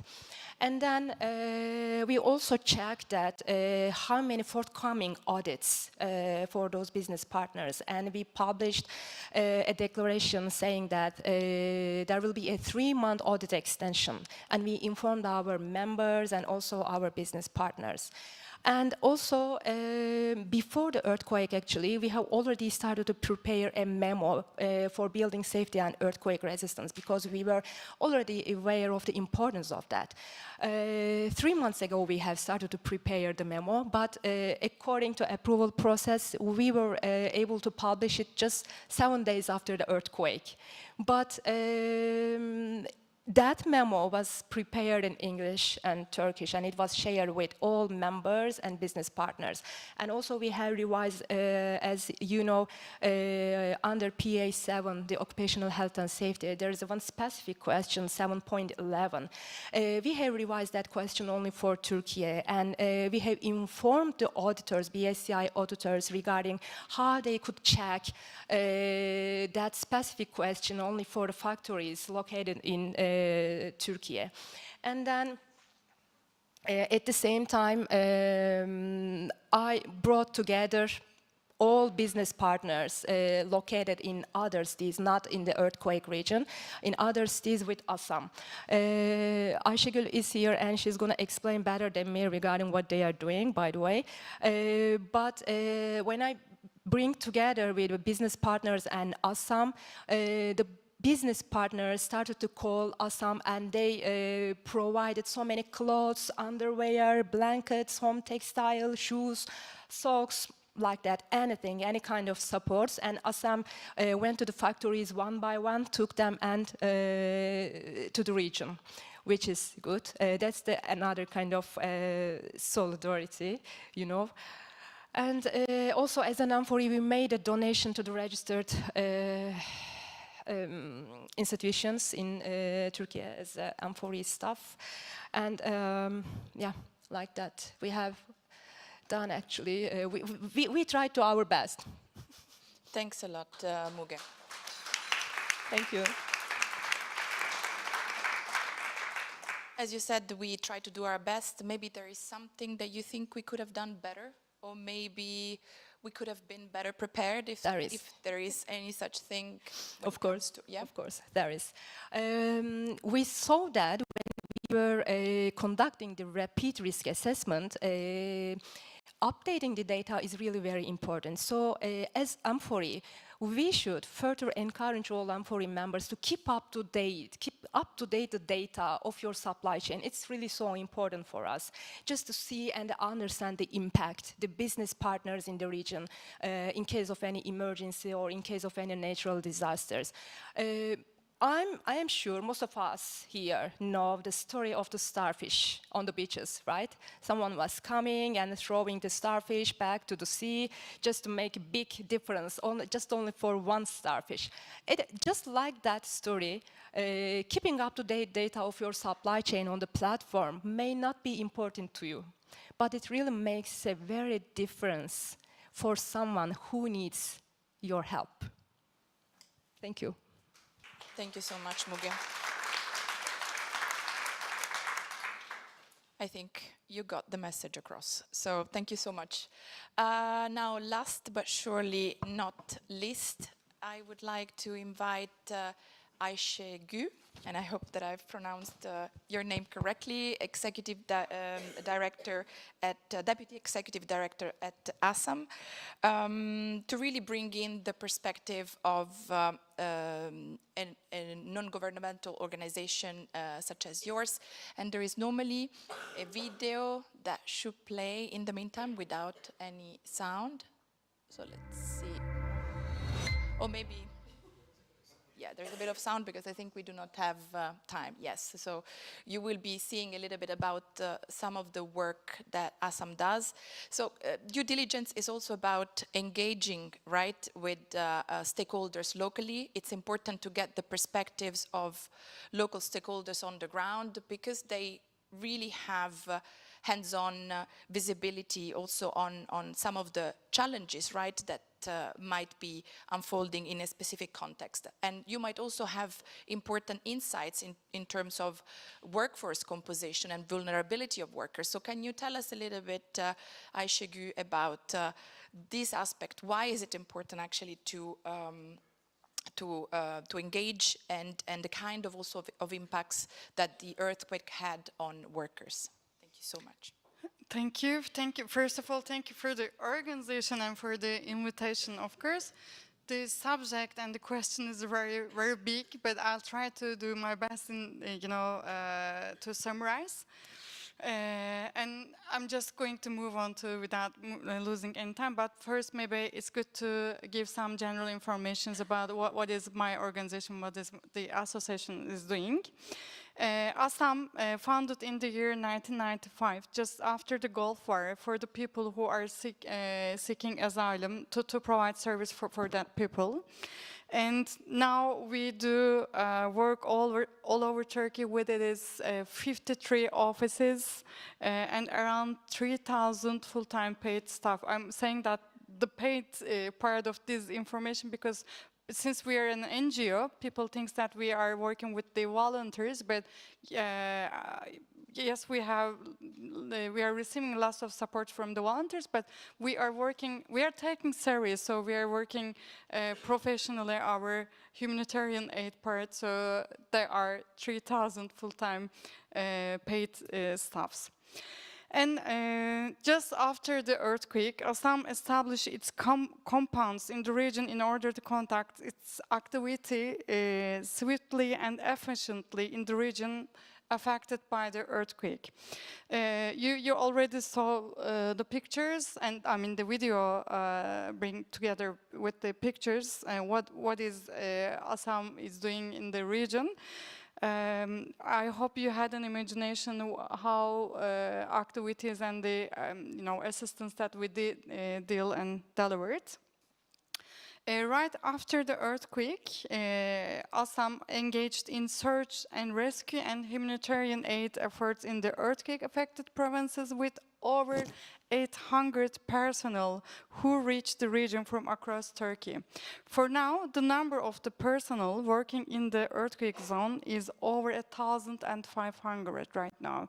Yes, it is. We're not in the early period, but still recovery needs and the other protection needs are in the field. So we're working in the field with I don't want to say every time how many staff we have, but it always brings an idea how the needs is big.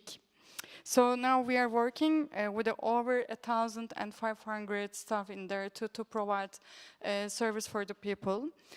And Assam Kenai Search and Rescue Team rescued 30 people from under the rubble through work initiated for days at the early days of the earthquake.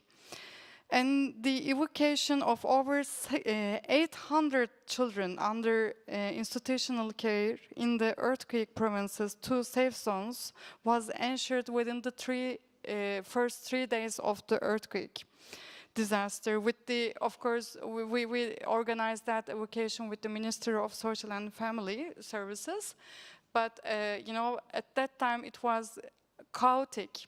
I mean, the whole region was, people were trying to leave the place, and there were no transportation, there were no people who were, you know, I mean, you are just, you know, taking the kids who are under the institutions. You have to be sure that that people is the trusted one.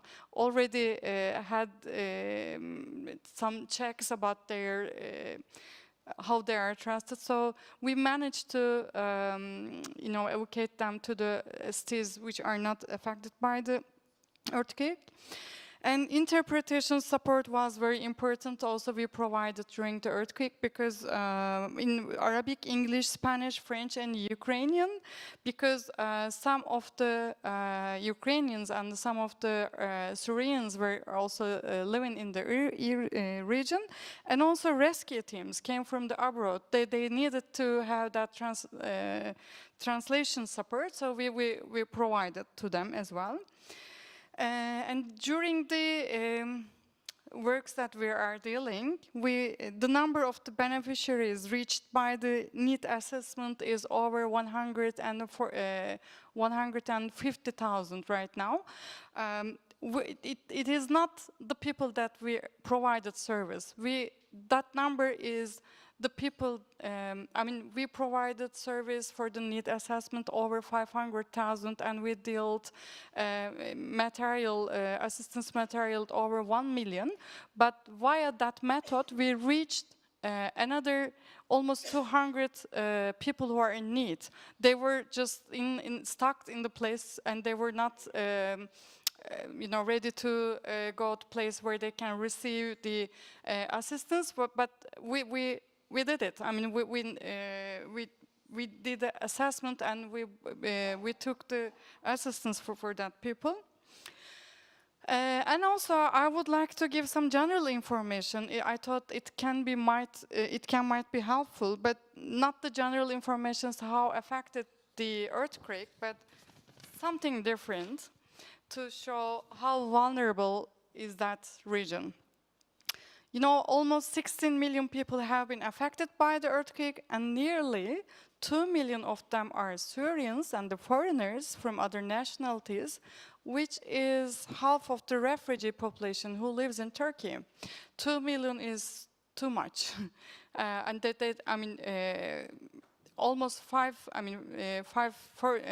million refugees lives in Turkey, and almost 4 million are Syrians. So almost half of them were living in the southeast of the Turkey, so half of the refugee population that they affected a lot. And the people who affected from the earthquake, 5 million of them were children, and half of all are women. And there were approximately 2.5 million people with disabilities living in the region before the earthquake. So, and also there are 4 million students in the earthquake region from all education levels, including higher education. And unfortunately, over 50,000 people lost their lives. And Minister of Interior announced that the number of migrants who lost their lives in the earthquake-affected area was 7,302. So I don't want to compare that numbers, but it is too much. It's almost same number with the people in the Syria.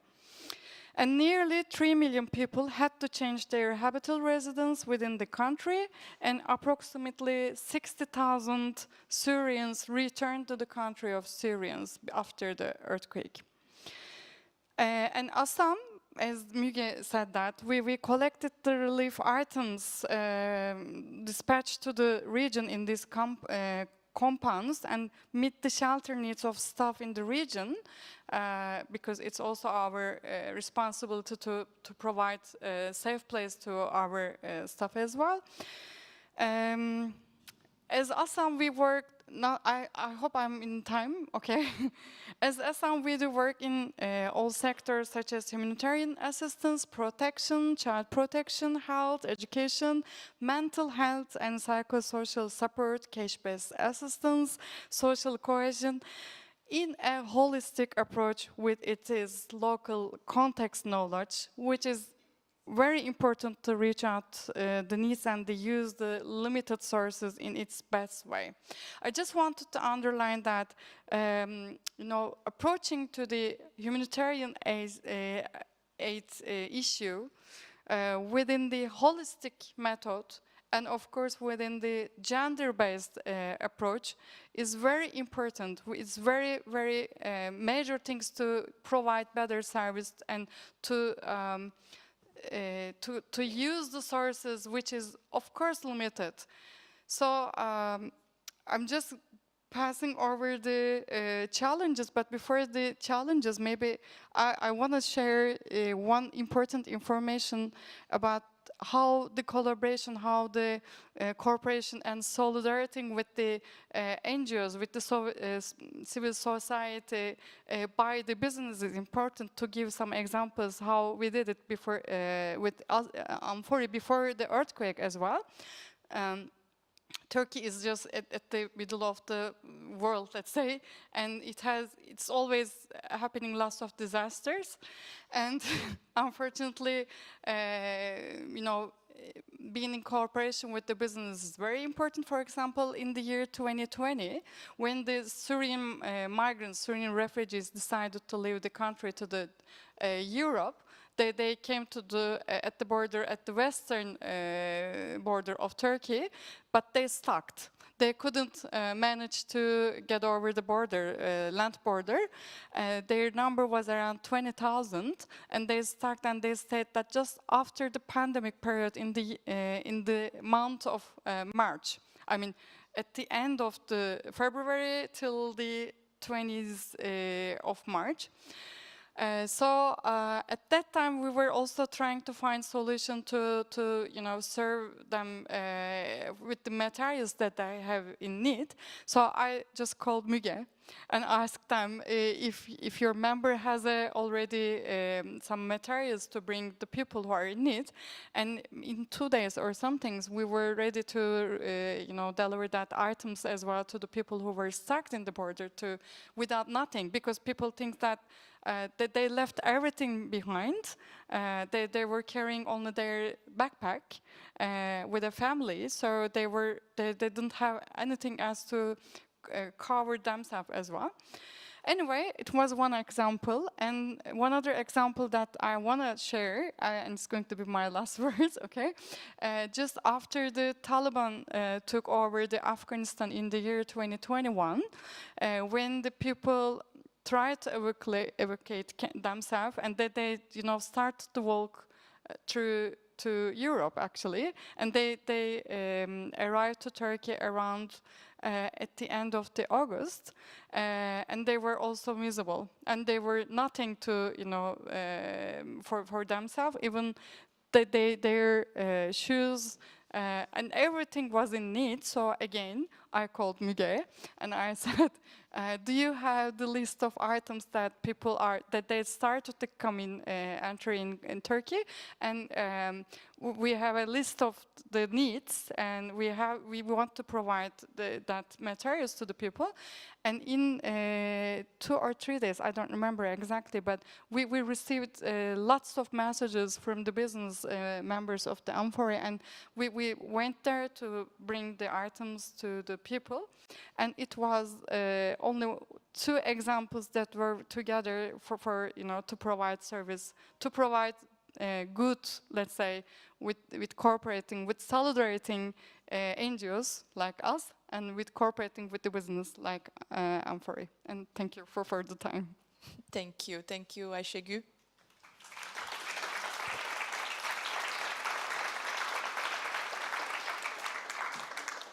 Thank you very much for speaking to the very important work that you do, for also shedding some light on the vulnerable workers, right? So you talked about migrant workers, you talked about women.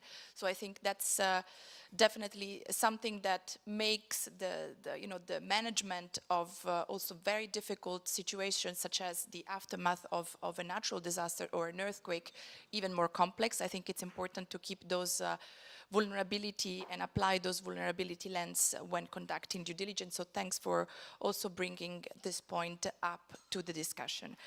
Now, I think in the interest of time, we would like to try and see if there are questions either from the audience or live. So there should be again the famous QR code that you are very familiar with, going up to this.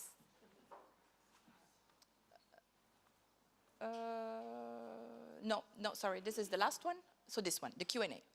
But there are questions maybe here among the audience. Do feel free.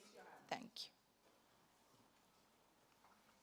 And otherwise, do feel free to also ask questions online. Let's give it a few more minutes. Linda. Yeah, quick question here. You came together, some of you already knew each other, and there were already connections, but can you say that because of this devastating situation, the crisis, that it had helped strengthen the connection, learning from each other, but also moving forward more closer as a result of that crisis situation?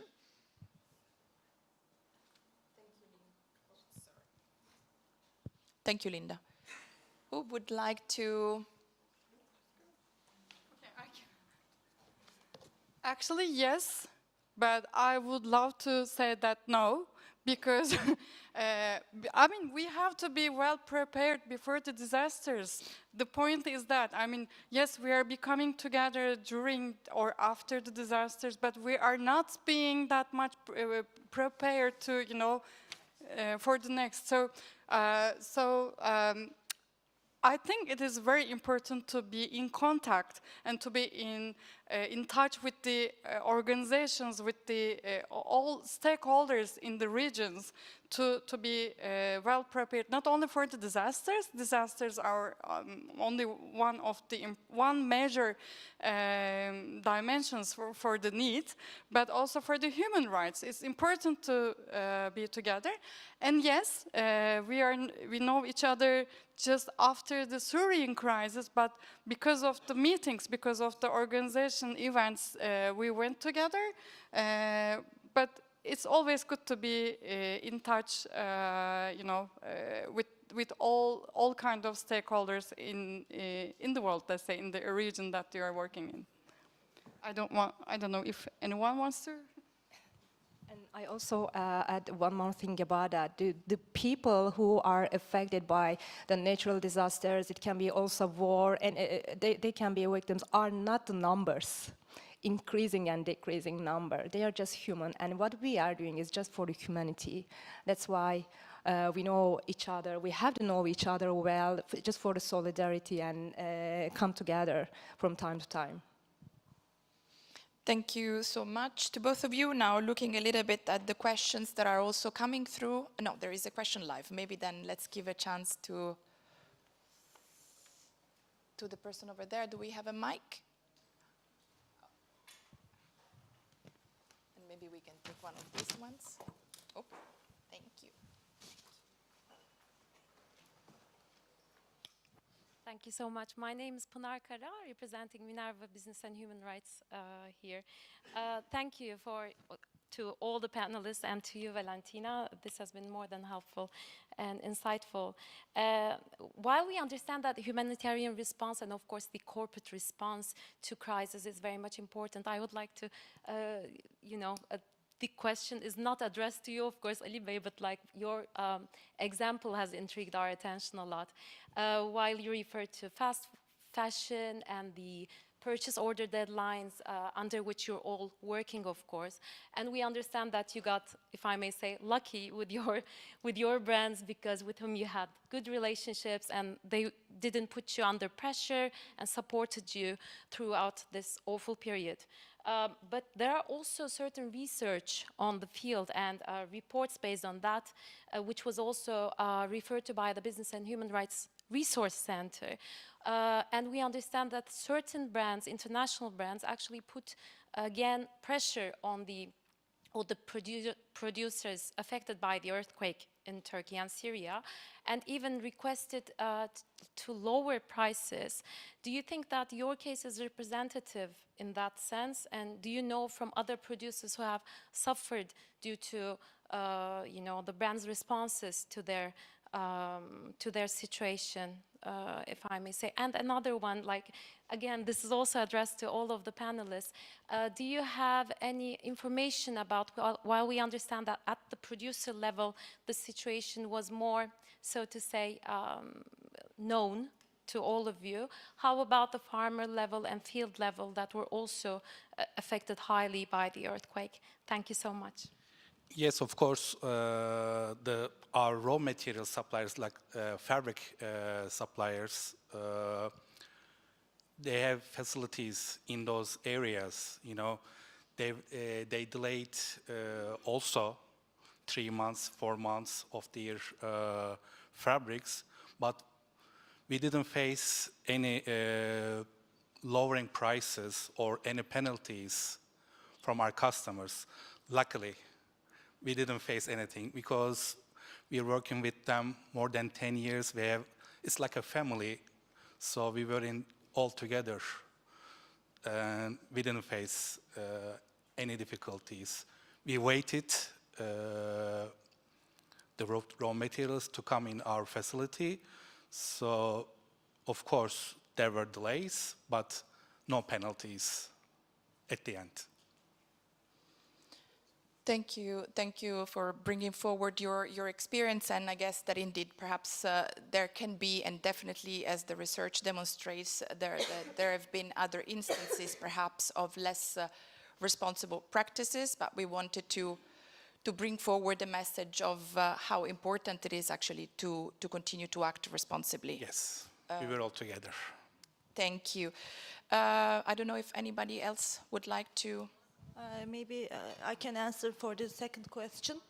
Actually, in this area, we have many suppliers and also producers.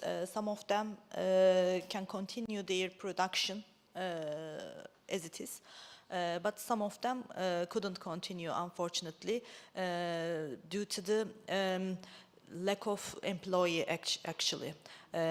Nobody wants to leave this area, and they couldn't find employee to continue their business. Maybe let's take one question from those that were submitted online. Perhaps to you, Muge, can we say in terms of safety of buildings, what is it that is checked through amfori BSCI audits? Yeah, sure.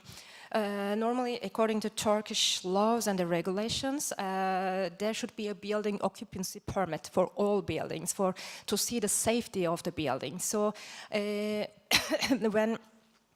before the earthquake, actually, when, as I mentioned about earlier, we have already started to prepare that related memo, we have realized that the auditors were not checking the building occupancy permit, but they were just checking the earthquake resistance report. And we add this statement into 7.11 question under the PA7. That's why we informed all our members, business partners, as well as the auditors. So according to legislation, actually, all buildings, all companies should take the building occupancy permit instead of earthquake resistance report. Of course, they can get earthquake resistance report, but it's a good practice. But at the same time, if you don't have a building occupancy permit, it can be written as a non-compliance. It should be, because it is a real document that we can see the safety of the building. Thank you so much. I think we are running out of time, so I'm not going to go for the final AHA slide test. So we're going to park that. So I would like to thank you all very much for speaking Our so pleasure. candidly about a difficult topic, and probably there is so much to learn and so much more that we can do differently next time, if and when we would be confronted with such challenges. But I think let's learn from this. Thank you so much for sharing. Thank you so much for your engagement.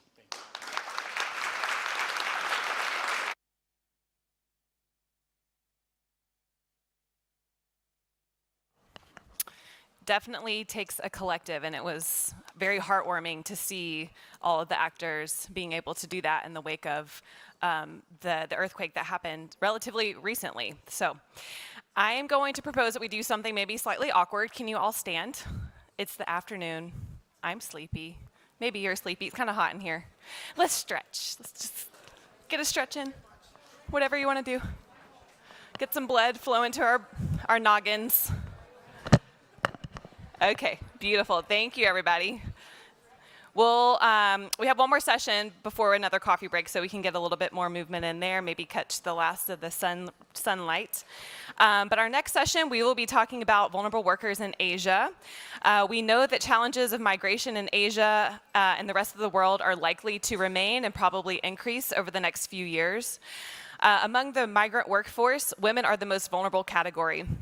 In this session, we will hear how business can protect migrants in global supply chains and go beyond mandatory compliance. So I'm going to invite Joyce Chow, my colleague, the Director of Asia Pacific at amfori, onto the stage as she is moderating, and she will invite our panelists. Thank you.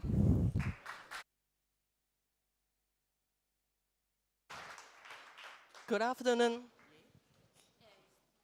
Good afternoon, ladies and gentlemen, and thank you for staying behind. I know many of you are rushing for train and airplanes, so please do stay behind until the end of this program today. Thank you.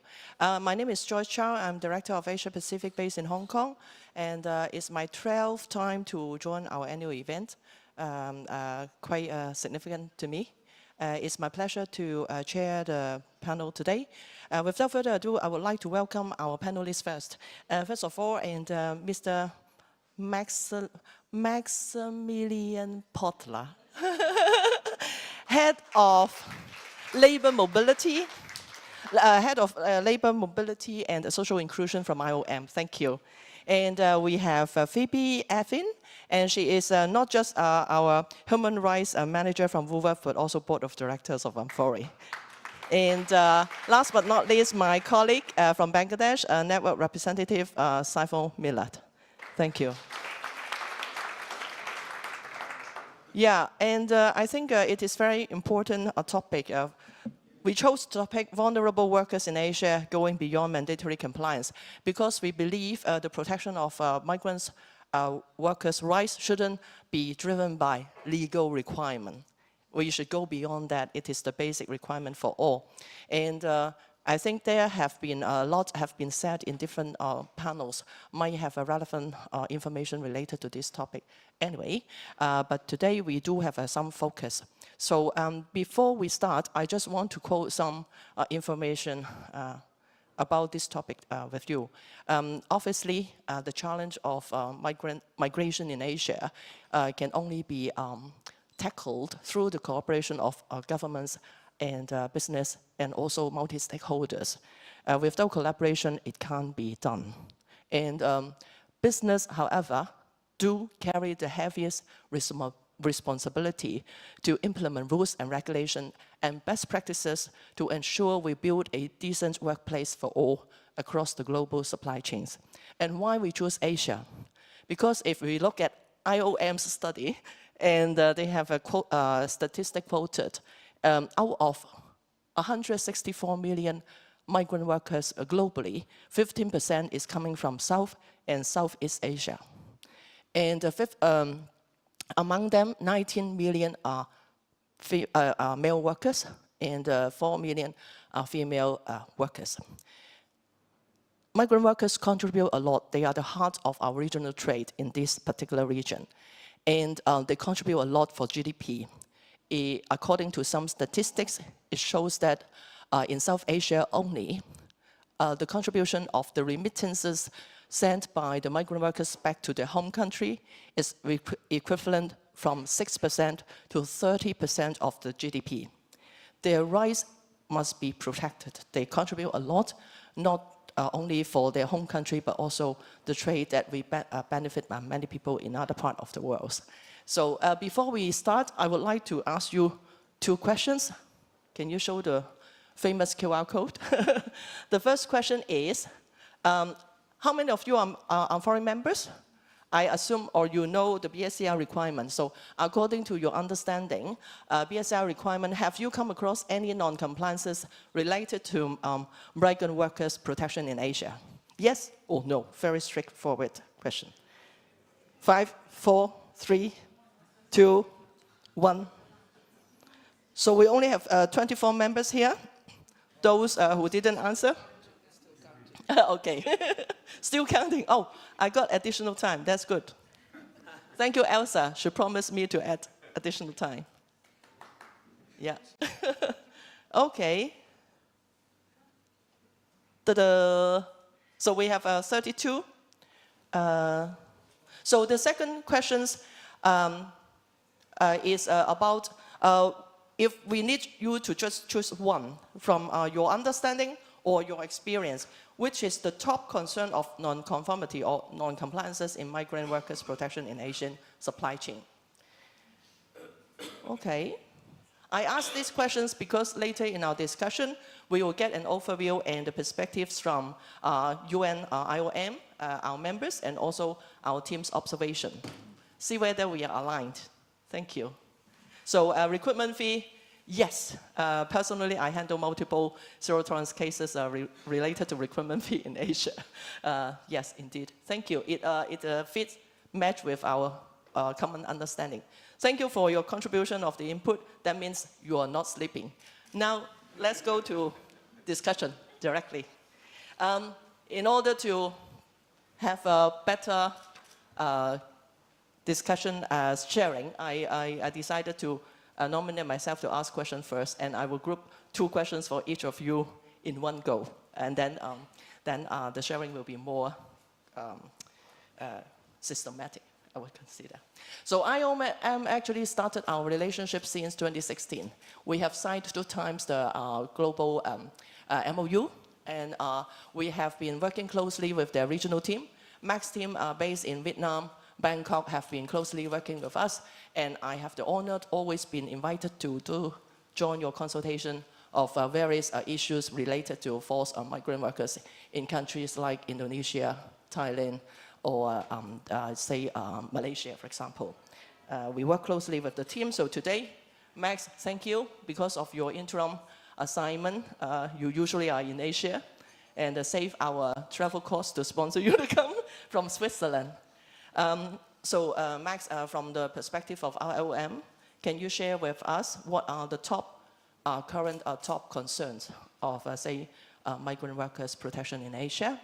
And are there any programs that your team has been offering to address those, say, challenges or concerns in the region? Yeah, that would be very interesting for our members to know. Thank you.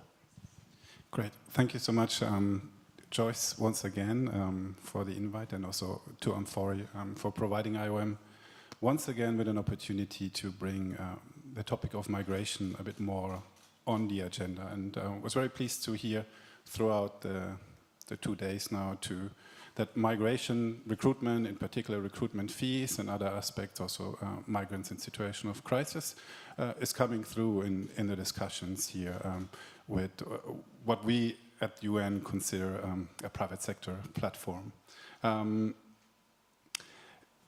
IOM, perhaps, as we are speaking to the private sector, I think it's worthwhile still to introduce the organization, but perhaps I can get a quick show of hands from the audience. Who is familiar with the IOM, what IOM stands for and what IOM works on?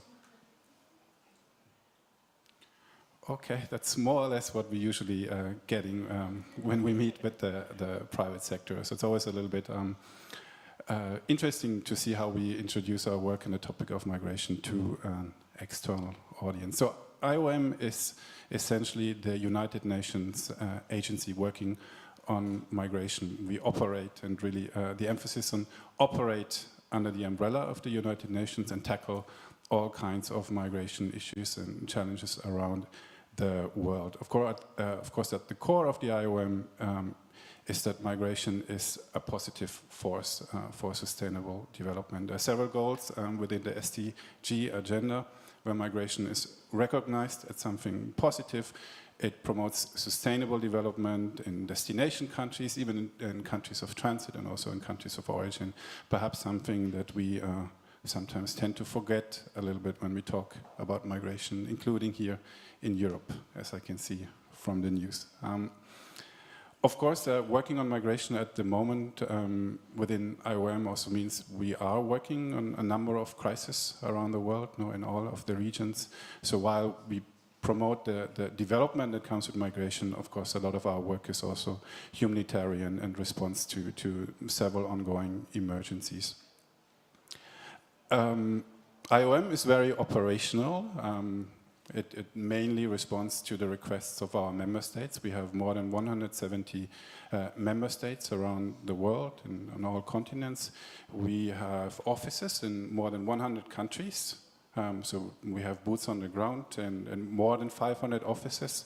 At some point in Indonesia, for example, we had 20 offices across the islands in order to be able to assist victims of trafficking and irregular migrants there.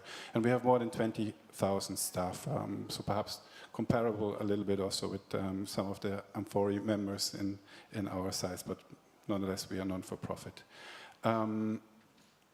Joyce, you mentioned it very well. We have 280 million migrants around the world and 170 million roughly move for employment, for work. So more than 60% of the migrants are migrant workers. That explains why IOM increasingly is interested in engaging with the private sector.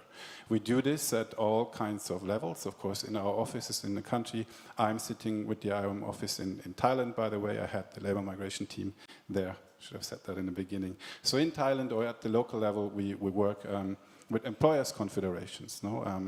Even with small and medium-sized enterprises at the local level, we work a lot at IOM with recruitment agencies. So that's an actor that has been mentioned a few times. We work at the international level, industry groups or trade associations like Amfori, but others, the Responsible Business Alliance, for example, the Consumer Goods Forum that were mentioned, are a very critical partner for us because we do see that in order to work meaningfully with the private sector, we need collective action, harmonized approaches. Otherwise the issues are too fragmented and too big. You mentioned rightfully, with Amfori we have a global cooperation agreement since 2017, and we're hoping to discuss the second version of it. The focus has been much on recruitment and ethical recruitment. IOM has developed a standard for ethical recruitment that has, I believe, been embedded now into the BSEI standard framework and is now being rolled out, as we could see in some of the panels. But coming to your first question, you already gave an overview, Joyce, on the flows of migration, the realities of migration in Asia in terms of numbers. It's really the region around the world that still stands out in terms of mobility. We have 10 million migrant workers within Southeast Asia, the ASEAN region, so mainly Thailand, Malaysia, and Singapore are the destination countries here. But we also have more than 20 million migrant workers from Asia going to other regions, primarily the Gulf countries, increasingly also to aging societies, aging labor markets, such as in Japan and Korea. But also we see an increasing interest from other regions, the European Union, countries like Australia, that also look for temporary migrant workers to be recruited. I'm recognizing it's a little bit late in the day now, so I'm very grateful for the attention, but I'm taking a little bit of a risk. So when talking about the challenges on migrant workers, I would like to explain a little bit, and I hope you bear with me, the way how migration, particularly in Asia, is managed by the states, by the governments. Most of our discussions here have been on private sector practices, frameworks, but I think in order to understand the challenges on migration, and the situation of concerning the rights of migrant workers, it's important to understand a little bit how migration works. So in Asia, migration is very large scale, and it is managed in a way that is temporary. Right? We used to have in Europe also these temporary guest worker programs, for example, in Germany, where the destination country decided it is beneficial for the labor market, so we bring in these migrant workers, but only for a limited amount of time. So this temporariness, if you imagine you would be a temporary worker, really affects the conditions of the migrant workers in many ways. The second point is your work permit as a temporary migrant worker is tied to one employer. Right? So you are, in a way, limited in terms of mobility and participation in the job market. You're quite dependent on your employer. And you may have seen this in the context of the World Cup in Qatar. Qatar has a very strict single employer permit system, and also migrants often have to leave if there is a problem, have to leave the country if there's a problem with the employer. Perhaps also quite interesting is that migrant workers are workers. No, they cannot come to the destination country and bring their families. They cannot bring their wives or their children. They have to stay behind in the country of origin. Was a bit similar, I think, also in Europe at the time when there's a quote, I think, from Max Frisch, who said, "We asked for workers, but human beings came." Most of these arrangements between countries of origin and destination are managed by soft memoranda of understanding between the countries of origin. So these are not legally binding, but there is an arrangement between a country of origin and destination to regulate those labor migration flows. But very often they're not transparent in the way how they're consulted with the social partners. They're sometimes not publicly accessible. And often they miss provisions speaking to the human rights conditions of the migrant workers. Now, when we look at the labor laws in country, there is also a number of gaps that we see that we also believe impact the rights conditions or the vulnerabilities of migrant workers in country. Just to name a few, this is not a comprehensive list. Migrant workers mostly can join a trade union, but they're not able to form or hold an office. Right? So a migrant worker in a destination country can never represent another migrant worker. Migrant workers have often restricted movement. So every 30, 60, 90 days you have to report to a local labor office that you're still present in the province where your work permit is located. There are restrictions regarding to social protection benefits. You cannot bring back home your pension insurance requirements. As I mentioned, employers cannot be changed. In many countries, it requires the consent of the employer in order to find a new employment, right? And very often that puts the migrant worker also in a situation of dependency.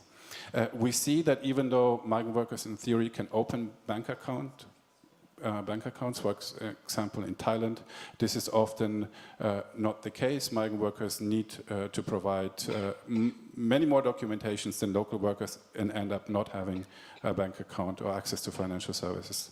Recruitment fees and costs, I think that once again showed as one of the key issues. So here perhaps important to note that recruitment fees and costs in Asia, but all around the world, can still be legally charged to migrant workers. Right? So that is a big problem also for ensuring compliance against an international standard that says no recruitment fees and costs can be charged to migrant workers if the laws in country, including in the countries of origin and destination country, allow for fees to be charged. The problem is often then on top of that they're also excessive. Perhaps also to mention that there are also restrictive rules regarding to gender. In some countries of origin, women require the consent either of their parents or their spouse in order to get the permission to go abroad and work. So that's the rule in some of the countries of origin. But we also see, for example, in a country like Malaysia, where requirements are very specific to sector, where Indonesian women are allowed to work in factories, but Indonesian men can only work on construction sites and in the palm oil plantations. Now, linking to that just very briefly, that sort of fairly restrictive system of migration governance and restricted or limited freedoms and rights of migrant workers, then sometimes is met by a lack of rule of law, right? The laws that exist, particularly when it comes to recruitment, for example, is not properly enforced, and we do see risks of corruption, also again linked to, for example, recruitment fees and costs. So that was the first challenge that I wanted to mention. The second one, I stay a bit more brief. Yeah, very important, and perhaps something from IOM that we would like to bring a bit more to your attention and into the agenda is that because of the temporariness of migrant workers and the way how work permits are being issued, there's a high risk, and we see that particularly in Thailand, for migrants to arrive in a destination country without documentation, and that means without the legal right to work. In Thailand, we estimate that more or less 70% of the migrant workers coming from Myanmar, from Cambodia or from Laos arrive without proper documentation. No? And of course there is clear evidence that workers that do not have the legal right to work in that country are even more vulnerable and at higher risk of other exploitations. And of course it's harder for them to access any grievance channels, no? Because there's a high fear in terms of being caught, being deported or being dismissed. And of course, you can also fall irregular as a migrant worker. For example, if the employer decides to report you as someone who has run away from the workplace. And the third point that, just very briefly, also links to the previous panel, migrant workers are at the front line when it comes to crisis. Both as responders during COVID-19, we know migrant workers have continued to work in the agricultural sector, linked to food security, but also in health and care sectors. At the same time, migrant workers are most vulnerable in a situation of crisis. So these three factors I wanted to highlight that show, I think, that there's really a high-risk environment, including for the private sector, when it comes to upholding and securing the rights of migrant workers. But at the same time, perhaps very important also to say, migrant workers are still moving, still going, so they're also resilient. No? You mentioned that in Nepal, for example, the GDP, the remittances sent by migrant workers account for 25%. In Thailand, destination country for 10%. Two sentences on IOM's work. So we are, of course, trying to address all of these challenges to a large extent with the governments. We are working on a project that we used to call CREST, Corporate Responsibility in Eliminating Slavery and Trafficking in Asia, which we, starting from 2024, will rename as Migration, Business and Human Rights in Asia. We want to align a bit more with the UN Guiding Principles on business of human rights. We'll be working with the government, inviting private sector to have dialogue to remove some of these discriminations that we have in the laws. We'll work with the private sector, hopefully including with amfori and the members, to translate a bit more into practice what human rights due diligence means in the context of labor migration. And one important topic, of course, will be also the access to remedy and the collaboration with the civil society, especially migrant-led organizations that we have in all of the countries in Asia. Thank you. I hate to be the moderator. I have to cut you off. Yeah? Thank you. But thank you for all the very important information. IOM's team actually offer free training for brands and, say, business partners. And I do have all those information available if you like. And I will prepare a list of information that you can participate in their online free training, learning more about how they can, their tools can support you to monitor the risk in the supply chain, especially those related to migrants. The other thing is they on and off also invite amfori to nominate members to join the discussion consultation regarding different issues in Asian countries. So the fisheries industry is high risk. I have been informed many times. So I hope in the future, don't reject my email if I invite you. Yeah, thank you. Sorry, Max, I have to stop you here. And now our lady panelists and board member and also important member, Woolworths team know migrant workers recruitment fee very well because I have been working with your team from Shanghai and covering multiple cases very, very excellent job, best practices. I hope today Phoebe can quote some of the examples. So my question to you is, start with what is your corporate strategy to address, say, the protection of migrant workers? What are the challenges you face in Asia? Can you name one or two cases that you successfully help them to improve, remediate, and then perform better? Thank you, Phoebe. Thank you, thanks. So hi everyone, just to clear up a misconception, I am Human Rights Manager for Woolworths Group, which is Australia's largest retailer, not Woolworths Germany, who are here in the room today. If you disagree with anything I have to say, please don't go and attack poor Sebastian from Woolworths Germany. He doesn't deserve it. So I am typically based out of Hong Kong, and I manage the human rights for our Asia-based supply chains. So we import into Australia and New Zealand, and we're primarily looking here at food and supermarket type products. So back in 2021, we made our first ever public disclosure of modern slavery. During a routine social compliance audit, we found some non-conformances with a Malaysian-based supplier. To follow this up, we conducted a deeper dive forced labor specific audit, and through that process, we identified 6 out of the 11 indicators of forced labor as per the ILO at this one site in Malaysia. So a lot of these indicators were really tied into the recruitment process. We heard a lot of really good stuff yesterday about kind of remediating these issues in Malaysia, and it rings true, right? So the workers are being charged very, very high fees in their home countries, primarily Nepal. They were being exploited through that recruitment process. Their passports were being taken off them by the agencies. There are a lot of red flags here, and in a lot of cases, workers here were paying thousands of US dollars in fees to get a job in a factory. So I'm not going to go on about this for too much longer, because I want to share a lot about the challenges that we faced, of which there were many. But we partnered with a local NGO, we worked with amfori, and we were able to facilitate the repayment of around just under $500,000 US to the workers in Malaysia.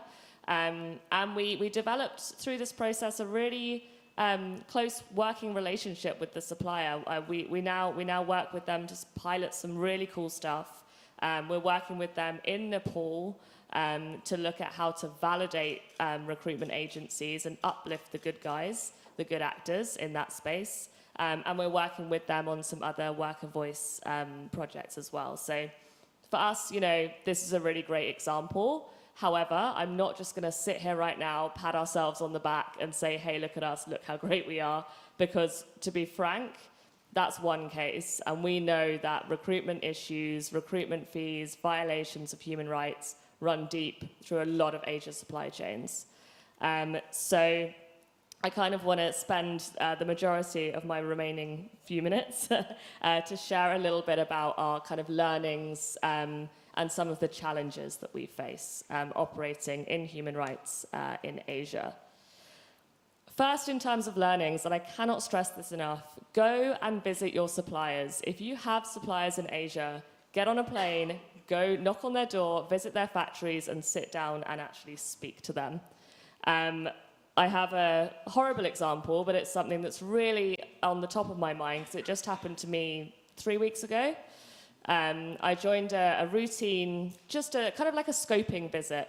We went out to Indonesia. We're just kind of getting the lay of the land, understanding what the industry looks like out there, visiting a few factories, not our own suppliers, but just kind of could be potential suppliers in the future. I kind of tagged along just to learn, primarily, actually. That was my main purpose here. Now, this factory that we went to go visit on paper looked great. There was no cause for concern. Kind of interested to go see it because it was quite a long drive out of the capital city. When we got there, the human rights violations, there were many. We were walking around the factory. I counted something like 10 just open elevator shafts, right? That workers could very easily have fallen down, gotten hit on the head from these I mean, I call them elevators. They're like boxes on bits of rope with a hook. No access to first aid, no access to proper firefighting equipment. The factory itself was run down, dirty, and just dangerous. We then went to the medical room to speak to the doctor, who is kind of part of the facility. And he explained to me that when workers join the factory, they do a health check. And, you know, that's fairly normal in a lot of Asian countries. He then explained to me the types of checks that he does on these workers. Majority of these workers are female, by the way. Every single female worker, before they sign their contract, has to undergo pregnancy testing. And these workers were not given long contracts. Their contracts were 3 months long before they need to renew. So that means that every single female worker is undergoing pregnancy testing every 3 months in this factory. And he told me this like, oh, isn't it great? Because then we can avoid pregnant women being around. It is almost laughable. And then they took me to the canteen and they showed me the hatch where the HR manager facilitates the loan paperwork for the workers. So again, when the workers join the factory, they're given a loan to, quote, manage their living expenses because they don't make very much money. They're given a loan and they work to pay it off over the course of their employment. Now, when I asked what happens if a worker wants to leave employment, they said, oh no, they can't because they have the loan, so it's great, they stay for much longer. So this was, I mean, a perfect case study, but a really, really horrendous situation to be witness to. And I wanted to share this because, I mean, it's been playing on my mind, but I also think it's just such a good case to show the importance of going and talking to your suppliers and seeing those factories. And in the same breath, I may be looking at a supplier on a piece of paper and think, oh my goodness, so many non-conformances, this is going to be a nightmare. I hate my job. Why do I have to have these conversations? And I'll go to the factory and I'll sit down and meet some of the coolest, like most engaged, passionate people about human rights that I've ever met. All they need is a bit of guidance and maybe just a little bit of a plan, you know? So that's probably the biggest kind of learning I have here. I don't know how many more minutes I have left to rant on. 2 more minutes, okay, cool. So in 2 minutes, I will just, 3, okay, excellent. I will summarize the challenges in Asia. So I was thinking about this last night. I was kind of putting my thoughts down and trying to summarize the challenges in Asia is really, really hard. I have a long list. We have civil war. We have some really intense geopolitical situations. We have very large countries with a lot of internal migration, but in the same breath, we have countries with a lot of international migration, each of those corridors carrying their own challenges. We have restrictions on freedom of speech, right? You can't sit in a forum like this in some places in Asia and have a conversation about human rights. It's just a whole different ballgame. There's a lot of elephants that walk into the room when you start to talk about human rights in Asia. We have language barriers, we have clashes in culture, clashes in even how we define human rights. We have different laws, as Max mentioned very, very well. We have authoritarian governments, natural disasters. The list goes on. So the picture I'm trying to paint here is it's a very, very challenging part of the world to be operating in. There are a lot of great opportunities, and we really, really support good migration and good practices when it comes to responsible recruitment. We really, really value our relationships with our Asia-based suppliers, but as I mentioned, we have to go beyond that base level due diligence in a lot of these countries, develop trusted relationships, go out there, visit the suppliers, see what's really happening on the ground. This cannot be more true even after COVID as things have changed. I think I'll stop there. Thank you. Yeah, thank you, Joy. Because our session actually is unfair to us. We have 10 minutes less than others. Thank you for being cooperative. Okay, but we can have chance to come back. Thank you, Phoebe. I just want to make sure Milad also share some of his views, and then we can come back with some follow-up questions. Thank you. So Milad, I cut the original question shorter.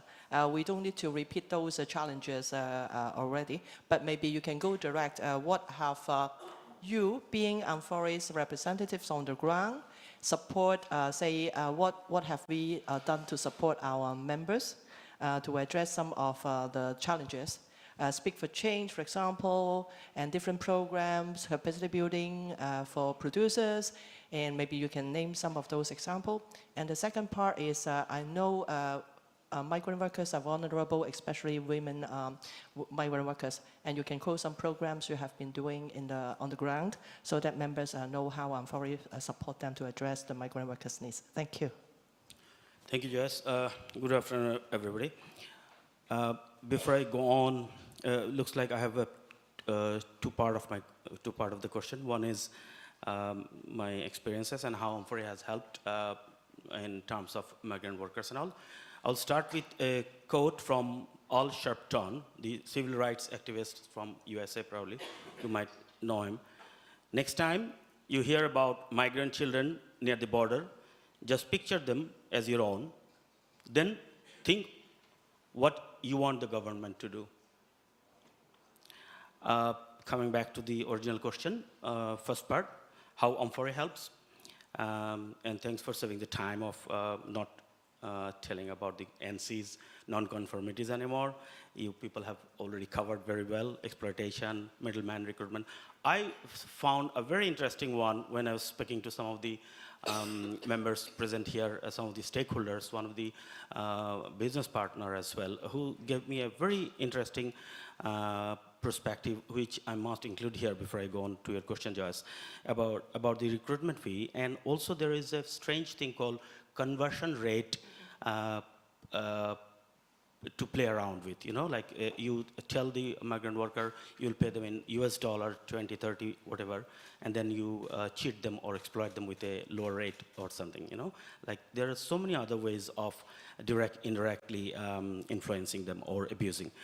How amfori helps? I will request you to look at this brochure. You all might have seen maybe all that from the opposite, actually. Lena, thank you.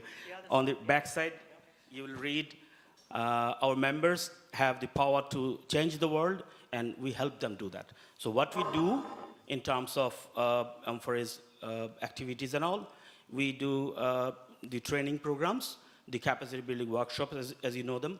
The responsible purchasing practice is one of the very great thing, very timely thing that came in the COVID time, and we informed or requested all members to act responsibly, so that definitely comes into the consideration of migrant workers as well. And then the stakeholder engagement, like the multi-stakeholder forum that we arrange in different countries, in Bangladesh and in any other country, and the roundtable and other discussions. In terms of Speak for Change, you have observed, heard, you were here during Laura, our colleague, delivering the Speak for Change program in details. If you want to know more, in short, we call it S4C. Speak for Change is a very unique and interesting program, piloted in Vietnam, rolled out in Turkey and Bangladesh, coming up in India very shortly. So we are very proud about this, and you will find lots of good reasons why Speak for Change is related to the topic that we are talking about here, vulnerable workers in Asia going beyond mandatory compliance. Like generally when you talk about living wage around the world, that is not mandatory when minimum wage is. So what are we doing in addition to the mandatory compliance or due diligence? Women empowerment project that we ran in Bangladesh, a Shobola project for 2.5 years. Similarly, other women empowerment projects in India and China as well, with a little bit different classroom training and all. But the Speak for Women Empowerment project called Shobola was a great success, and many of the members requested for us to replicate it or to do a phase 2 kind of thing. We are still talking to some of the members who are interested. One of the members was present here today, who is almost at the beginning of signing or talking to us at the initial level though. What were the learning from this women empowerment project, where the sensitization to be the biggest thing? Many male-dominant factory management staff are not interested to see women growing from worker level to supervisor to managerial level. So to sensitize them, to develop the skill of the women as a supervisory or managerial level, and to give them other soft skills. For example, financial literacy may not suffice the theme, the program, the initiative. The men has to accept them, like, yes, this is going to help me run my floor, run my production activity in a much better way if I have a next to me as a female supervisor. They will understand it better. Workers will feel much better and comfortable. The biggest thing about the Shobhala project learning that we have, and the women empowerment activities that we run across, not only in Bangladesh but in other countries, are the respect that women gain from that in the factory workplace, in their community as well. So we will talk about this more. If any of you are interested about Shobhala and other things, we will be able to give you more details. I will stop here, Joyce, by saying again from the backside of the brochure, which says, join us and turn risks into opportunities. Am I done, Joyce? Do you have any more minute, or shall I stop here? 1 minute, please. 1 minute. Or are you going to come back later? Okay. No, I wonder. I Okay, think yeah, that's because it for now. I see we are having 9 minutes left. So I wonder whether in case teams have already received any questions, I want to know, Sure. and then Good to enough. address the questions would be also part of our responsibility. Sure. So I Better that was way. asking whether problem. we have already. No, then fine. Okay. Questions, if there's any Yeah. questions in the room, raise your hands. Okay. Yeah? Okay. Good. So, any questions? Any questions before I supplement more information which we could not cover earlier? Any questions? Don't be shy. Yes, ladies. Thank you. Thanks. Yeah, a question for Phoebe. The example you gave of the factory in Indonesia that you visited, you said it looked great on paper. I was wondering, in this context of vulnerable workers, when you review factories on paper, what information do you have and what do you look at? Great question. So once we're working with a factory, we obviously have a lot more information on them. We actually, I'm accidentally plugging BSCI here, but we actually use BSCI as one of our kind of like standard level due diligence processes. So factories that we work with have to submit regular social audits, and BSCI is one of the standards we accept. And of course, we'd have information about their quality audit, we'd have information about site visits, and just generally kind of scorecards related to how they work with us. It's a lot different when you don't have that relationship with the factory. So in this case, we had really, really limited information. We had kind of an old social compliance audit. We had a little bit of quality data. But even the quality data was definitely so out of date because the factory in the pictures and the factory in real life were it was like falling apart. So yeah, it's limited. It's limited is what I'm trying to say. Hopefully that kind of answers your question. Any follow-up one you want to add? No? Any other question? 2 more, thank you. Okay, I'll start. Thanks for the very insightful talk.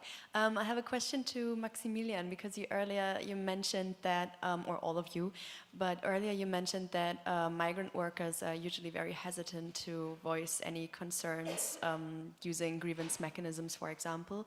So in the fear of getting deported, for example. So do you have any other suggestions how could one engage with those to actually, provide a way to voice any concerns? Yeah. Thank you for the question. It's a good one.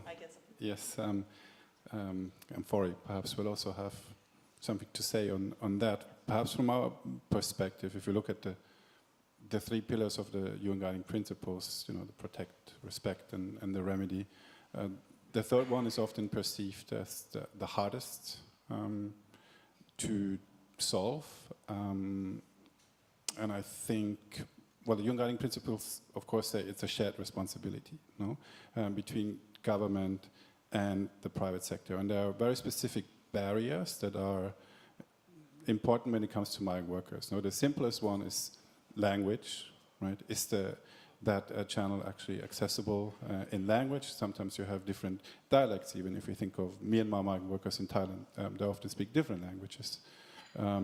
And it can be very complex barriers, such as the fear of deportation. Because as a temporary migrant worker, if your work permit is revoked, you just have to leave the country and you lose any access to that grievance channel. So I think the solution is not there yet in that sense, but we see pathways perhaps for the solution. What we do quite effectively in some of the countries in Asia is to work with the excellent civil society organizations that we have on the ground that can bridge when it comes, and some of the violations also do not or should not be addressed within a company operational or even industry grievance mechanisms. Some violations when it comes to migrant workers are so severe that it should go into the state system.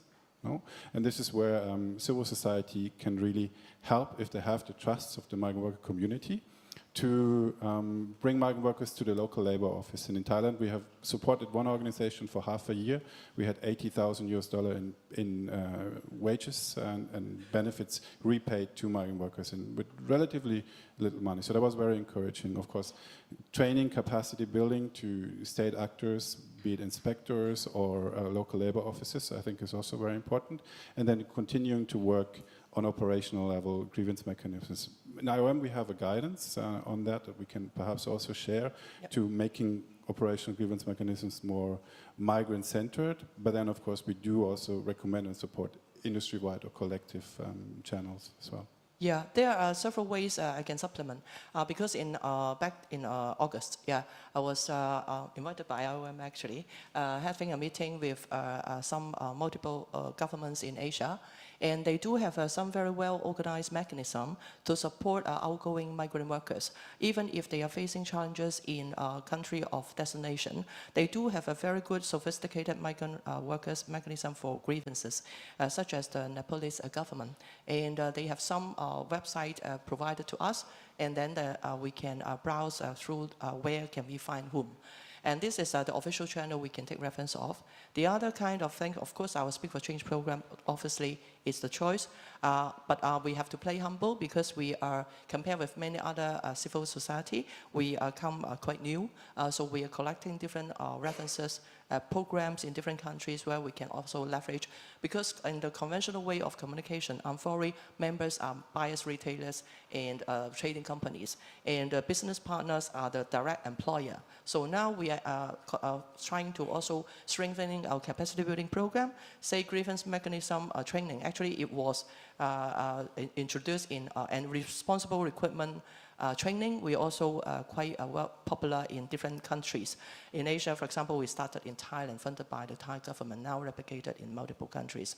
Those are the good training to train the middle management of factories to be open-minded and to be systematic, professionally handle grievances. So those are our way to support how migrant workers can be protected when they want to air their grievances. We still have a few minutes left. Let's take 3 minutes and one more question. Yeah. Thank you. I don't want to go out with grievance, so please ask questions. Thank you. Lee Esterhazen from Andweide. It's a comment related to Laura next to me. I think it's important to accept that most workers won't use a grievance mechanism necessarily. Some will, but many won't.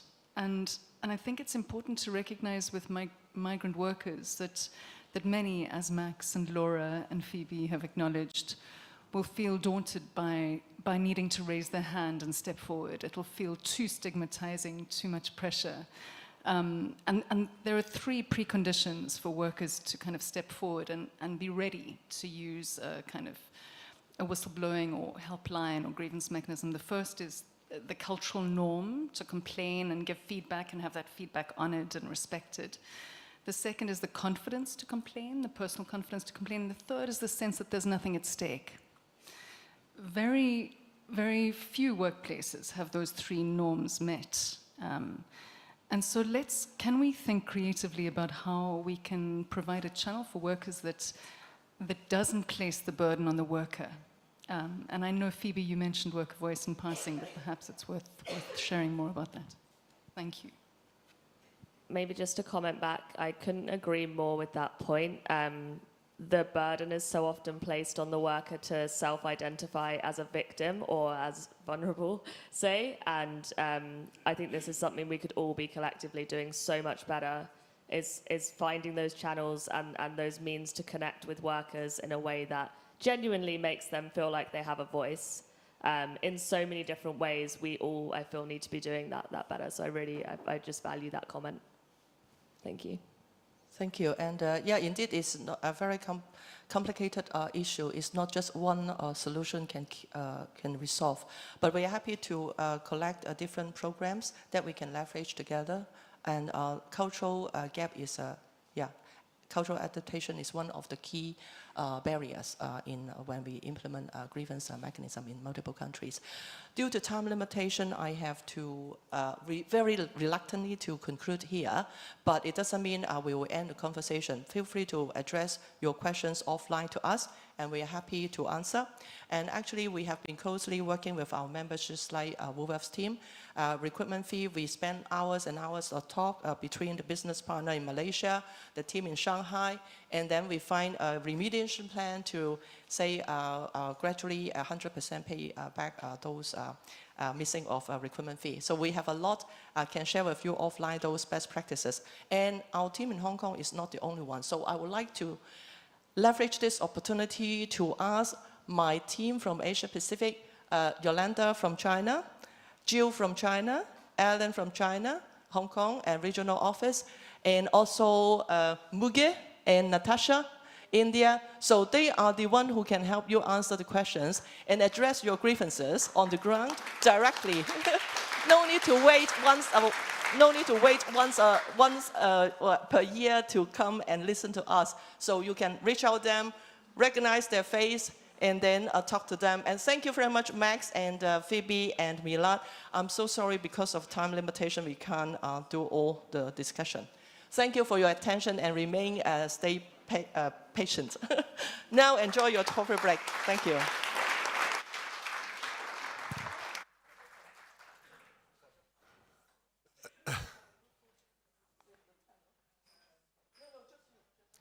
So, okay, of course. So you're wrapping maybe up a little bit. So there is a lot of burden also when it comes to migrant workers, and also with, as we rightly heard, grievance mechanisms also have limits. So, and we finally should also see that we have a better system in a lot of the risk countries as well. But for the time being, let's say on an amfori level, we are doing the best for the E as the S and the G that we can provide for our members. And we, of course, would like to take all your input also to improve. And as Joyce rightly said, you can contact us anytime on that. So I have one more treat for you, which is Stuart Newman, who will be, after the coffee break, will be having a fireside chat on tackling forced labor in global supply chains. Is it a Sisyphean task? So please enjoy your coffee break and keep your spirits high. Please return, everyone. So show up right, we will count you. So now I'm already counting. So let's be back at 20 to 5 and hope to see you later.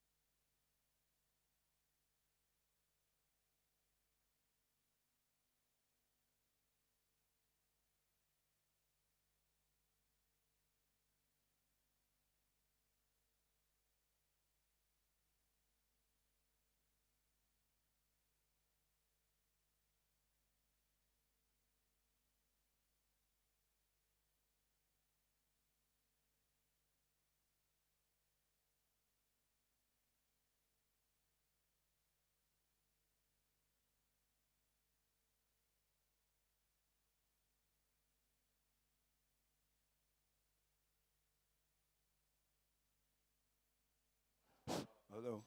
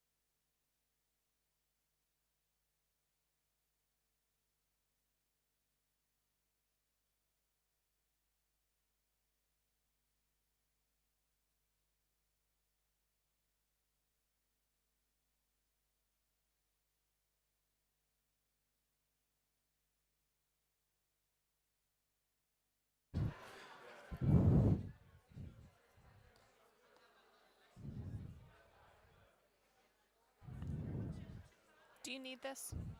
I will welcome people back in, and then I will invite you guys to the stage. Both of you, if you want to give more background, feel free.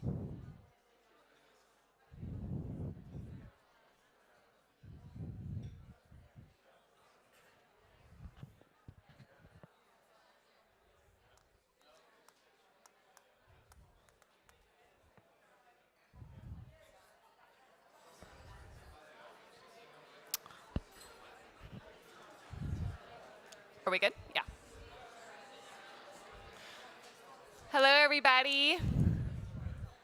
Nice to see your lovely faces again. Okay, welcome back. Thanks for staying and sticking with us until the end. Next, we are talking about forced labor and global supply chains, of course, an issue that we are all dealing with. Over the past few years, we have seen a number of legislations emerging from different parts of the world aiming at tackling forced labor and supply chains.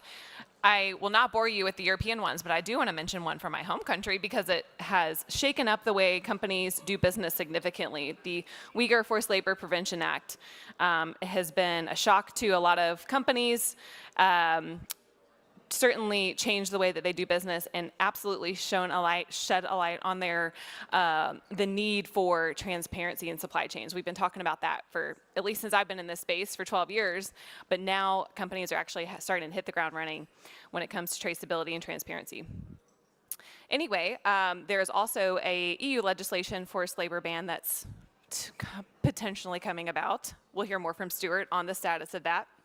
And yeah, I'm looking forward to hearing the conversation between Stuart Newman, amfori's Senior Advocacy and Engagement Advisor, along with Mr. Matt Friedman, the CEO of the Mekong Club. We'd love to welcome you both to the stage and hear what you have to say.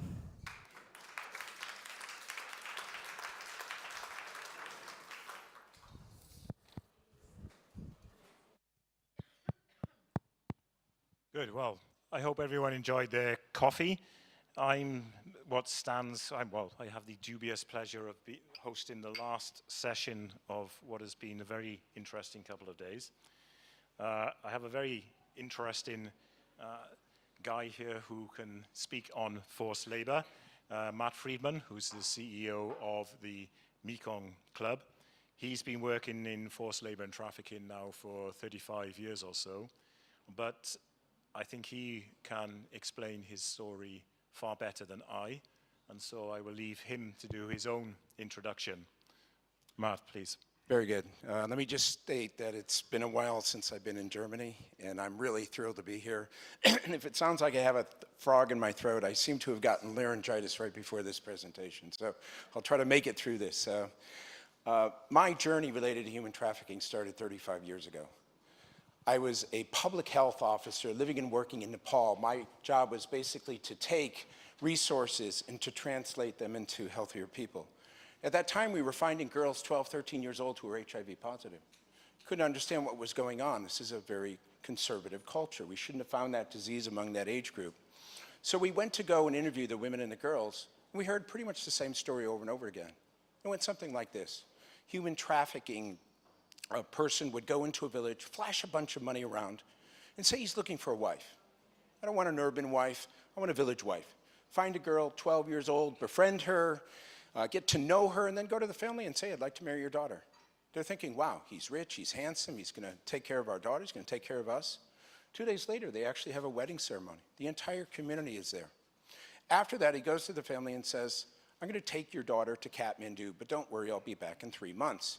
But that isn't what's going to happen. Instead, he takes her to Mumbai, India, to the red light district. Now, this girl's never been more than 20 kilometers away from her home. When she's in India, she thinks she's still in Nepal.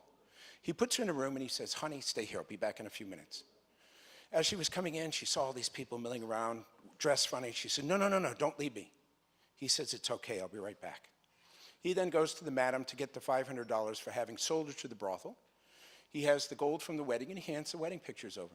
He then leaves to go back to Nepal to do this again and again, maybe 40, 50 times in a year. After that, the madam goes into the room where the girl is and says, guess what? Your husband just sold you to me and you're going to be with 20, 30 guys a day, every day, because I say so. You can imagine this girl's shocked. No, my husband loves me. No, that's what happens. When many of these girls internalize what's going on, they say, I will kill myself before I do those shameful things. I'm a good Hindu girl. The madam then brings out the photo of the family and says, is this your mom, your dad, your brother? If you hurt yourself, we're going to hurt them. So she's trapped in this situation. In order to make her into a prostitute, it's quite simple. You bring in a couple of professional rapists, and over a 2-day period of time, they take this 12-year-old girl, rape her 20, 30 times until she just lays back and accepts whatever happens to her. After that, she's put on the line, which means that she will be with 20 guys, 30 guys every day, until after a couple of years, she gets what's called black eye, where she's so depleted physically, emotionally, and spiritually that nobody wants her, so they throw her out onto the street. So I was interviewing these girls, the girls that made it back. Many of them didn't. They languished in India, died of AIDS. But I didn't understand the evil of this until I actually went to those brothels. I was invited by the Indian government to do public health checks. A police officer with me went into one of the brothels. There was an 11-year-old trafficking victim.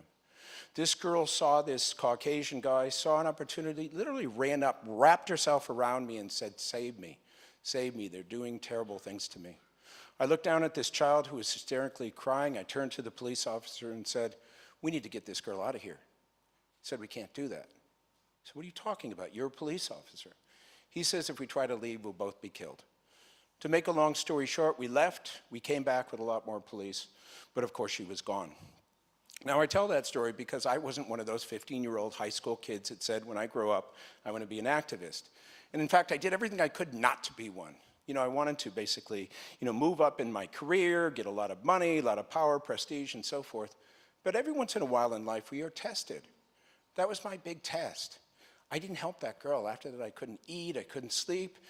And I did what a lot of activists eventually do, surrender to the fact that now that I know about this, this is what I'm going to do with my life. And 35 years later, here I am talking to you. So I spent 8 years in Nepal doing that, went to Bangladesh, did that for 5 years, focused on both sex trafficking, forced labor, eventually went to Thailand, then ran one of the largest counter-trafficking programs in the world for the United Nations, and then set up the Mekong Club 12 years ago. So that's how I kind of got into all of this. Yeah, I must say it's just a truly horrific story, and it's one of the worst cases or worst examples of human trafficking and, if you like, forced labor that I can think of.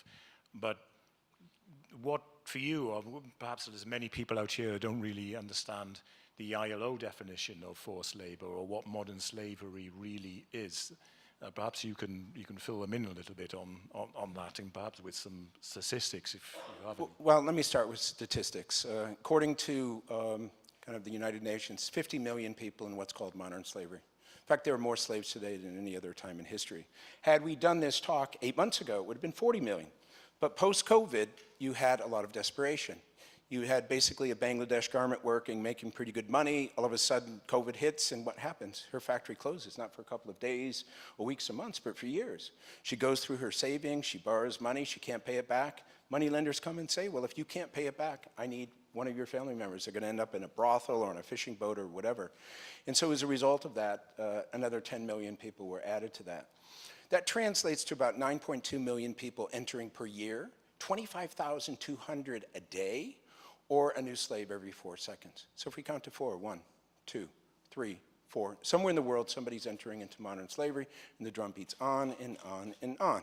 Just to put this into a little bit more of a context, the amount of money generated from modern slavery, $150 billion US a year, second only to drug trafficking.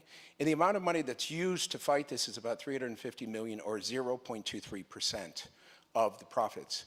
So basically, we're not even helping a half percentage of this. Now, to talk about definitions, you have the ILO definition and the modern slavery definition. You have all kinds of definitions. It's better just to give an example. Fishing industry example, when I worked for the United Nations. 15-year-old boy from Cambodia is told, well, you have to go down to Thailand and you have to get a job. We're poor, you need to send money back. He goes to Thailand, he's by himself, he's looking for work, not finding it. Human traffickers see this, go up to him and say, hey brother, you're from Cambodia, I'm from Cambodia, let me help you out, let me lend you some money. Okay, well now that you have my money, you have to stay with me, but guess what? I got this great job, I'm gonna take you down to the ocean, put you on the boat, it'll go out for a couple of months, you catch some fish, boat will come back, you'll get lots of money, you'll be a hero to your family. Goes down to the ocean, gets on the boat goes out, but it doesn't come back after 3 months, it stays out for 4 years. This poor kid will end up working 17, 18 hours a day, every day. If he doesn't, he gets beaten, tortured.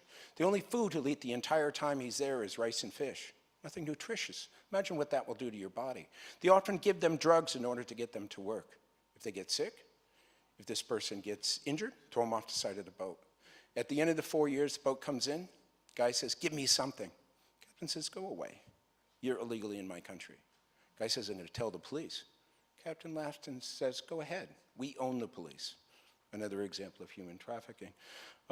Seafood packing. Person from Myanmar goes down to Sumat Sakon in Thailand, 4,500 seafood packing places, knocks on the door with the factory. Factory owner comes out and says, what do you need? Looking for a job. Factory owner says, okay, I'll give you a job. I'll pay you the equivalent of $50 US a month, but you have to stay in the factory, you can't leave. This guy's never made more than $25. He accepts the job, goes into the factory, works under terrible conditions, but at least in his mind, he's thinking, I can send this money home. After a couple of months, he goes to the manager and says, I'd like to be paid. Manager says, well, I forgot to mention one thing. For you to be in the factory with room and board and everything, it cost me $54. I'm only paying you $50, not enough to cover it. So guess what? You can't leave the factory because you owe me money. So all these people languishing in a situation where every day they work from 6 in the morning till 11 o'clock every single day. If they don't, terrible things happen to you. The point I'm making is that there are different extremes within human trafficking and forced labor. To the violations that we see that are audit related and not having passports, to extreme cases. And so what I'm describing is some of the more extreme cases where a person literally loses their freedom, their opportunity to make decisions for their life, and as a result of that, they are pretty much unable to kind of live a life that we all in this room share.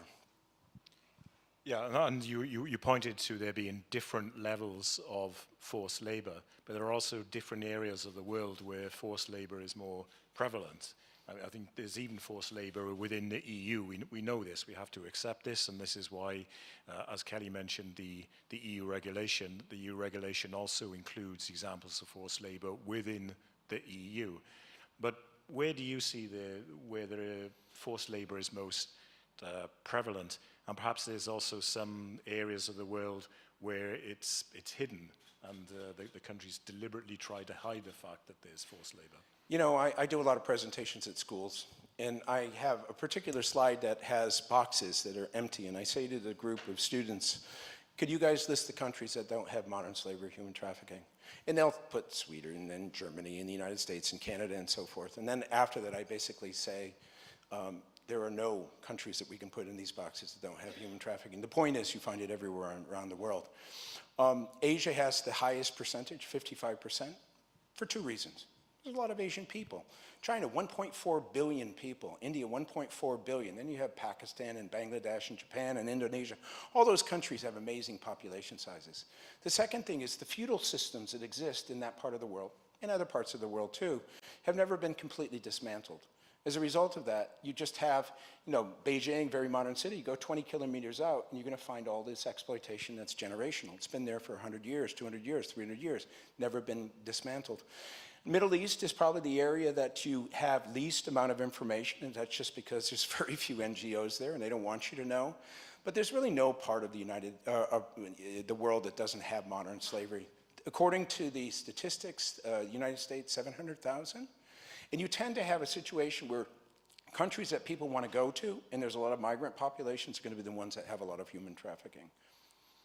But I mean, based on the fact that some countries do deliberately hide it, I mean, others are more open about it, what can we do? What can organizations do? What can companies do? Maybe some of the members are sitting here in the audience today. You know, what can they do to find forced labor, to mitigate it, to even prevent it? And perhaps you can also explain what you do with the Mekong Club in that regard as well. Okay, so I happen to live in Hong Kong.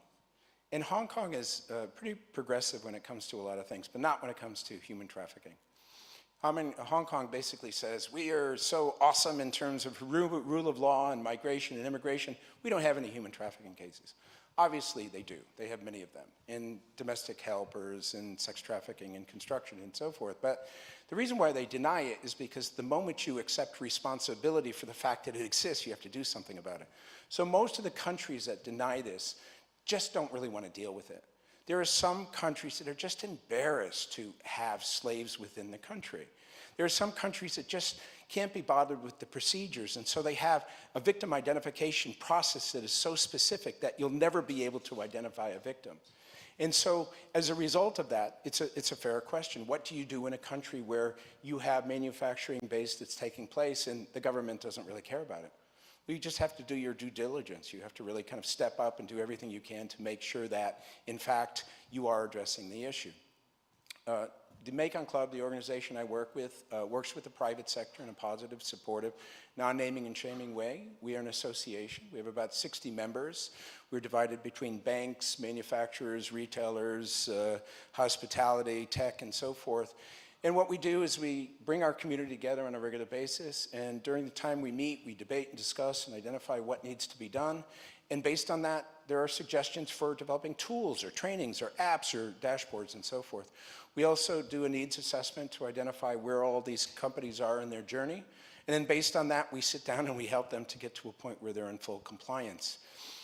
In addition to that, we do unlimited training, we do consultation, a lot of remediation. You can imagine being in Hong Kong and so close to China that we have to do a lot of that kind of work. Often it really comes down to signing an NDA.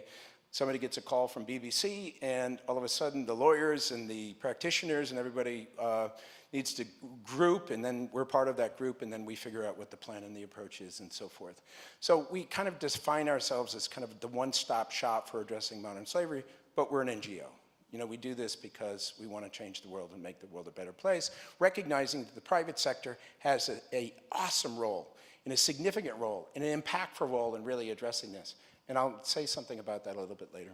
Yeah, I mean, that's what I wanted to pick up on, because we would say if you find that there's a problem in your supply chain with forced labor or with any other issues that are included within the amfori BSCI Code of Conduct, don't just run away, don't pull out, but work with your supplier, work with your business partner to try and change the situation. In other words, collaborate. The company and the supplier should collaborate. I mean, have you come across examples where collaboration has worked with forced labor?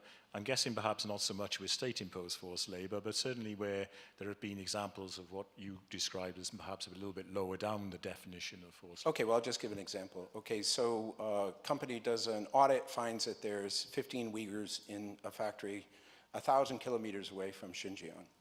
And so they're concerned because of the twinning situation. You have certain workers that go from Xinjiang that are placed in these factories by the government.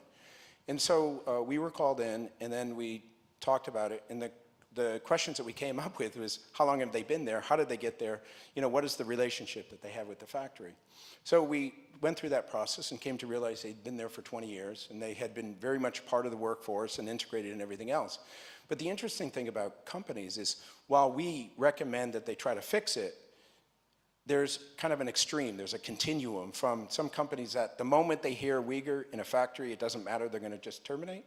And the other side of the equation is that they'll document it, they recognize these people have been there, they've been supporting, you know, the manufacturing, and they want to do right by the world and so forth, and a lot of different organizations in between.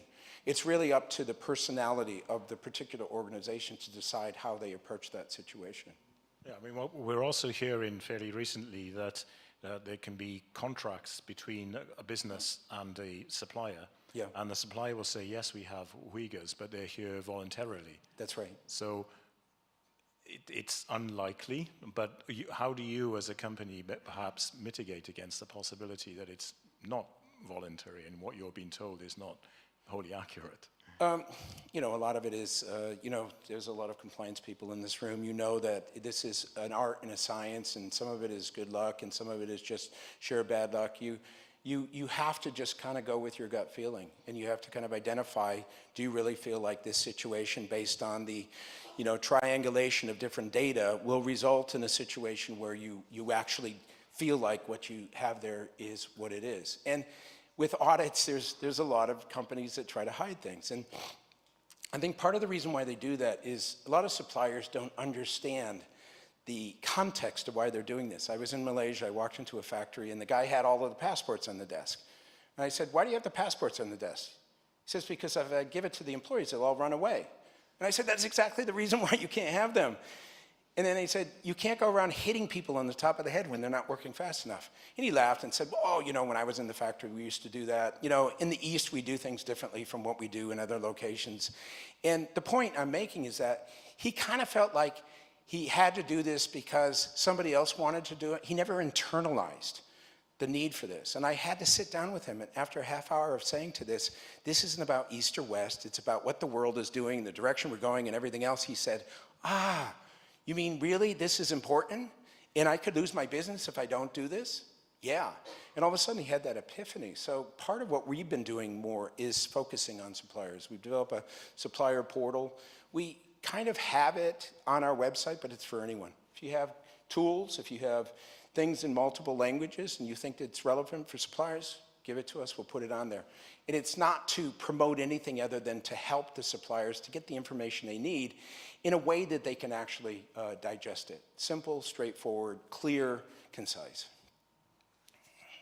I mean, it's interesting. There's perhaps another couple of questions I have which are, Sure. which are related. And one is how companies can integrate ESG into their strategies. And with that, there is this idea that boards and management should be accountable for their actions when they're dealing with examples of forced labor. What are your thoughts? Well, I mean, the ESG people are over here and the compliance people are over here. And the ESG people don't always know what the compliance people are doing and vice versa. I often have kind of risk assessment people come up to me and say, oh, you know, the ESG and compliance, sustainability people are coming and they're so worried about the S being profiled and it's going to be a real problem. And I just look at them and I say, you don't realize that you're way ahead of the game because of the transparency legislation. You already have the indicators. In the S, there's probably going to be about 30 indicators, of which 6 or 7 are going to be related to human trafficking. And if you're already doing the UK Modern Slavery Act submission report or the Australia one or the German one and so forth, you're way ahead of the game. You are looking pretty good in terms of being able to do that. And again, it's one of those aha moments. Oh yeah, you're right.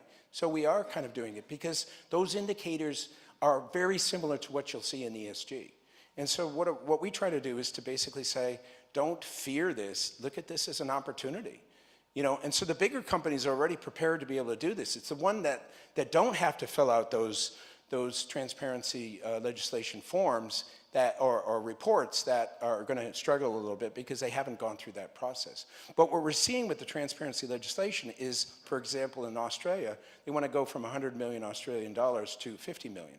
They already have that in one of the particular provinces, but you'll see those changes gradually happening over time. Kelly mentioned earlier in her presentation the UFLPA in the US. You have the forced labor regulation going through the process in the EU. You have the German legislation, which everyone struggles over pronouncing. It's quite simple. It's the German Supply Chain Act. I don't know why people bother. Acronym too, probably. How effective do you think these legislations are or will be? Well, you got to put them in different boxes. Transparency legislation started with California Transparency and Supply Chain Act. All you had to do is put on your website, And if you weren't doing anything and you said it, you're in compliance. UK added the report in the board of directors. Australia added a scrutinizing mechanism to be able to address that. Germany added the grievance mechanism, the potential for fines. The Canadian one will eventually have fines. But let's be clear, it's transparency legislation. You know, basically it's to allow for governments and the general public to see what companies are doing or not doing. When you're getting into the Uyghur Acts and the withhold and release, it's a completely different show. I know organizations that have submitted consignments 4 times in a row with the same paperwork, and the 5th one doesn't go through. And the way if you look at the guidance, I don't know if you ever look at, when you get a credit card, they have the fine print. It's in font 4, and it's like 6 pages. I don't think any human being other than the people who wrote it have ever looked at it. That's the way this guidance is. And I know this because I've met with those government officials, and I've listened to them. They don't come from the private sector. They don't really understand kind of, you know, when it comes to supply chains, how it works, and tiers and everything else. So if you have people making decisions on consignments based on paperwork, and they just are having a bad day, it can be a real problem. You know, and there are, in fact, some organizations that have been accused. I won't mention the name of an organization in the UK that got into some trouble. And, you know, it wasn't even forced labor. It was just underpaying organizations. But the withhold and release resulted in them losing $2 billion in sterling pound capital and so forth, and it had a tremendous impact.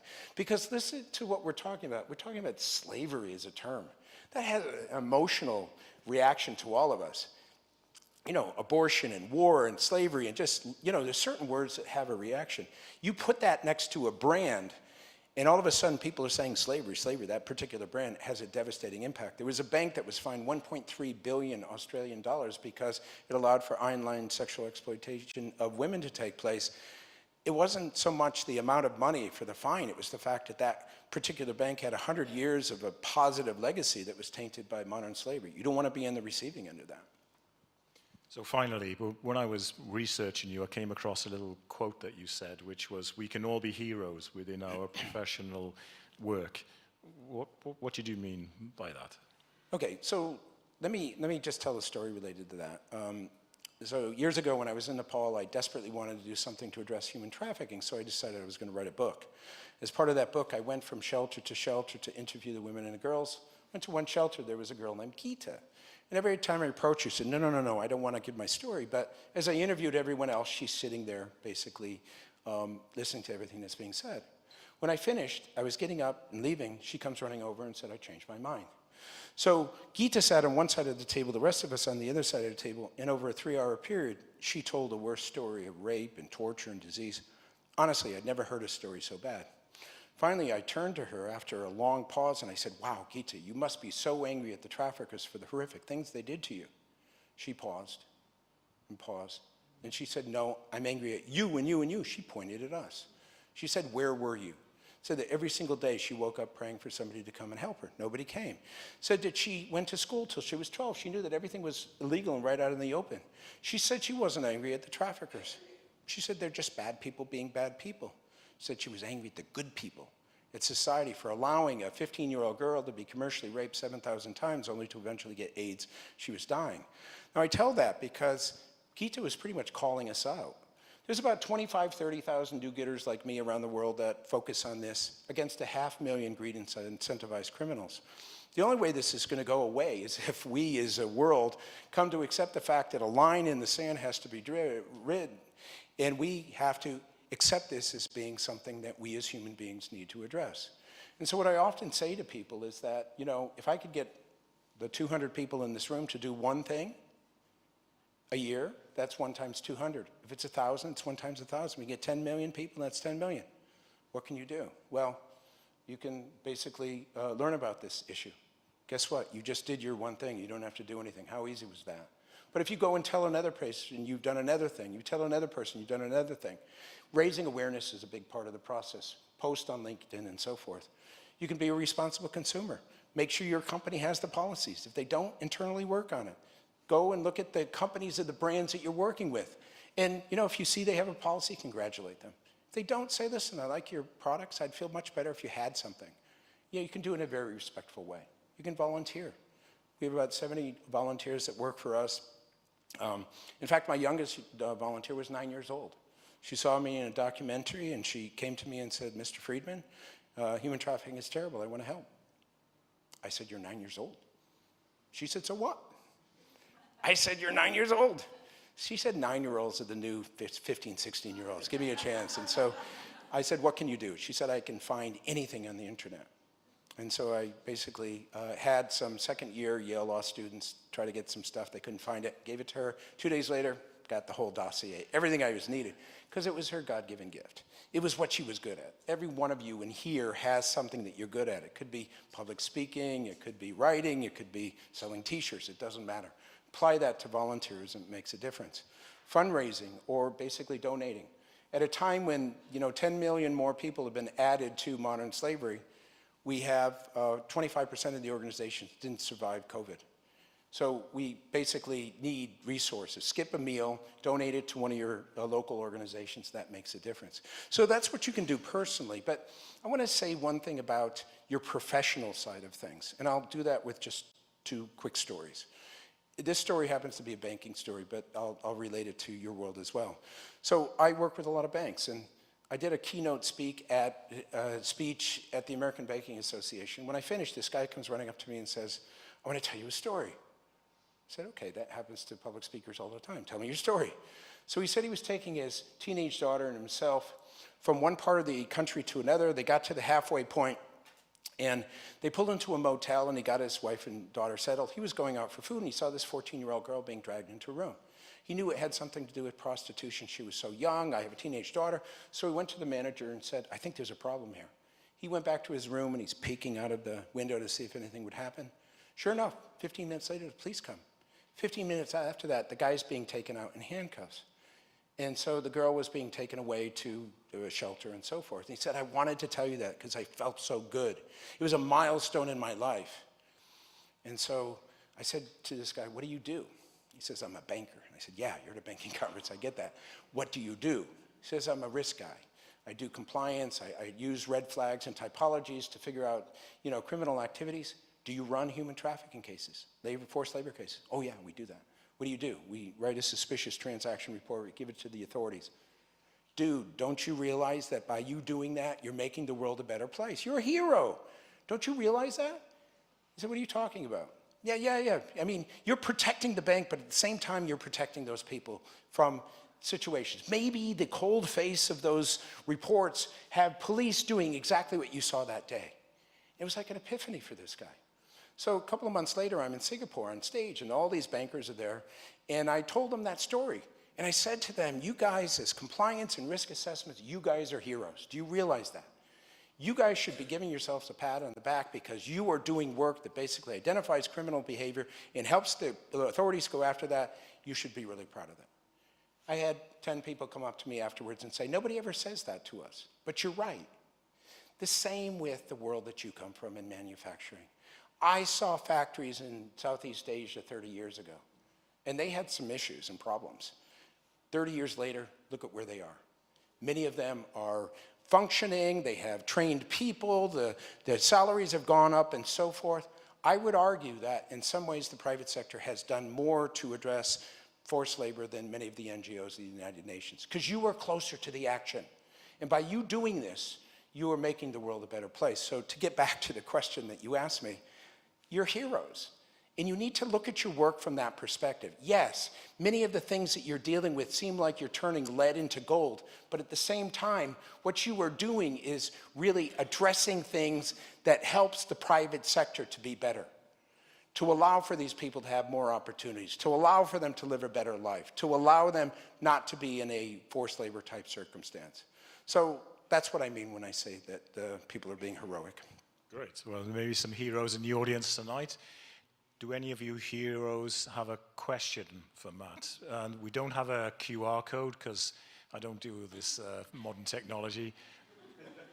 Instead of tapping into your phones and holding them all up, can you hold up hands if anybody has a question? Old school. Old school.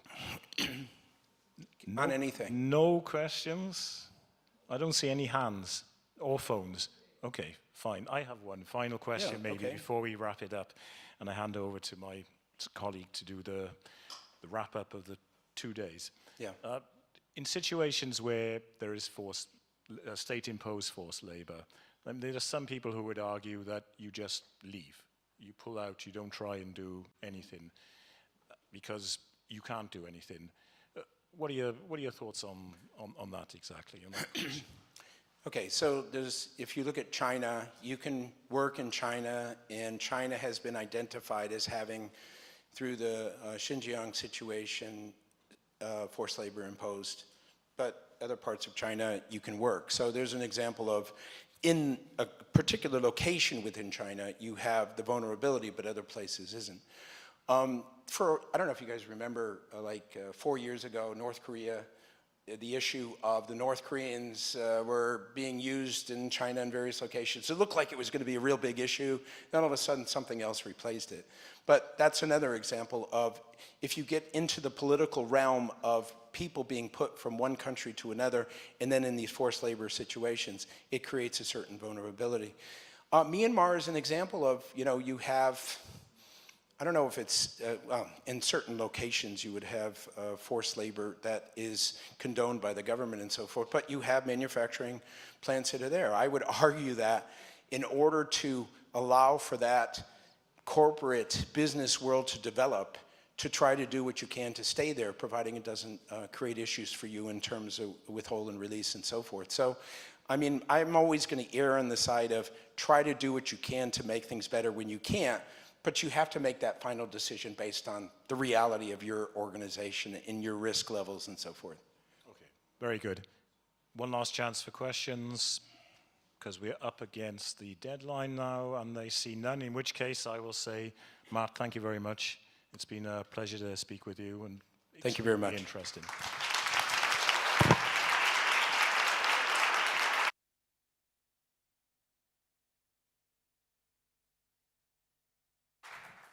So thank you, Stuart, for this really interesting bringing this session up. And Matt, I would like to say you're a very courageous person, actually.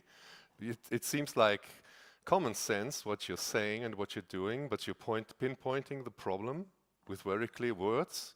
And you say you're living in Hong Kong, and anyway you're going everywhere in Asia on this mission, and I think that is quite a job, just to keep it at that simple word. Thank you for this. And finally, I was really woken up to the problem, and I think it was the most, for me, it was the most moving slot which we had. And we should have advertised this much more in advance, because I think this is a very relevant thing that we just heard from you.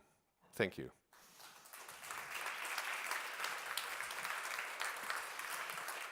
So, unfortunately, I have to it's not about the person, but we are closing up today. So we unfortunately have to leave you, but one final word from our Head of Advocacy and Stakeholder Engagement, Kati Roussel. Please come up for the final words and the wrap-up of 2 days. And I want to thank you, everyone, for myself, and also from Kelly and the rest of the team. And the floor is yours, Kati. Thank you. Thank you so much. I wasn't expecting to be inspired by a late session in a 2 days event at the very end of the day on forced labor, but I was. So thank you very much to both of you. It was very inspiring, a real call for action. It's been a pretty intense couple of days, but every good thing must come to an end at some point. So as a conclusion for this event, I would like to leave you with 4 takeaways and 1 piece of information. Okay, so the takeaways. So we spoke a lot about due diligence, right? What has been clear to me through the different sessions is that no one size fits all. It's true for prioritizing risks, it's true for remediating grievances, and it's also true for ESG reporting. So because you have unique challenges and ways of working, your due diligence journey deserves a tailored approach. And the good news is that amfori tools can provide you with a pencil and the arty furniture that you need to paint your own Picasso painting. So you can put the here, there, the I, there. I mean, it's your choice. That's how you're going to handle your journey. So when it comes to ESG due diligence, there is no rest for the wicked. So it's all about continuous improvement. There is no end date to that journey. And there is no perfection. It's all about taking a long-term commitment. And I'm going to share with you what I often tell to my kids. It doesn't make much sense for you to compare yourself with others. If you really want to improve, what you have to compare yourself with is the version of you that you were yesterday. So that's the important thing, is really to start now. Third takeaway, due diligence is about shared responsibility. So Mr. Juncker, on day one, he described due diligence as a B2B concept, where you need to partner with your suppliers to really achieve impact on the ground. And I think it's really important, and this is why I was really, really happy to see so many business partners being present on the panels and sharing their voice, their thought, their experience in the discussion we had over these past couple of days. Also, ESG due diligence shouldn't be a scary word. The legislation that we see emerging in different countries or regions is a translation of existing, recognized international standards that are guiding business conduct. So this is not reinventing the wheel, we are already doing it. My final takeaway, I would want to talk about cocktails. So for those of you that were with us yesterday, we had networking cocktail, right? And to celebrate the 20 years anniversary of amfori BSCI. And so I hope you had a chance to enjoy our E, S, and G cocktails in different colors. Amfori started this journey on due diligence by focusing more on social compliance. But E, S, and G are equally important pillars of sustainability. So this was very symbolic that we offered these different kind of cocktails during our networking cocktail, so that I hope that maybe some of you tried them all. I don't know. Is there anyone in the room who had a chance to try the different colored cocktails? Yes, well done. I'm really happy to see that. So it was very, yes, indeed symbolic, and it's also an indication that we as Amfori, we are stepping up our efforts to also make the environmental pillar with Amfori BPI and the governance pillar stronger in our services. So I'm hoping that with your help, in 10 years' time, we can celebrate again together further progress towards ESG due diligence in supply chains. So if you counted the number, I've reached my 4 takeaways. So now time for a crucial piece of information, which would be about our next annual event, because I don't want to leave you without a date for our next rendezvous, right? I mean, that was so enjoyable. We need to meet again. So I'm pleased to inform you that our next annual event will take place this time in Brussels on the 4th and 5th of June. So you can already pencil the date in your agenda so that it's blocked and you join us for very interesting and hopefully lively discussions. Then final message is a thank you message. Thank you very much for the speakers and the Amfori staff, for those coming also from far away, because you really played an important role into positioning these discussions at a global level. I think that's one of the key elements of this two-day event. And also thanks to the speakers for the depth of expertise and experience that they shared. I mean, it's true that sharing is caring, I guess. And finally, thank you very much to the Amfori staff for all the hard work putting into the event. Some have worked in the shadow, some have worked in the spotlight. But all in all, I'm very proud to be part of such an amazing team of dedicated professionals. I was discussing earlier this afternoon with a member who described the organization as flawless. And this is all due to Else's effort. She's sitting in that corner. She was the one instrumental for organizing 2 days event.